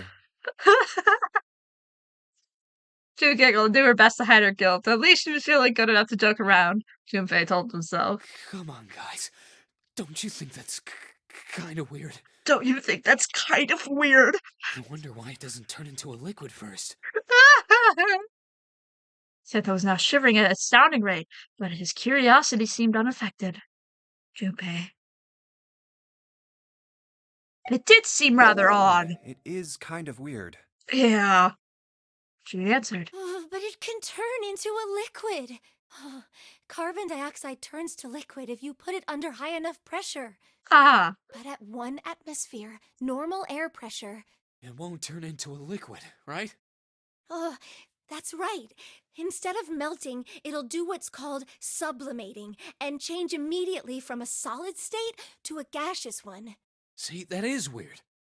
Water's a liquid between 32 degrees and 212 degrees. Yeah? So why isn't that the case for carbon dioxide? She replied with an answer that stunned both of them. There's a kind of ice that doesn't turn into liquid when it goes above 32 degrees. Yeah. Huh? I heard about it. You heard about it? Its melting point is 96 degrees. Whoa! Ice with a melting point of 96 degrees? What? Wait, that's really hot. Okay. You mean there's water that freezes at 96 degrees? Yeah, well, you could also look at it as ice that won't melt until it's 96 degrees. Okay. Water that freezes at 96 degrees? Ice that won't melt until it's 96 degrees? Junpei was cold as hell, but this was too interesting to ignore. He did his best to warm up by rubbing his arms and stamping his feet, and then put the question to June. So what's this ice with a melting point of 96 degrees called? I heard it's called Ice 9. Ice 9. Ice 9? Okay. Originally, Ice 9 was a made-up substance invented by a science fiction author. Uh-huh. But recently, scientists have discovered that such a substance actually exists. Is she a chemist? I mean, listen, who knows? We don't know anything about her except that, you know, Junpei and her knew each other in, like, elementary school. Listen, she could be a chemist. She's incredibly smart with all the random facts. Wait, hold up. So is this thing called Ice 9, or is it water? Like I said, if the ice is over 96 degrees, it'll be liquid. If it's under that, it'll solidify. So you could think of it as a polymorph of H2O. Ah. Here, think of it like diamonds and graphite. Ah. They're both made of carbon, right? Yes. But depending on the structure of the crystallization, the hardness and structure are completely different. Okay. So you're saying normal water and this Ice 9 are like that? Yup. She wasn't finished. Have you heard the story about the crystallization of glycerin? No. For 150 years after the discovery of glycerin, people cooled it, warmed it. They did all sorts of things to it. But whatever they did, it never crystallized. However, one day in 1920... One day in 1920. On its way to England by ship was discovered to have crystallized during the trip. Scientists around the world wanted to research this new crystallized form of glycerin and asked for seeds. For seeds? Oh, a seed is a sample of the original crystal. Okay, I was gonna say, a seed sounds like a plant. With a seed crystal, further crystallization of glycerin would be easy. Yes, I would really love to have a seed of glycerin that I could plant into the ground to make the glycerin tree. Because clearly that is how glycerin is made. However, something very strange happened. Not only did the glycerin encouraged by seed crystals begin to crystallize, even the samples nearby did, even though they were tightly sealed. Ooh. And it didn't end there. After that day, it doesn't matter where in the world it is. All glycerin crystallizes naturally when cooled to less than 64 degrees. Ooh. Before that day, no matter how glycerin was cooled, it refused to crystallize. But once the crystallization had begun, it was almost like... how do I put it? It was almost like all the glycerin in the world was communicating. Through the morphogenetic field? Were they communicating via the morphogenetic field? Communicating in some way that we can't sense. Oh my god. And now it's happening everywhere. Through a field that can't be seen through the naked eye. This game is so funny. I'm very impressed. Junpei was honestly impressed. It was, in fact, a pretty interesting story. Wow, that's pretty interesting. But, what does that have to do with Ice 9? To his surprise, it was Santa, not June, who answered. What she's saying is that it's a lot like Ice 9. What happened, I mean. A lot like? Oh, that would be bad. If water everywhere started freezing at 96 degrees, man. It'd be the end of the world. Junpei felt Santa might not be treating the idea of the end of the world with proper caution. At any rate, we're not gonna have to worry about the end of the world unless we can get out of here pretty damn quick. Yeah. He was right. Junpei shivered. Alright guys, I think that's enough of that. I didn't think we'd get quite this far off topic. Listen, I enjoyed that. That was fun. I mean, I know I'm kinda at fault here, but we can't be screwing around anymore. Santa? So seriously, I might go by the name Santa right now, but I didn't grow up in Iceland. Yeah? You sure about that, buddy? I freaking hate the cold. Listen, why did you choose that name? That is literally his brand. Mr. Santa goes ho ho ho and lives in the North Pole. Oh my god. So let's get cracking, alright? We gotta find a way out of here. Santa stopped off, clearly doing his best to pretend the cold wasn't affecting him. Selfish, isn't he?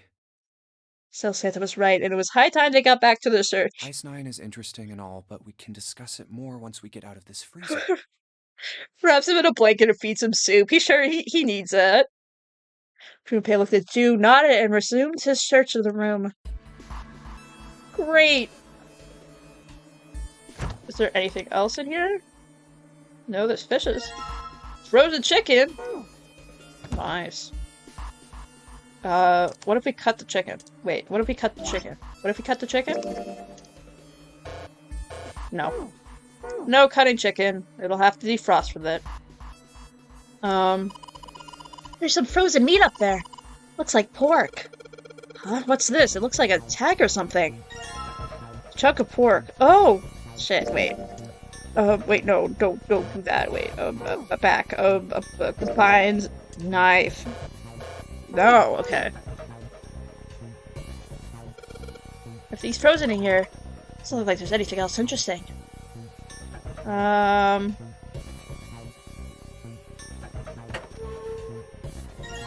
Sturdy rope. Yeah. It's rock hard. Crazy. Water bottle. Oh, there's a water bottle.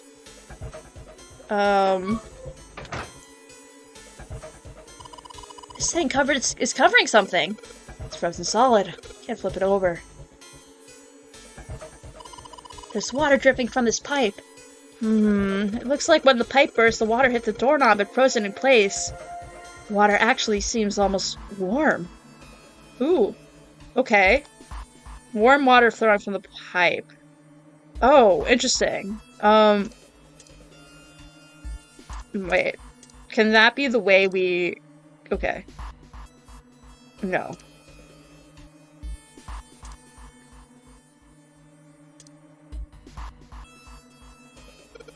No good. I can't hit it hard enough to break it. Maybe it just needs more of a shock, you know? More of a shock. Hey, Junpei. Didn't you find some dry ice earlier? Yeah?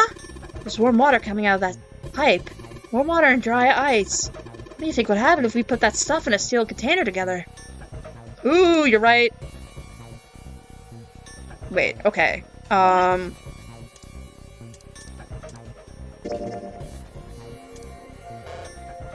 Wait, okay.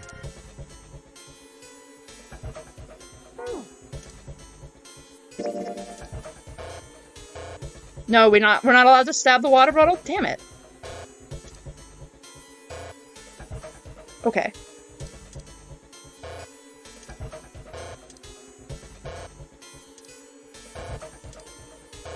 Okay.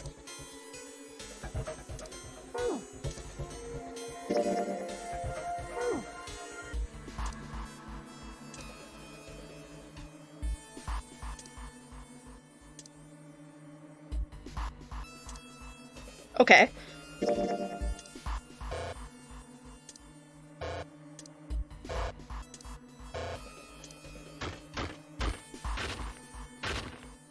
Alright, the dry ice is all in pieces now.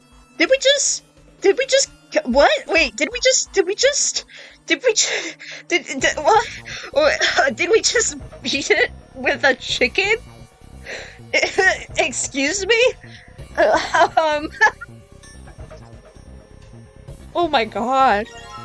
Dry ice crumble. Hazuma's quaking. He so is. Gonna put these pieces of dry ice into the water bottle. Okay. Warm water flowing from the pipe. Great. Let's tie a rope on here. Warm water flowing from the pipe. Oh, it's just like that. Warm water drips from the ruptured pipe near the door. Put water into the bottle with dry ice, and make sure the lid's closed. Now I just have to put this makeshift bomb on the doorknob. Alright, that's set. So, what do we do now? Oh my god. You just need to give it a little, tap. I think it's funny that it's beat it with a turkey leg instead of, like, stab it with a knife. Like, what if these seem a little smarter? We have a knife. If we just throw a rock or something at it, it'll go off all on its own. A small rock. Huh. A small rock. Are we talking about the round chicken leg? Junpei looked down at the floor. Scattered across it were pieces of dry ice left over from the larger chunk he crushed earlier. Right. This ought to do the trick. Got it. Pull his sleeve down over his hand to keep him from getting burned and grab the chunk of dry ice. Ah, some dry ice, huh? Not a bad idea. Not a bad idea, he says. It's a pretty good size. Not as big as a pool ball. All right, guys, stand back. Actually, we should probably hide somewhere. Both Santa and June looked at him with new concern. Where exactly do you expect us to hide, genius? There isn't really anywhere big enough. Yeah, there is. Yeah. Right here. We can hide in there. Junpei pulled open the door to the small cellar. I was like, there's a cellar, man. Come on, get inside, quick. Santa and June nodded and jumped down into the hole. Junpei quickly followed. In his hand, he could feel the chill of the frozen carbon dioxide, even through his sleeve. He tightened his grip, took aim, and prepared to throw. All right, here I go. Okay. 3, 4, 5. Why would you? The wrong way. Why are you counting that way? It's so wrong. Why would you ever do that? I'm with June on this. Oh, oops. That is a really sad excuse for a joke, man. Sorry, dude. All right, for real this time. You guys ready? Yes, whenever you're ready. Just throw the damn thing. All right, here I go. 3, 2, 1. Junpei threw the chunk of dry ice as hard as he could. In the same motion, he dug down towards the cellar with Santa and June, just as... Damn! Explosion? Junpei leapt up through the cellar and ran to the door. Jumpy! The ice on the door! Is it gone? Yeah, it's gone! The blast must have shattered it. Yes! All right, let's see if it opens. Let's go. Junpei grabbed the knob and pushed with all his might. The door gave way easily, and the three of them tumbled out of the freezer at once. Hooray! We're out! June, relieved, collapsed on the floor. Move! Santa shoved past Junpei and ran straight to the grill, where she immediately grabbed. Why would you grab the grill?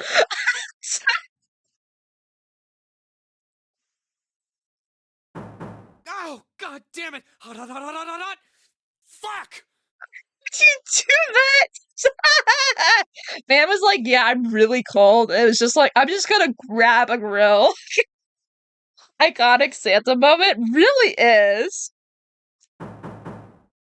Proceeded to kick the grill in futile but amusing fit of rage. Well, you did just grab the grill. What did you think would happen? Hey, where's Lotus? Where is Lotus? It took Junpei only a moment to find her. She was sitting on the counter, idly scratching her chest. Welcome back. I was starting to get tired of waiting for you guys. Oh my god. With a great yawn, Lotus lowered herself off the counter. Junpei clenched his teeth and walked toward her. What were you doing? What do you mean, what was I doing? I was waiting. We were gonna die! Oh, yeah? But you didn't. So everything worked out all right, didn't it? What the hell? Just kidding. It might not look like it, but I was really worried. Oh, don't give me that crap. I'm telling the truth. I mean, if you died, then I'd be in trouble too. This is true. If you died, then I'd be stuck here, and I'd die too. See? I did all I could. I even looked around to see if there was anything I could use to pry open the door, but I couldn't find anything. So, all I could do was wait. I mean, what else did you want me to do? Call the cops? True that there wasn't much she could have done. Something about her, Toad. Junpei gritted his teeth. Fine. But there's one thing I have to ask you. What's that? You didn't close the door, did you? What? You think I closed the door on you? Why would I do something like that? It closed on its own. I told you before, if you die, then I die too. Yeah, I guess so. Seems that an accident was the only explanation for the door's closure. If she really wanted to kill us, all she had to do was bar the door from the outside. This is true. But she didn't. Well, she didn't do anything. She's only lazy, or negligent at least, not an attempted murderer. Junpei swallowed his anger and did his best to apologize. Oh, I'm sorry. I'm sorry I doubted you. Oh, yes, well that's all right. As long as you understand. Lotus looked away and twirled her hair between her fingertips. His vengeance against the grill complete. His vengeance against the grill complete. Santa swaggered back towards Junpei and Lotus. What a sentence. Hey, no more screwing around, you two. Break time's over. Yeah, you're done grabbing the grill, buddy? Especially for you, lady. You've just been sitting on that fat ass of yours while we were freezing to death. How rude. I was plenty busy. Yeah. How about you put all that energy into something besides bitching? Holy shit! God, okay. Okay, we have the grill. Okay. What do we have now? We have this chunk of pork. We're gonna put that on the grill, right? The very hot grill that... So put this meat on the grill. Hey, what are you doing? What are you gonna do if that paper burns? Come on, it'll be fine. I mean, it's not like it's gonna burn right away, right? Just gotta keep an eye on it and the paper will be fine. They can argue all they want. Gotta keep an eye on this pork. Cool, looks like it's about time. Gotta try taking the paper out. Joppy, be careful. Sweet of her to care, but I know what I'm... ouch! See? I told you. Hey, what the hell are you doing? Hurry up and take the paper out. It's not coming out. This thing's frozen stiff. I can't get it out. So what, are we gonna have to cut the meat? Yeah, it looks that way. Well, I could do that. Alright, now that I've sharpened the knife. Yes, I cut the pork. Awesome, Junpei. Now we can cut out the paper. C plus 10 plus F. Ooh, okay. C plus 10 plus F. Looks like a serving table. I would imagine food is put there after it's prepared so that the waiters and waitresses can take it out to the customers. Let them cook? Yeah, so true. But something doesn't seem right here. Why are there so many plates? After it says appetizer 9, meal dish 10, soup A, seafood dish F. 9, 10 AF. 9, 10 as fuck.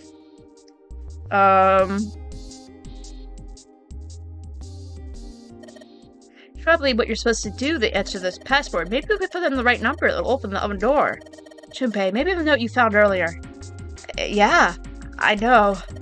Do you know how to enter those numbers? I think E is for enter and C is for clearing. Ah, yes, I see. So basically, when I'm ready to submit my answer, I press E. So if I screw up, I just press C, right? Lotus nodded. Alright, let's give it a shot.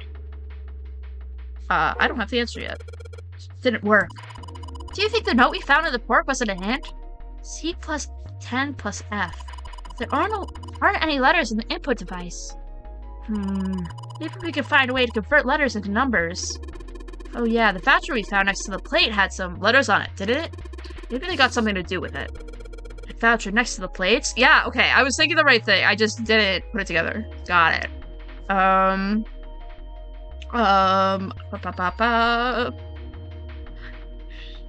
C plus 10 plus F. Seafood dish F. Appetizer, meat dish, soup, seafood dish F.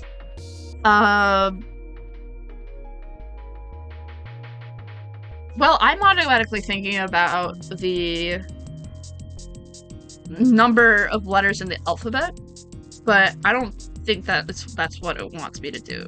But I might try it. So it would be 310. 310 6.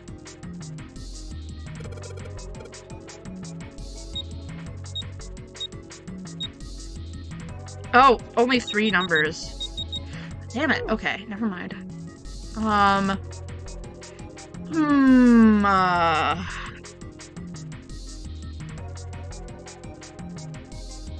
Appetizer 9, meat dish 10, soup A, seafood dish F. Meat dish 10. Okay, and it's a 3 number combination. What is 3 plus 10 plus... 3 plus 10 plus 6. 3 plus 10 is 13. 13 plus 6 is 19. However, it wants a 3 number code. So... I doubt it's 19. I'll try it though. Might as well. 19. No? Okay. It said there were some letters on it. I'm fully aware. There's some letters on it, and then there's the... 9, meat dish 10, soup A, seafood dish F. Seafood dish F would be the last one. I don't know what C would be. C... Seafood? C... Oh god.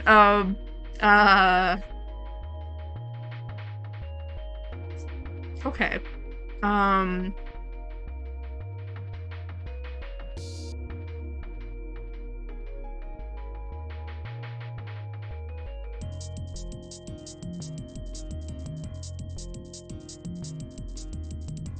Okay.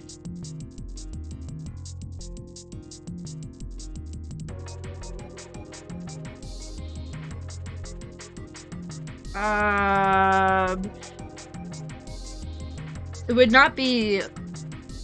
It would be 9 plus 10 plus 10. No, that doesn't make sense. Pork, no. There's nothing on the back. C plus 10 plus F. Okay. It wants me to use the voucher.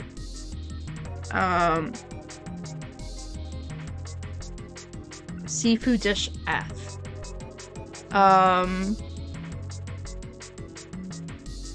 Meat dish 10, soup A, seafood dish F. I'm not sure. Those plates are for serving meat. Ugh, you really are ignorant, aren't you? Come on, it's not like I need to know this crap. Jeez. Okay. I think there are 15 of these plates. Oh, shit, wait, okay. 15 for seafood. 15 for seafood. 15 for seafood. Okay. Yes. You need to take a lady out to dinner. You're going to embarrass yourself. I feel sorry for June. What? What? Why the hell are you bringing up June? The lady doth protest too much, methinks. You're not terribly subtle. Okay. It says appetizer 9. Yes, okay. Meat dish 10, soup A, seafood dish F. And the plates on the table are 9 appetizer, 10 meat, 10 soup, 15 seafood. Maybe they're using hexadecimals here. Hexadecimals is... It's a number system that goes 8, 9, A, B, C, D, E, F, 10, 11. You're familiar with base 10, right? That's a normal system of numbers. The base 10 equivalents for hexadecimal numbers would go like this. A equals 10, B equals 11, C equals 12, D equals 13, E equals 14, F equals 15. So C would be 12, F 15, and 10 equals 16. 16, the 10 becomes 16 in base 10. I know this sounds strange, but you can think of it as just 6 letters added onto the normal number system after 9. A 10, B 11, C 12. Yeah. C would be 12, F 15. C 12, F 15. C 12, F 15. C 12, F 15. C 12, F 15. Of course I do. Alright then, here's a little quiz for you. Oh, I'm not. 24, yes. Yes, okay, I got it. Okay, C12, F15, 12 plus 10 is 22, 22, plus 15 is 37? 37? Maybe with the right number, it'll open up a door. Junpei, maybe the note you found earlier. Yeah, I know. Do you know how to answer those numbers? I think E is for enter, but C is for clearing. Yeah. Got it.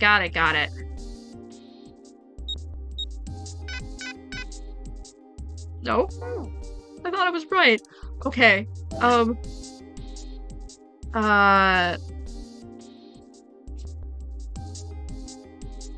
C12. Okay.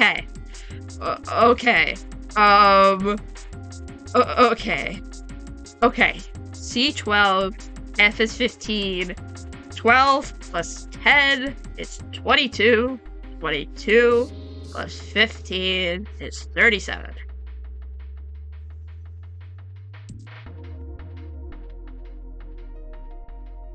So 10 equals 16. So what's 16? It's 10.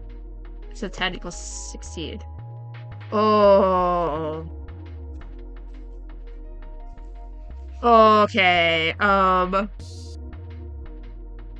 Oh god. 10 equals 16. Oh shit. No, I'm dumb. Okay. Wait. Listen. 12 plus 15 is 27. 27 plus 16 is 30. No, it's not 30. It's well, it's 6 plus 7. 6 plus 7 is the same as 5 plus 5 is 3, which is 13. plus... Okay, I need my calculator. Where's the calculator function? Oh no. 12 plus 16 plus 15. 43. Please be right. Okay. 43. 43. 43? 43. Oh my god. Okay. We did it. Sounds like metal is falling. I guess that went well. Holy crap. Okay. Yeah, the door opened. Good job, Jumpy. Saturn keycard. Oh my god. We did it. Oh. Please. Yes. Yes, I think it's unlocked now. You did it, Jumpy. Let's get out of here. Let's go. Let's go. Oh my god. Okay, we did it. The brain is big. You found it. I sure did. I think we've been here before. Oh boy. Metal grate stretched from wall to wall. Beyond it were 2 elevators and the entrance to the kitchen. The elevators are over there, so that means... We went into the kitchen through that door and came out on this side. That means the map was right. Oh my god. Nice. And let's use it to plan our next move. Next move? Yeah, we need to decide where to go from here, don't we? He's right. Let's get started. From the looks of it, there are 4 possible routes. Yeah. Let's just keep it simple and call them A, B, C, and D. Yippee! Yippee! The brain was big. I just did not catch that 10 was supposed to be 16. Did not brain that 10 is 16. Okay. First, A and B. They both seem to connect to a room that looks L-shaped. Yeah, there were 2 doors. But they were both locked. We couldn't open them. Now, route C. This goes all the way to the main staircase. Ah. That means it's door 5, one of the numbered doors. Oh. Then do you think we would meet up with the other 4 Yeah. after this hallway? Yeah. No, I don't think we will. Why not? Look, there by the stairs. See how the gate is open? When we went into the kitchen, it was closed. But it's open now. What do you think that means? They opened it. Okay. Most likely. They went down. And if we take Route C, we're going backwards. That would be pointless. Then that means... All 4 look at the map. They all looked at the staircase. Its lazy curve leading down deeper into the ship. Route D, then. D it is. Yup, Route D. Then we're set. Okay, then we're set, yeah. There we go. They jogged down the stairs until they reached the C deck. Everything looks okay here. Let's check the next deck just to be sure. Yeah, just like I thought. D deck is totally underwater. Just like the bottom of the central staircase. The water gazed back at them, its smooth surface like a great mirror. At least the water level hasn't really changed. Small comfort. May as well head back to C deck. What else is here? There are 2 elevators over there at the top of the stairs, just like the floor above. Hold on, these are kind of different. See? There's a card reader on the side. Ah! Another strange mark. Hey, look! It's Lotus's symbol. Huh? See? It's the woman symbol with horns on it. Yeah. That seems like. Oh. Ha! Ouch, ouch, ouch, ouch, Ow! ouch. Oh, get hacked! Lotus has taken hold of Junpei's hair. She began to shake him violently, and he thought he heard a low growl coming from her throat. What was that about the mark again? Oh, shit. Nothing. Get his ass. Such violence. Junpei began to wonder if she was not the devil itself. With an uncomfortable smile, June spoke up. This is a Mercury symbol. The horns symbolize the wings on Hermes' staff. Hermes herpes, whatever. If we can't get this thing to work, these Great. elevators aren't going anywhere. Okay. In other words, we need a key card with the Mercury symbol on it. Probably. Okay. I guess we can't get on then. Let's just disregard the elevators for now. Got it. How about this hallway on the left? Whoa, there's so many doors. They weren't sure how many, but certainly enough to be discouraging. Damn it. If we try and search all these, the sun's gonna go down before we've done half of them. I think the sun already set. I have a feeling this ship is the only thing that's going to be going down anytime soon. Oh god. That's even worse. Well, we can come back to this hallway later. Let's check the hallway on the other side, shall we? Time to head back to the stairs. To the right is a small hallway. And now the right hallway. Now the right hallway. It's right hallway time. Quickly they headed into it. It was approximately the same size as the alcove in front of the stairs. The hallway led towards the stern, and at its end was a set of double doors. There are doors here too. Well, I guess it's just 4 this time. Let's open them. All right, let's start with this one. Junpei nodded and grabbed the one closest to him. Gave it a small tug and felt it move. Oh, it isn't locked. I'm going to open it. Thrilled to have found an unlocked door, he threw it open. Ooh. Unlocked door a moment. Junpei didn't know what to make of what he saw. What? Oh, what? Oh. Oh. Simply stood unable to speak. The other simply stared open-mouthed. After a few long moments, Santa managed to speak. What the hell is this? That's so weird. Huge. Oh! Massive room stretched out in front of them, more cavern than a room. Fastness was impressive, and it bore down on his 4 companions. It was not empty, however. The entire room was filled with lines upon lines of beds. Oh, there are beds everywhere. A lot of people sleeping. They were simple things, little more than pipe and thin mattresses. Is this a hospital? He had at least been able to put a name to the harsh scent that pervaded the room. It definitely has the smell. Could be. I see medicine cabinets and surgical tools. Hey, look there. The 4 doors at the end. 3 of them were emblazoned with a large single-digit number made with thick red paint. The left door says 3. The second door is blank, but the third has a 7. And the rightmost door is 8. There's no doubt. They're numbered doors. Why is the second door blank?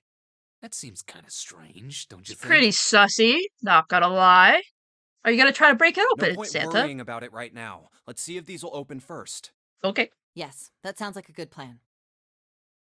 Junpei headed to his door, weaving his way between the beds. He started with the door 3 on the left and moved to the right until he reached door 8. Pretty sussy indeed. Yeah. Oh, okay. Oh, it's no use. Well, of course. If it was that easy to open these doors, what would be the point of the nonary game? We have to activate the red, or the numbered doors won't... Wait a minute. What's wrong? Look, the display on the red. There's nothing on it. Ooh. Huh? Don't you remember? The red at the central staircase? Yes. Inside, it said vacant. Yes. Oh yeah, you're right. But this one... There's nothing on it. Interesting. Right? Very I interesting. wonder if it's broken. Huh. Only one way to find out.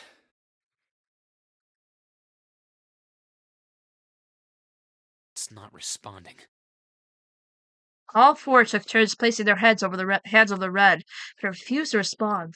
They pulled on the lever and it still did nothing. They soon discovered it was the only red for the door 8 that was behaving strangely. How about the red on door 7? And door 3? None of them are working. Interesting. Okay. What does it mean? What does it mean? I knew it. They're broken. Zero sure sucks at maintenance. No, that's impossible. You really think Zero, who prepared all of this, would make such a stupid, simple mistake?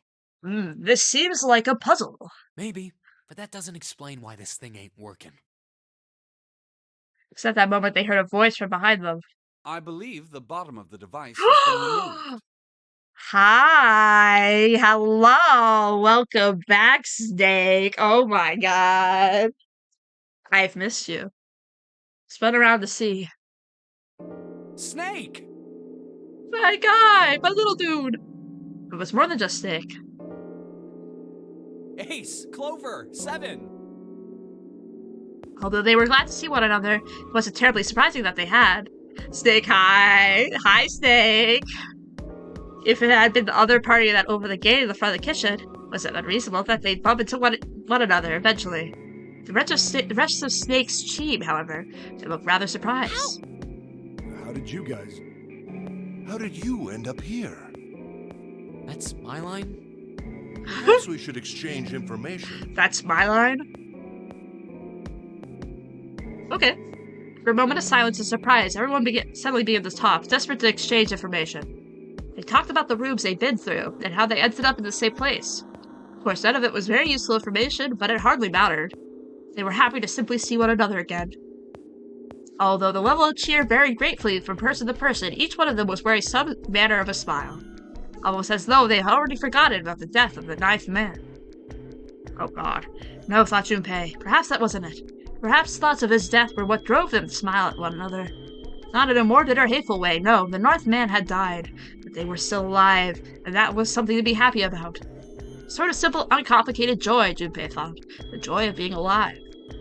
Still alive. He felt sorry for the 9th man, but more than anything, Junpei was just happy to be alive.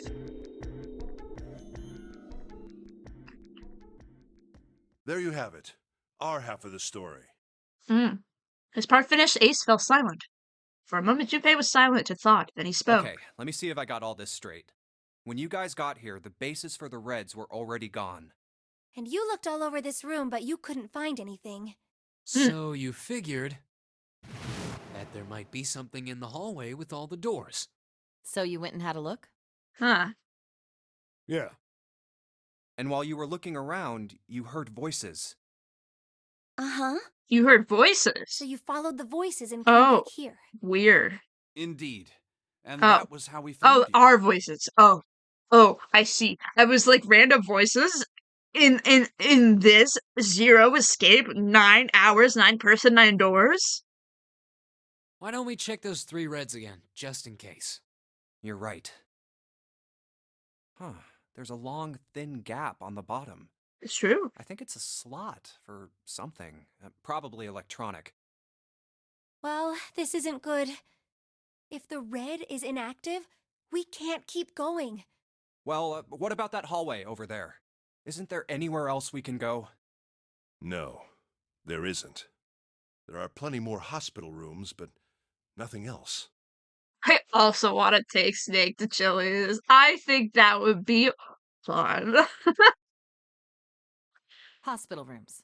That's what's behind all those doors? Yes. There are a number of individual rooms in addition to this large one. There was a door at the end of the hallway, but it was locked. There was an astrological symbol engraved near the keyhole, however. Worm? I was able to get a good feel of it. I believe it was the symbol of Jupiter. Not again. Those goddamn things are everywhere. I wonder what they all mean. And for a moment, everyone was silent, deep in thought. While we're asking what things mean, what's the deal with this room? I mean, I thought this was a cruise ship, but I can't imagine a cruise ship would have a hospital like this. Of all the people, it was Seven who answered, with a calm confidence. Well, I figure it's probably a hospital ship. Chances are it's the Gigantic. The Gigantic? The Gigantic? Like the Titanic? Like the Titanic, but it's gigantic? Junpei looked confused. So did everyone else. What is this Gigantic? Seven knit his brows for a moment and then began to explain. The Gigantic.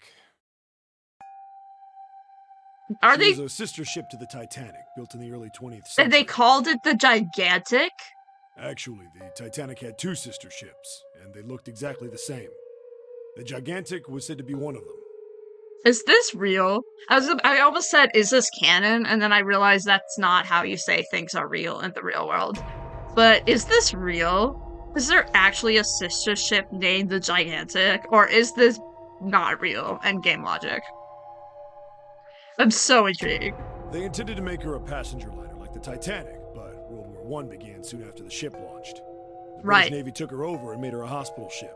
1912. At some point during the war, the Gigantic was damaged by a German mine in the Aegean Sea. She ran aground afterwards, so she didn't end up sunk. What happened to her after that? One theory going around is that a man named Lord Gordain bought her. Seemed like he'd been one of the few to survive the Titanic sinking. Fascinating. That trauma turned him into some kind of obsessive collector of all things related to the Titanic. Soon enough, the guy wanted the Titanic itself. Which was impossible, of course. It's stuck at the bottom of the Atlantic Ocean. But the Gigantic wasn't. There was a sister ship, but it wasn't called the Gigantic. Damn it! Well, that's still cool that there was actually a sister ship. But God, they should have named it the Gigantic. What was the? Do you know the name of it? So you're saying this Lord Gordain bought this ship? Yeah, at least I think I am. That's impossible. No way we're in some boat that's almost 100 years old. Pipe down, just pay attention. What, that's it? Well, have you got any proof? Proof? Proof that this ship is really the Gigantic. Well, this ship's got stuff that's like the Titanic. Olympic and Britannic. Okay, similar vibes. Interesting. So, I just figured. Cool. Thank you. Thank you for sharing that, Sage. Oh, for goodness. Don't tell me that's your only reason. No, I've got more. Like? Well, I mean... Seven looked around desperately, doing anything to avoid meeting Lotus's piercing gaze. He stretched his head for a moment and then gave up. Finally, he opened his mouth. I don't know. Lotus sighed and shook her head. I guess your memory isn't back yet, is it? Yeah. Sorry about that. Hey, whoa, wait a minute. Memory isn't back? Junpei he felt legitimately shocked about what seemed to be new and a very important information. Oh my God, he has amnesia. Amnesia man. Everyone else, however, seemed unimpressed. In fact, they all looked at Junpei as if he had said something very strange. Yeah. Your point being? He decided to revise his attitude for the next question. Wait, was I the only one that didn't know? Everyone nodded. Why? Oh, yeah, I guess I didn't tell you, huh? I told the rest of them before we ran into you on the stairs. Interesting. I told them I couldn't remember a damn thing from before I woke up. What? Oh, yeah, so this is why he was dodging the question about what he saw before he was knocked out. Got it, okay. Then, almost as if to save Junpei from further embarrassment. Ooh, 6 hours? Or 7 hours. The bell began to ring far away. Oh, a bell. It sounds like the clock in the main stairway. Junpei counted each time carefully. 10, 11. It's 12 o'clock. 12. Oh, it's midnight. Oh no. Oh no. It's midnight. Then we've still got 6 hours left, right? We don't have any time to screw around. Let's get going. We gotta find the missing parts for the Reds. What do you mean, find? How on earth do you propose we do that? We've looked everywhere in this room. That only leaves one place to look. Ooh. One? Ooh? Well, not just one.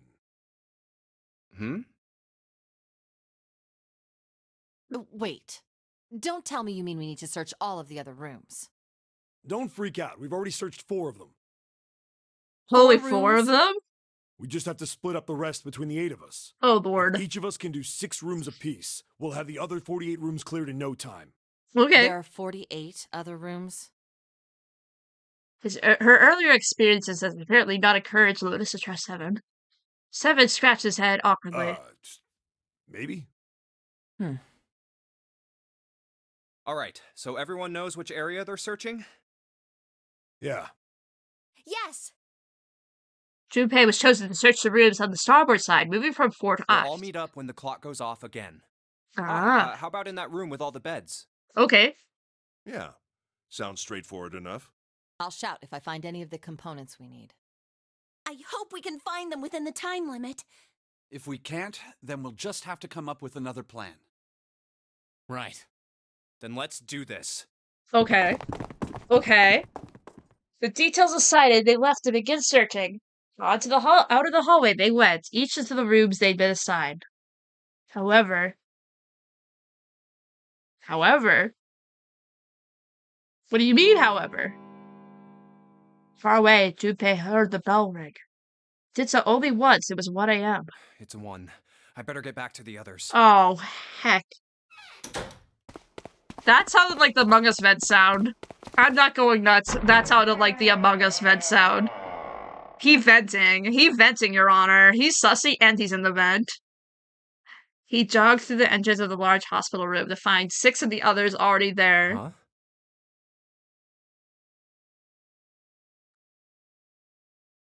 Ace, Santa Clover, June, 7, and Lotus.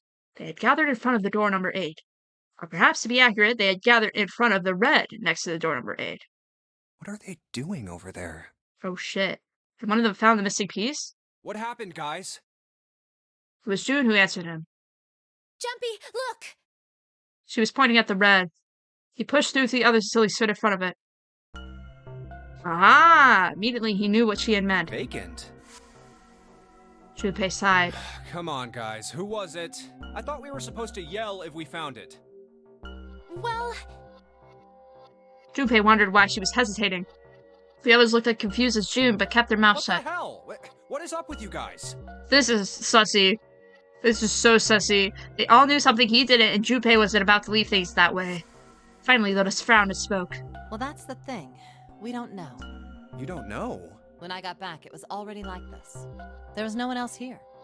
That means I was the first one back, but the missing parts were already back in the red. Weird. What? Let me see. Junpei looked at the bottom of the red again just to make sure. Yeah, the slot has been opened and the bottle was now covered with metal. You're right. It's in there. Oh. What about the other 2? Oh, that's weird. Okay. It's either... No. Well... Who would have done this? Is someone else on the ship with us?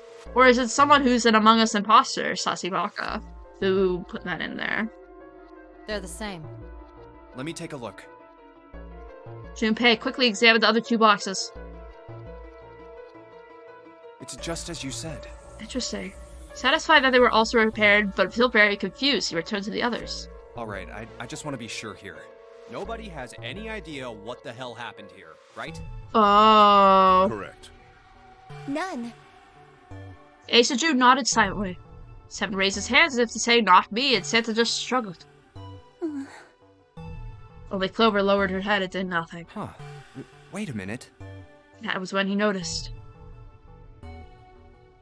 Where's Snake? Junpei swept his eyes over the room a second time, but Snake was nowhere to be seen. Does that mean that he found them? I've no idea.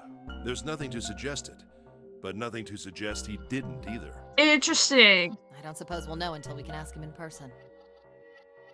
Well, whatever he did or didn't do, he's pretty damn late. What the hell is he up to? Oh no. Maybe he's lost. Oh boy. Yeah, well, that seems likely. Dude can't see. I don't know how he gets around in the first place. Clover raised her head. No! That's impossible! Suddenly she was shouting. Yeah, my brother's blind, but he's got really great hearing. He can get around as well as anyone who can see. Uh-huh. So he couldn't get lost. That's impossible. Interesting. Clover started to shake and the knuckles of her hands had gone white. She spun around, but before she did, Junpei noticed tears welling up in her eyes. I'm gonna go look for him. The words were bravely out of her mouth when she began to run. Hey, hold on, Clover. Wait! Junpei cried out to her, but he was too slow. She kept going. Before anyone else could react, she was gone. Well, that didn't work. Damn it. What should we do now? Okay. Well, the red is working now. No! We're not leaving 2 people behind! We should go look Yes, for them! absolutely do not leave 2 people behind. That would basically kill them. Oh man, this ain't good. Oh, yes, what an excellent idea. We just wasted a bunch of time looking for some piece of electronic junk. Now let's waste some more by looking for a couple of idiots. Then remain here if you feel you must, but there's no time. We've only 5 hours left. Junpei and the others nodded to one another and took off at a run. In front of the stairs that led to B deck, they decided to split up. Let's split up. All right, I'll take this direction. Then I shall look that way. I'll be over here. See you all later. Soon, only 2 of them were left. Those 2 were Junpei and June, who had been a few steps behind the others. We should go too. Yes, let's go. But Okay. where should we start? Let's see. Oh boy. Decisions. The decisions are hard. First class cabin would be interesting. The casino would also be interesting. Hall with all the rooms, I am not as interested in. But that also, I don't know if going back to the large hospital room would be any way, shape, or form helpful. But it might catch someone doing something. So that's what is interesting about that. Let's go to the casino. How about the casino on B deck? Okay, let's go, Jumpy. They took off up the stairs with a run. Before they knew it, they were there. So was Lotus. She was leaning against the wall, examining her nails. Hey, what do you think you're doing? She glanced up at him, unimpressed. Isn't it obvious? I'm looking for Snake. I'm just not seeing it. Really? Maybe you need to look harder. I don't think that's the problem. Oh, by the way, I've got a proposal for you two. Care to hear it? Yeah, huh? What is it? Well, I don't like to beat around the bush, so I'll get right to it. Why don't we team up? Team up? Why? What? You need me to explain it to you? I'm saying, why don't we go through a numbered door? I think that's a poor idea. Even if we wanted to, that's impossible. Why? Jumpy's bracelet number is 5, mine is 6, and yours is 8. Our digital route would be 1. It's true. But there's no number 1 door in the large hospital room. The only doors there are 3, 7, and 8. Then we add another person. Huh? Who? What, isn't that easy? 7. Oh. Oh, if we add 7, 5 plus 6 plus 8 plus 7 equals 26. The digital root of 26, 2 plus 6 equals 8. Yeah. The 4 of them could go through the number 8 door. But wait a minute. What about the other 4? Ace, Snake, Santa, and Clover. Well, why don't you add them up? That was simple enough. 1 plus 2 plus 3 plus 4 equals 10. Which is 1. And 1 plus 0 equals Which 1. 1. The digital root for those 4 would be 1. Would be 1. That's right. We would be killing 4 people then. And you know the number 1 door isn't in the big hospital room, right? Of course I know that. No! Are you saying you'd leave them behind? SMH! Of course not. What kind of woman do you think I am? Once we get off the ship, we could come back and rescue them, couldn't we? Then we wouldn't really be leaving them behind. If we get off the ship, we could come back and rescue them. That's not gonna happen. They're gonna die anyway. Don't try to lie to us. I don't think you do anything of the sort. Really? Why do you think that? You remember, don't you? We have less than 5 hours left. Yeah, we have a time limit. Even if we managed to escape, there's no way we could come back to rescue them in less than 5 hours. Well, you never know until you try. No, you're not thinking this through. You're being so saucy. We wouldn't be able to get off the ship. So sussy. The 4 of us couldn't open door 9. It is hidden, but an exit can be found. Seek a way out. Yeah. Seek a door we need to work together. Yeah, that's right. The digital root for the 4 of us would be 8, so we'd have to add Ace to make 9. That's right. Unless we bring Ace too, we'll be stuck. And Ace is not gonna do that. Lotus scratches the back of her ear. Well, that's unfortunate. Unfortunate? That's all you have to say? Lotus, you are being so suspicious right here. She didn't sound particularly bothered with what Junpei had to say. Nor did she seem particularly surprised. Well, let's try and find another way, okay? A way to get out of here with all 8 of us. That's impossible. Are you being serious? And you do know that only 5 people, at most, can go through one of the numbered doors, right? True. The number 9 isn't going to be an exception to that rule. Regardless, I at least 3 people will get left behind. Oh, this is gonna get messed up real quick, ain't it? Huh? Yeah, I guess that makes sense. Lotus, be for real right now. Yeah? She's like, be for real, for real. The moment he said it, Junpei felt the chill run down his spine. Wait just a second. You're skipping over a really big detail. Yes, what she said was true, but Lotus could remain so cavalier about so terrifying a prospect was beyond her. Is that really okay? That means 3 people will die in the end. Yeah. That's just... Lotus's forehead furrowed. I think I could have a moment alone. There's some things I need to think about. Okay. Junpei and June turned and began walking away from Lotus. That didn't turn out to be a very pleasant conversation. Yeah. Yeah. Junpei's heart felt heavy and his steps sluggish. But he told himself pessimism would get them nowhere. Well, regardless. But so he forced himself to smile and turned to June. Let's just focus on finding Snake for now, okay? Yes, you're right. We can think about those other things later. Oh, Lord. Yeah.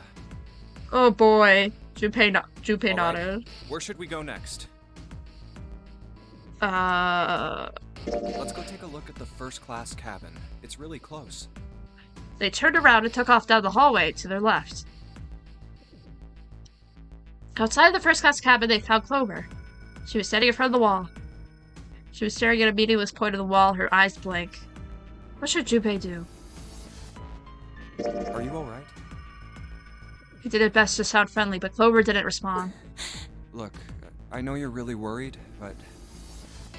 He could think of no word to say that didn't sound hollow and fake. Junpei hesitated. Clover was so consumed by worry and fear that Junpei feared that it would crush her. Her actions didn't surprise him. She had suddenly lost her brother, who she seemed to have been very close to. Holy crap, reading. No. Her voice was thin, barely audible. Alone. Hmm? I said leave me alone! Suddenly she was screaming. You're so annoying! Just oh, leave Clover! Me just looking at you guys is pissing me off! Oh, Clover! You're not doing okay. Oh. Go away, okay? Just go somewhere else! Stop bothering me! Junpei was taken aback. Such anger and hate. June's eyes had gone wide with surprise as well. Why are you still here? Did you hear me? Huh? Fine, forget it.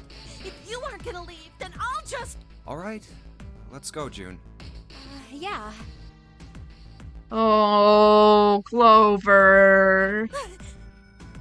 As they did, Junpei glanced back over his shoulder to see Clover wiping tears from her face. Oh, Clover.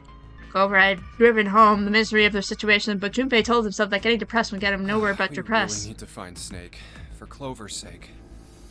He did his best to push away the misery and depression, force a smile. So, where do you think we should go next? Hallway with all the rooms? Why don't we go back to C-Deck? We can take a look at that hallway with all the rooms. Okay, let's get going then. Together they ran down the stairs. Oh, it's Ace. Oh, my guy Ace. I like Ace a lot. Hey, Snake! Where are you? Headed them farther down the hallway, they spotted Ace. Answer me if you're there! What should Junpei do? Let's go. With June in tow, Junpei jogged up to Ace. Hearing their footsteps, he turned to greet them. Ah, hello there. Snake is... Well, that's obvious, isn't it? I assume you haven't found him yet? Yeah, doesn't seem like you're having any luck either. I really wonder where he could have gone. Well, wherever he's disappeared to, we must find him as quickly as we can. For Clover's sake. Oh, Clover. Right. June's face looked kind of enraptured. By the way, do you think Clover and Snake are really siblings? Why would you say that? I would say so. The question seemed somewhat odd to Junpei. Why? Well, it's obvious, isn't it? They don't look alike at all. Ace looked at him for a moment and then spoke. Yes, you know, now that you mention it. they don't. Now that you mention it. Still, there are a great many siblings who do not look like one another. Yeah. It certainly isn't rare. Junpei wasn't sure why, or even if he was seeing what he thought he was, but he could have sworn that Ace's face tightened as he spoke. At any rate, we really must find Snake as soon as possible. Do you have a sibling, sir? The clock is ticking. We really can't afford to waste any time. Do you have a sibling similar to that situation? Very well. Let's get back to the search, shall we? You can leave this area to me. All right. Let's go, Jumpy. At June's urging, they left. Okay. Okay, so then they found themselves back at the stairs, but Junpei's mind was in turmoil. Something about that was... I'll think on it later. Something's a little sussy here. Said, finding Snake is our top priority. Junpei did his best to clear his mind. All right. Where should we go next? Back to the... Why don't we go back to the big hospital room? Yeah. Okay, let's go then. They turned and headed back towards the large hospital room. Hey, wait. That's... On their way to the large hospital room, Junpei and June noticed Santa standing next to the number 3 door. Santa? Junpei paused. What should Junpei do? Hi, I'm gonna be annoying. Junpei and June walk up to Santa. What are you doing? Hi, Santa. Hi. Can't tell? I'm checking out the red. Why? Is there something bothering you? What? It's not bothering you? Huh? The guts of this red. The guts of the red. Why wouldn't you wonder who the hell put it back in here? Yeah, that's true.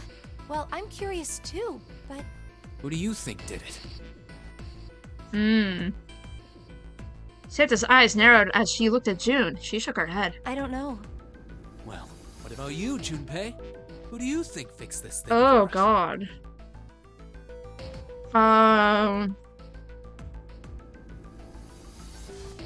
It could be Snake.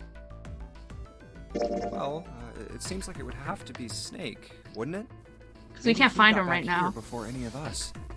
He found the parts somewhere, put them back, and then went through one of the numbered doors. He couldn't go through the numbered door alone, though. No, it's not possible. You have to authenticate with at least 3 people, or the red won't open the door. There's no way a single person could get through there by themselves. Yeah, I guess you're right. It was a stupid mistake, Junpei knew it. How had we made such a foolish miscalculation, and how had Santa noticed it so quickly? Perhaps he just wasn't as clever as he used to be. Junpei shook his head sadly. So, in other words, one of us is the person who fixed the red. Santa grinned. Bingo! We have a winner. But if that's true, Ooh. the person who did it doesn't want the rest of us to know that they fixed it. Yeah. Interesting. But why? No idea. Huh. Maybe if they come clean on that, it means we'd find out something else. Something bad. That's... yeah. Something bad? Dunno. But whatever it is, it's gotta be worth hiding. Yeah. Of course, it could have something to do with Snake's disappearance. It could. Maybe they did something to Snake? Yeah. Is someone feels like that they're betraying them. Junpei stared at Santa. There was something about him that made Junpei wary.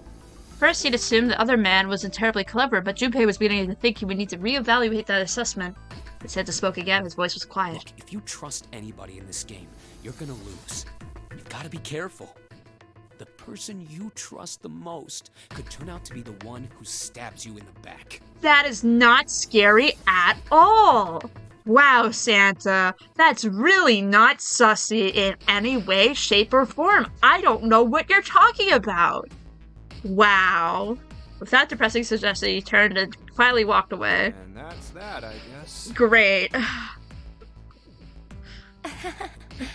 Yeah, that's normal. Junpei and June looked at one another and smiled awkwardly. Oh. Spooky. Where would they go next? Oh. Let's go take a look around. Okay. I want to see if she's still here. Yeah, Santa's cooking something, but Junpei didn't eat it. Exactly. There's no one here. Let's try somewhere else. Let's go back downstairs. Oh, nobody's here. Snake, of course, is nowhere to be Let's found. look somewhere else. But where? Okay, I think we're done. Okay. Got it. I don't think anyone... They looked everywhere they could think of, but Snake was nowhere to be found. Snake hasn't been anywhere we've searched. Lotus looked around at the 6 frustrated faces that spoke. We can't keep looking for him. Wherever he is, it's not here. I miss him so much. He was back for like 1 second, and then I was like, wow, actually I miss him. And then he just, left. We need to get moving. Junpei couldn't disagree with what she was saying. Snake seemed to have completely disappeared. There was no point of wasting any more time. The others seemed to be having similar thoughts, but they stayed silent. Finally, Seven spoke. We don't got a choice. Lotus is right. Oh, We're God. not going to find Snake. There's a problem, though. We've got to figure out who's going to go through which door. Yeah. Yes, I have a proposal. Oh?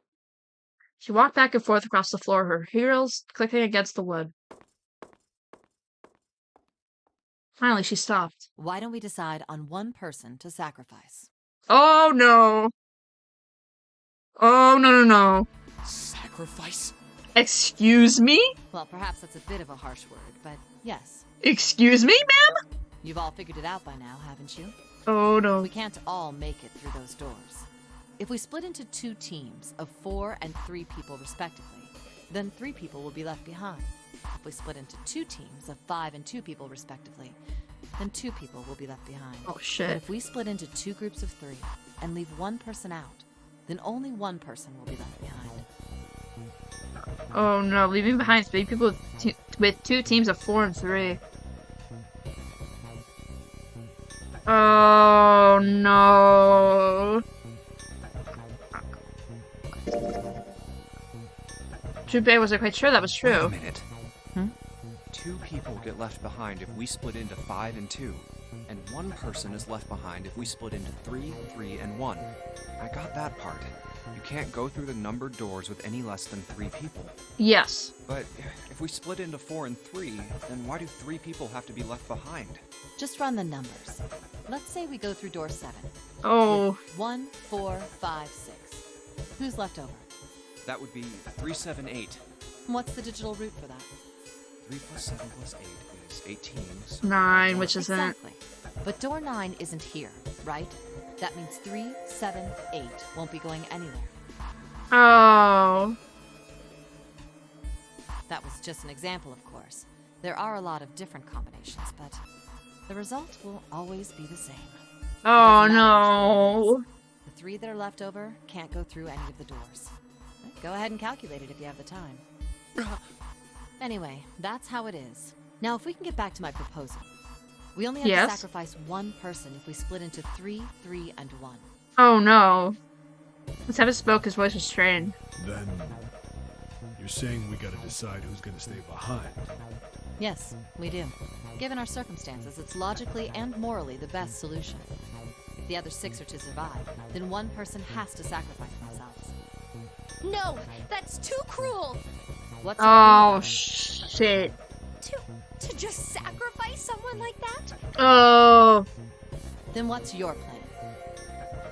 Maybe we should sacrifice 2 people instead of just 1. That's not what I meant. We shouldn't sacrifice anyone. I told you that's impossible.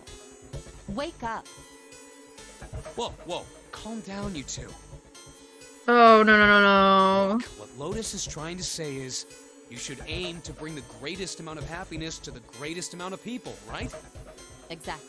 That's how democracy works.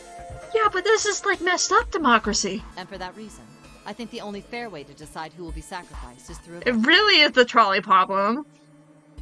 What do you think? Oh. No, that's terrible.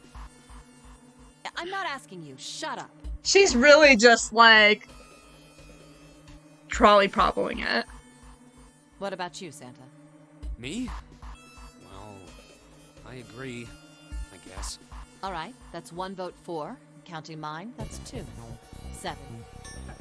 I can't say I agree with you, but we don't exactly have a choice. If we don't do something.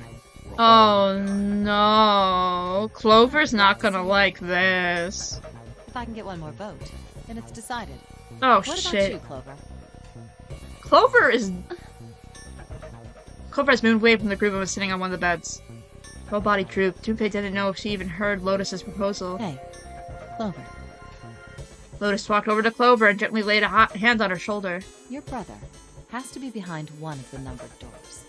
We've searched everywhere, but we didn't find him. Doesn't that mean he has to have gone through one of them somehow? Clover slowly lifted her face. Let's go look for him together. Oh, okay? God! Okay. We sacrifice one person, then we can go look for him. You agree with me, right? Okay. Clover nodded once. The motion carries. Oh no. Lotus spun around and rocked towards Junpei. Now, let's start a vote too. That won't be necessary. Ace had barely spoken for Lotus's entire speech, and everyone jumped a little. Oh. 6 pair of eyes turned to look at him. He didn't seem to notice or even care. I will stay. That should solve our problem, yes? No, I like you, Ace. I think you're cool. Ace, what are you saying? No, you can't do that. That won't solve anything. Hello, Diabolical Cloner. Welcome in. Lotus with the gaslighting, a favorite character. Also, hello, welcome in. This is our first time playing this game, and it's wild. It's wild. I'm enjoying it a lot. June's voice shook, and she looked around desperately for someone to agree with her. Ace simply looked at her. June, I'm afraid you may have misunderstood me. I said I would stay, but I never said I would sacrifice myself. Huh? I trust you. Each and every one of you. I believe you'll come back for me. Oh my god, Ace, don't do this. Whoa. There's optimistic, and then there's just nuts. Oh. Those doors only go one way. You go in, you don't come out. But I like him. If we go through them.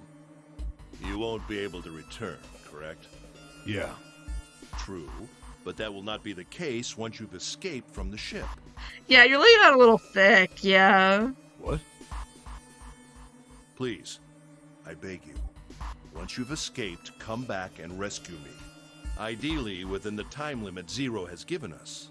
No, that's ridiculous. There's no way we could get back That feels very unrealistic. I don't know if that's even possible. Apparently Junpei could hold his tongue no longer. We've only got 5 hours left. We don't even know where the hell we are. How on earth are we gonna find someone to come and rescue you? Then, perhaps you would prefer to stay instead of me? Or perhaps you would be willing to leave June behind? Ace's voice was dignified, without any hint of cruelty or malice. Junpei had no rebuttal. You see, there's no other choice. God. Then I see we've come to our conclusion. Go on. Don't worry yourselves about me. Go, quickly. Oh no. Junpei stood frozen by indecision, unable to move. June bit her lip so hard that Junpei feared she would break the skin. Cinder stood against the wall, calm and aloof. Seven tore his beanie from his head and turned it over anxiously in his hands. Only Clover stared at Ace with an expression Junpei was unable to decipher. Lotus's attitude, however, was different than the others. Good. Let's accept his kind offer, then. She smiled, her eyes bright. I don't like you. Ace answered with a smile of his own. Good. I think this is the best for me. Perhaps I'll be able to take a nap. Oh. It may be my age, but I get tired so easily these days. As he spoke, Ace lowered himself on the floor next to one of the beds.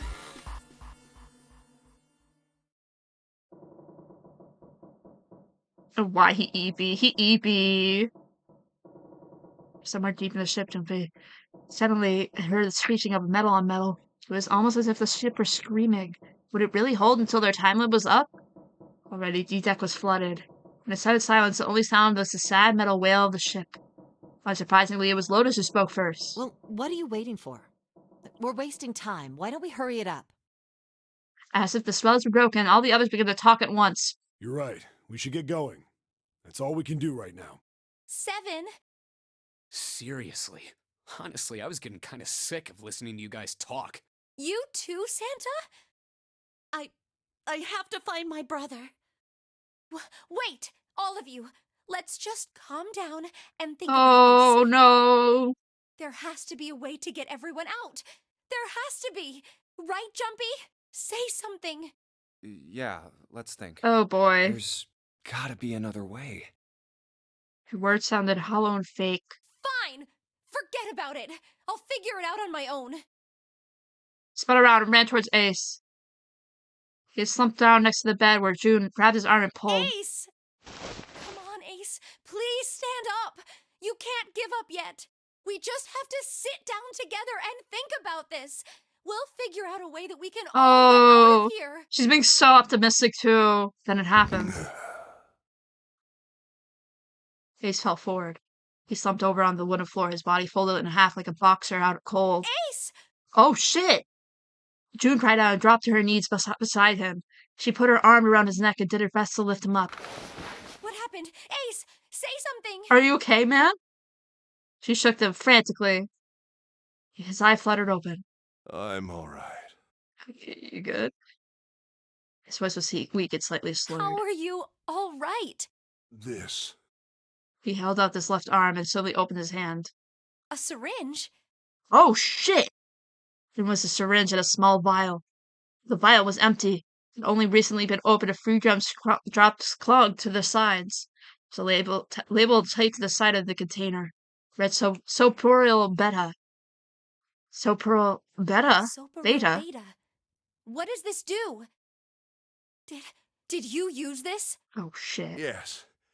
It's just anesthetic. I'll be fine. Anesthetic? Yeah. I found it earlier. While we were searching the hospital rooms, I thought it might be useful later. I didn't think I'd be using it on myself. Oh, no. Why did you do this? Oh. Didn't I tell you? I'd like to take a nap. He really eepy. This man's so eepy. I really am. Very tired. He's really... Yeah, exactly, Ringo. Yes, exactly. Junpei knew that wasn't why he'd done it. He said inject himself with the anesthetic to forestall Junpei and June's attempts to bring him along. If he couldn't move, then there was nothing they could do. He'd injected himself so they wouldn't be forced to leave him behind. Ace. Yeah, exactly. Something Exactly, you want Sage. to say? I just like to sleep a little. Could you keep it down? No, don't, Ace. Don't fall asleep. You feel warm. So comfortable. I think I'll have a nice dream. Ace's eyelids drooped further and further, almost as if he was dying. Ace! Ace! Oh no! Oh no! She shook his shoulder again and again, but this time he didn't respond. Only the gentle rising and falling of his chest told him he was alive. Junpei was relieved to see that he was in fact still breathing. Let's get him up on a bed. He lifted Ace off the floor and laid him on the bed he'd been leaning against. When Junpei turned around, Lotus gave him a look of pity. Well, we really don't have a choice now. We can't let his sacrifice go to waste, right? Oh ho I ho. mean that. You say something? No, nothing. Felt wrong, but he had to agree. Then suddenly Santa spoke. Yeah, we're not done choosing yet, are we? Huh? What do you mean? Well, we haven't decided who's going in what door. Ah, yes. Yes, that's true. Enough of this screwing around. Let's decide. Oh. You first, Lotus. Which door do you want? Yeah.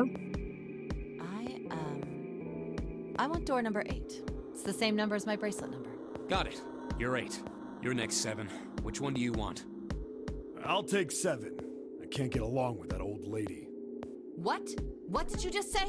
Ooh. Her face destroyed by rage, Lotus took a step forward, 7. He threw up his hands and made a face like a child caught with his hands in the cookie jar. Me?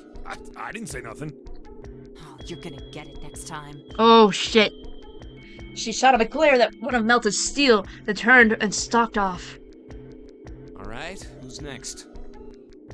Santa's gray gaze moved across the 3 people left. Finally, they stopped on Junpei. Junpei, which door do you want?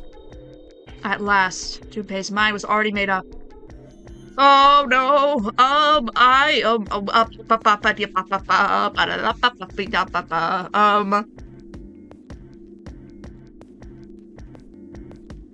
love it when middle-aged people fight, yeah. Choice time! Great. I'll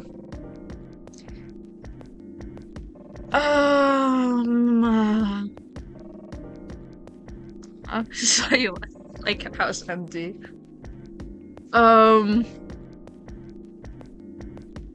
want to go through door number 3. Nope, you can't. Huh? Why? Because it's impossible. If we split ourselves into 3 and 3, why? The bracelet numbers for the 6 yeah, of us okay. are 3, 4. There are 2 combinations that can go through door 3 with 3 people. 3, 4, 5, or 6, 7, 8. That's it. Of course, 2 teams can't go through the same door. I see. That means 1 team would get left behind. That's right. That doesn't happen if we go through door 7 or 8? No, they're fine. We've got 3 options. Santa began to explain. Option A, have 3, 5, and 8 go through door 7, and 4, 6, 7 go through door 8. And... okay. Option B, 4, 5, and 7 go through 7. Okay, then we'll go through 7. And 3, 6, and 8 go through 8. Option C, 3, 6, and 7 go through 7, and 4, 5, and 8 get 8. Or... those are the only 3 options. That's it. Okay. At least if we want to get all 6 of us out of here. Wait. That was what Junpei realized. Then he divides into 2 teams. 3, 5, 8 and 4, 6, 7. Plan B divides into 2 teams. 4, 5, 7 and 3, 6, 8. Plan C divides into 2 teams. 3, 6, 7, 4, 5, 8. That means... there was one thing they all had in common. 5 and 6 can never be on yeah, the same exactly, team. exactly. If we want all 6 of us to go through a door, then June and I can't go into the same one. Shit. June and Junpei had been friends since they were kids. He trusted her more than anyone else on the ship. If he chose 7 and 8, he'd be taken away from her. Was that something he was prepared to do? Have you mulled it over enough, or do you need more time? Anyway, that's the deal, so think it over. You've got 2 choices. You can't choose 3. If you choose 3, you're gonna be leaving 3 people behind to die. Oh, Jumpy. So what are you gonna do? 7 or 8? 7 or 8. Thinking it over, his conclusion was... Ooh! I don't want to choose 3, obviously. Let's do 7. Fuck it. Okay. Fine. I'll go with door 7. Okay, 7 it is. Yeah. Alright then. That means June's gotta go through 8. Huh? Why? June's face was blank and confused. Can't believe they made you pick again, yeah. Santa muttered to himself and tuned to Junpei. Junpei, you figured it out, right? Can you explain it to her? Okay, so, June, if we want all 6 of us to go through a door... Yeah, I was like, I know 3 is definitely the spicy one, but I don't know if I want to do the spicy things my first playthrough. Even though it would be interesting, I don't know if that's where we want to go. Junpei chose his words carefully. When Junpei finally finished, June looked as though she was about to cry. Oh, no. June! You're saying we aren't gonna see each other again for a long time. Ah! Junpei felt just as June did, he wanted to be at her side through whatever trials they were preparing to face. But he knew if they were to survive, he had to swallow his feelings. In order for 6 of them to move forward, he and June had to be separated. Look at June. He was scared to lose her, but he swallowed steel the resolve and did his best to smile. Hey, come on. You're making it sound like we're never gonna see each other again. This too is Yuri. It is Yuri. We gotta split up, but only for a while. This is just like when we went into the 4 and 5 doors, remember? We got split up then too, but we all met back up. I'll bet 7 and 8 are just like that. You mean they're connected somewhere? Yeah, I hope. Probably. She sound very hopeful. But 7 then interjected. I'm sure they're gonna connect somewhere. Why? What makes you think so? If they don't, then neither team can get through door 9. Resolve? Just like the Great Ace Attorney 2 Resolve? Holy crap. Oh my god, Great Ace Attorney reference. Holy crap. In other words, the game would end right here. Zero's been on top of his shit so far. If we blow it now, I'm damn sure that son of a bitch wants to have his fun as long as possible. He's not gonna end this game until we get through the 9 door. Zhu said nothing. Tears were gone, but her eyes were still sad as they looked at Junpei. He met them, and with what reassurance he could manage, laid his hand gently on her shoulder. Everything's gonna be fine. We're gonna see each other again. I promise. Oh! June bit her lip and gave him almost a imperceptible nod. Yes. Promise? Her voice was barely above a whisper. Santa's voice shattered the moment. You guys are done, right? Shut up! He stretched and continued. Anyway, that's pretty much it. Clover and I will both go into separate groups. I figure I'll take 8 and Clover can take 7. Any problems with that, Clover? Clover looked away and was silent for a moment. Whatever. It was more of a dismissal than an agreement, but Santa didn't seem to care. Alright, we're ready to go then. Okay, question. For people who have played this game, is this a good time to stop? There's not real save points, really. Would this be a good time to stop? Okay, we'll stop here. Because it has been 5 hours and 30 minutes. And I need to get food. I mean, I did eat before this, but I should snack. Anyway.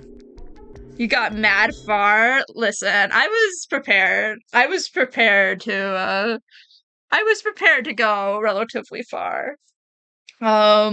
We'll read Sunny Alice Art, who is just starting Outer Wilds, which is one of my favorite games. But yes, thank you guys for stopping in and watching this. This is so much fun. I'm enjoying it a lot. It's wild. It's wild. I love the dialogue. I love the voice acting. This game is fantastic. Santa Trans 2023. I had to make it something related to Santa being trans. Okay. Yeah, have a good one, guys. Thank God I finally know the the quote. But anyway, if you want to join the raid, our raid message is usually just Astrid. Or the emotes if you have to have them. If you don't, then that's fine. And yes, tomorrow we're gonna be playing more Dredge, which we started yesterday. Little fishing, little game. And then next week we'll probably have 999 at the same time next Sunday. And yeah, so that's when we'll be continuing next. I'll post something on my Twitter when we go live then too as well. But yeah, anyway, I will see you guys, and I hope you guys have a wonderful rest of your days and nights, evenings, mornings, whatever it is. Okay, have a good one, guys.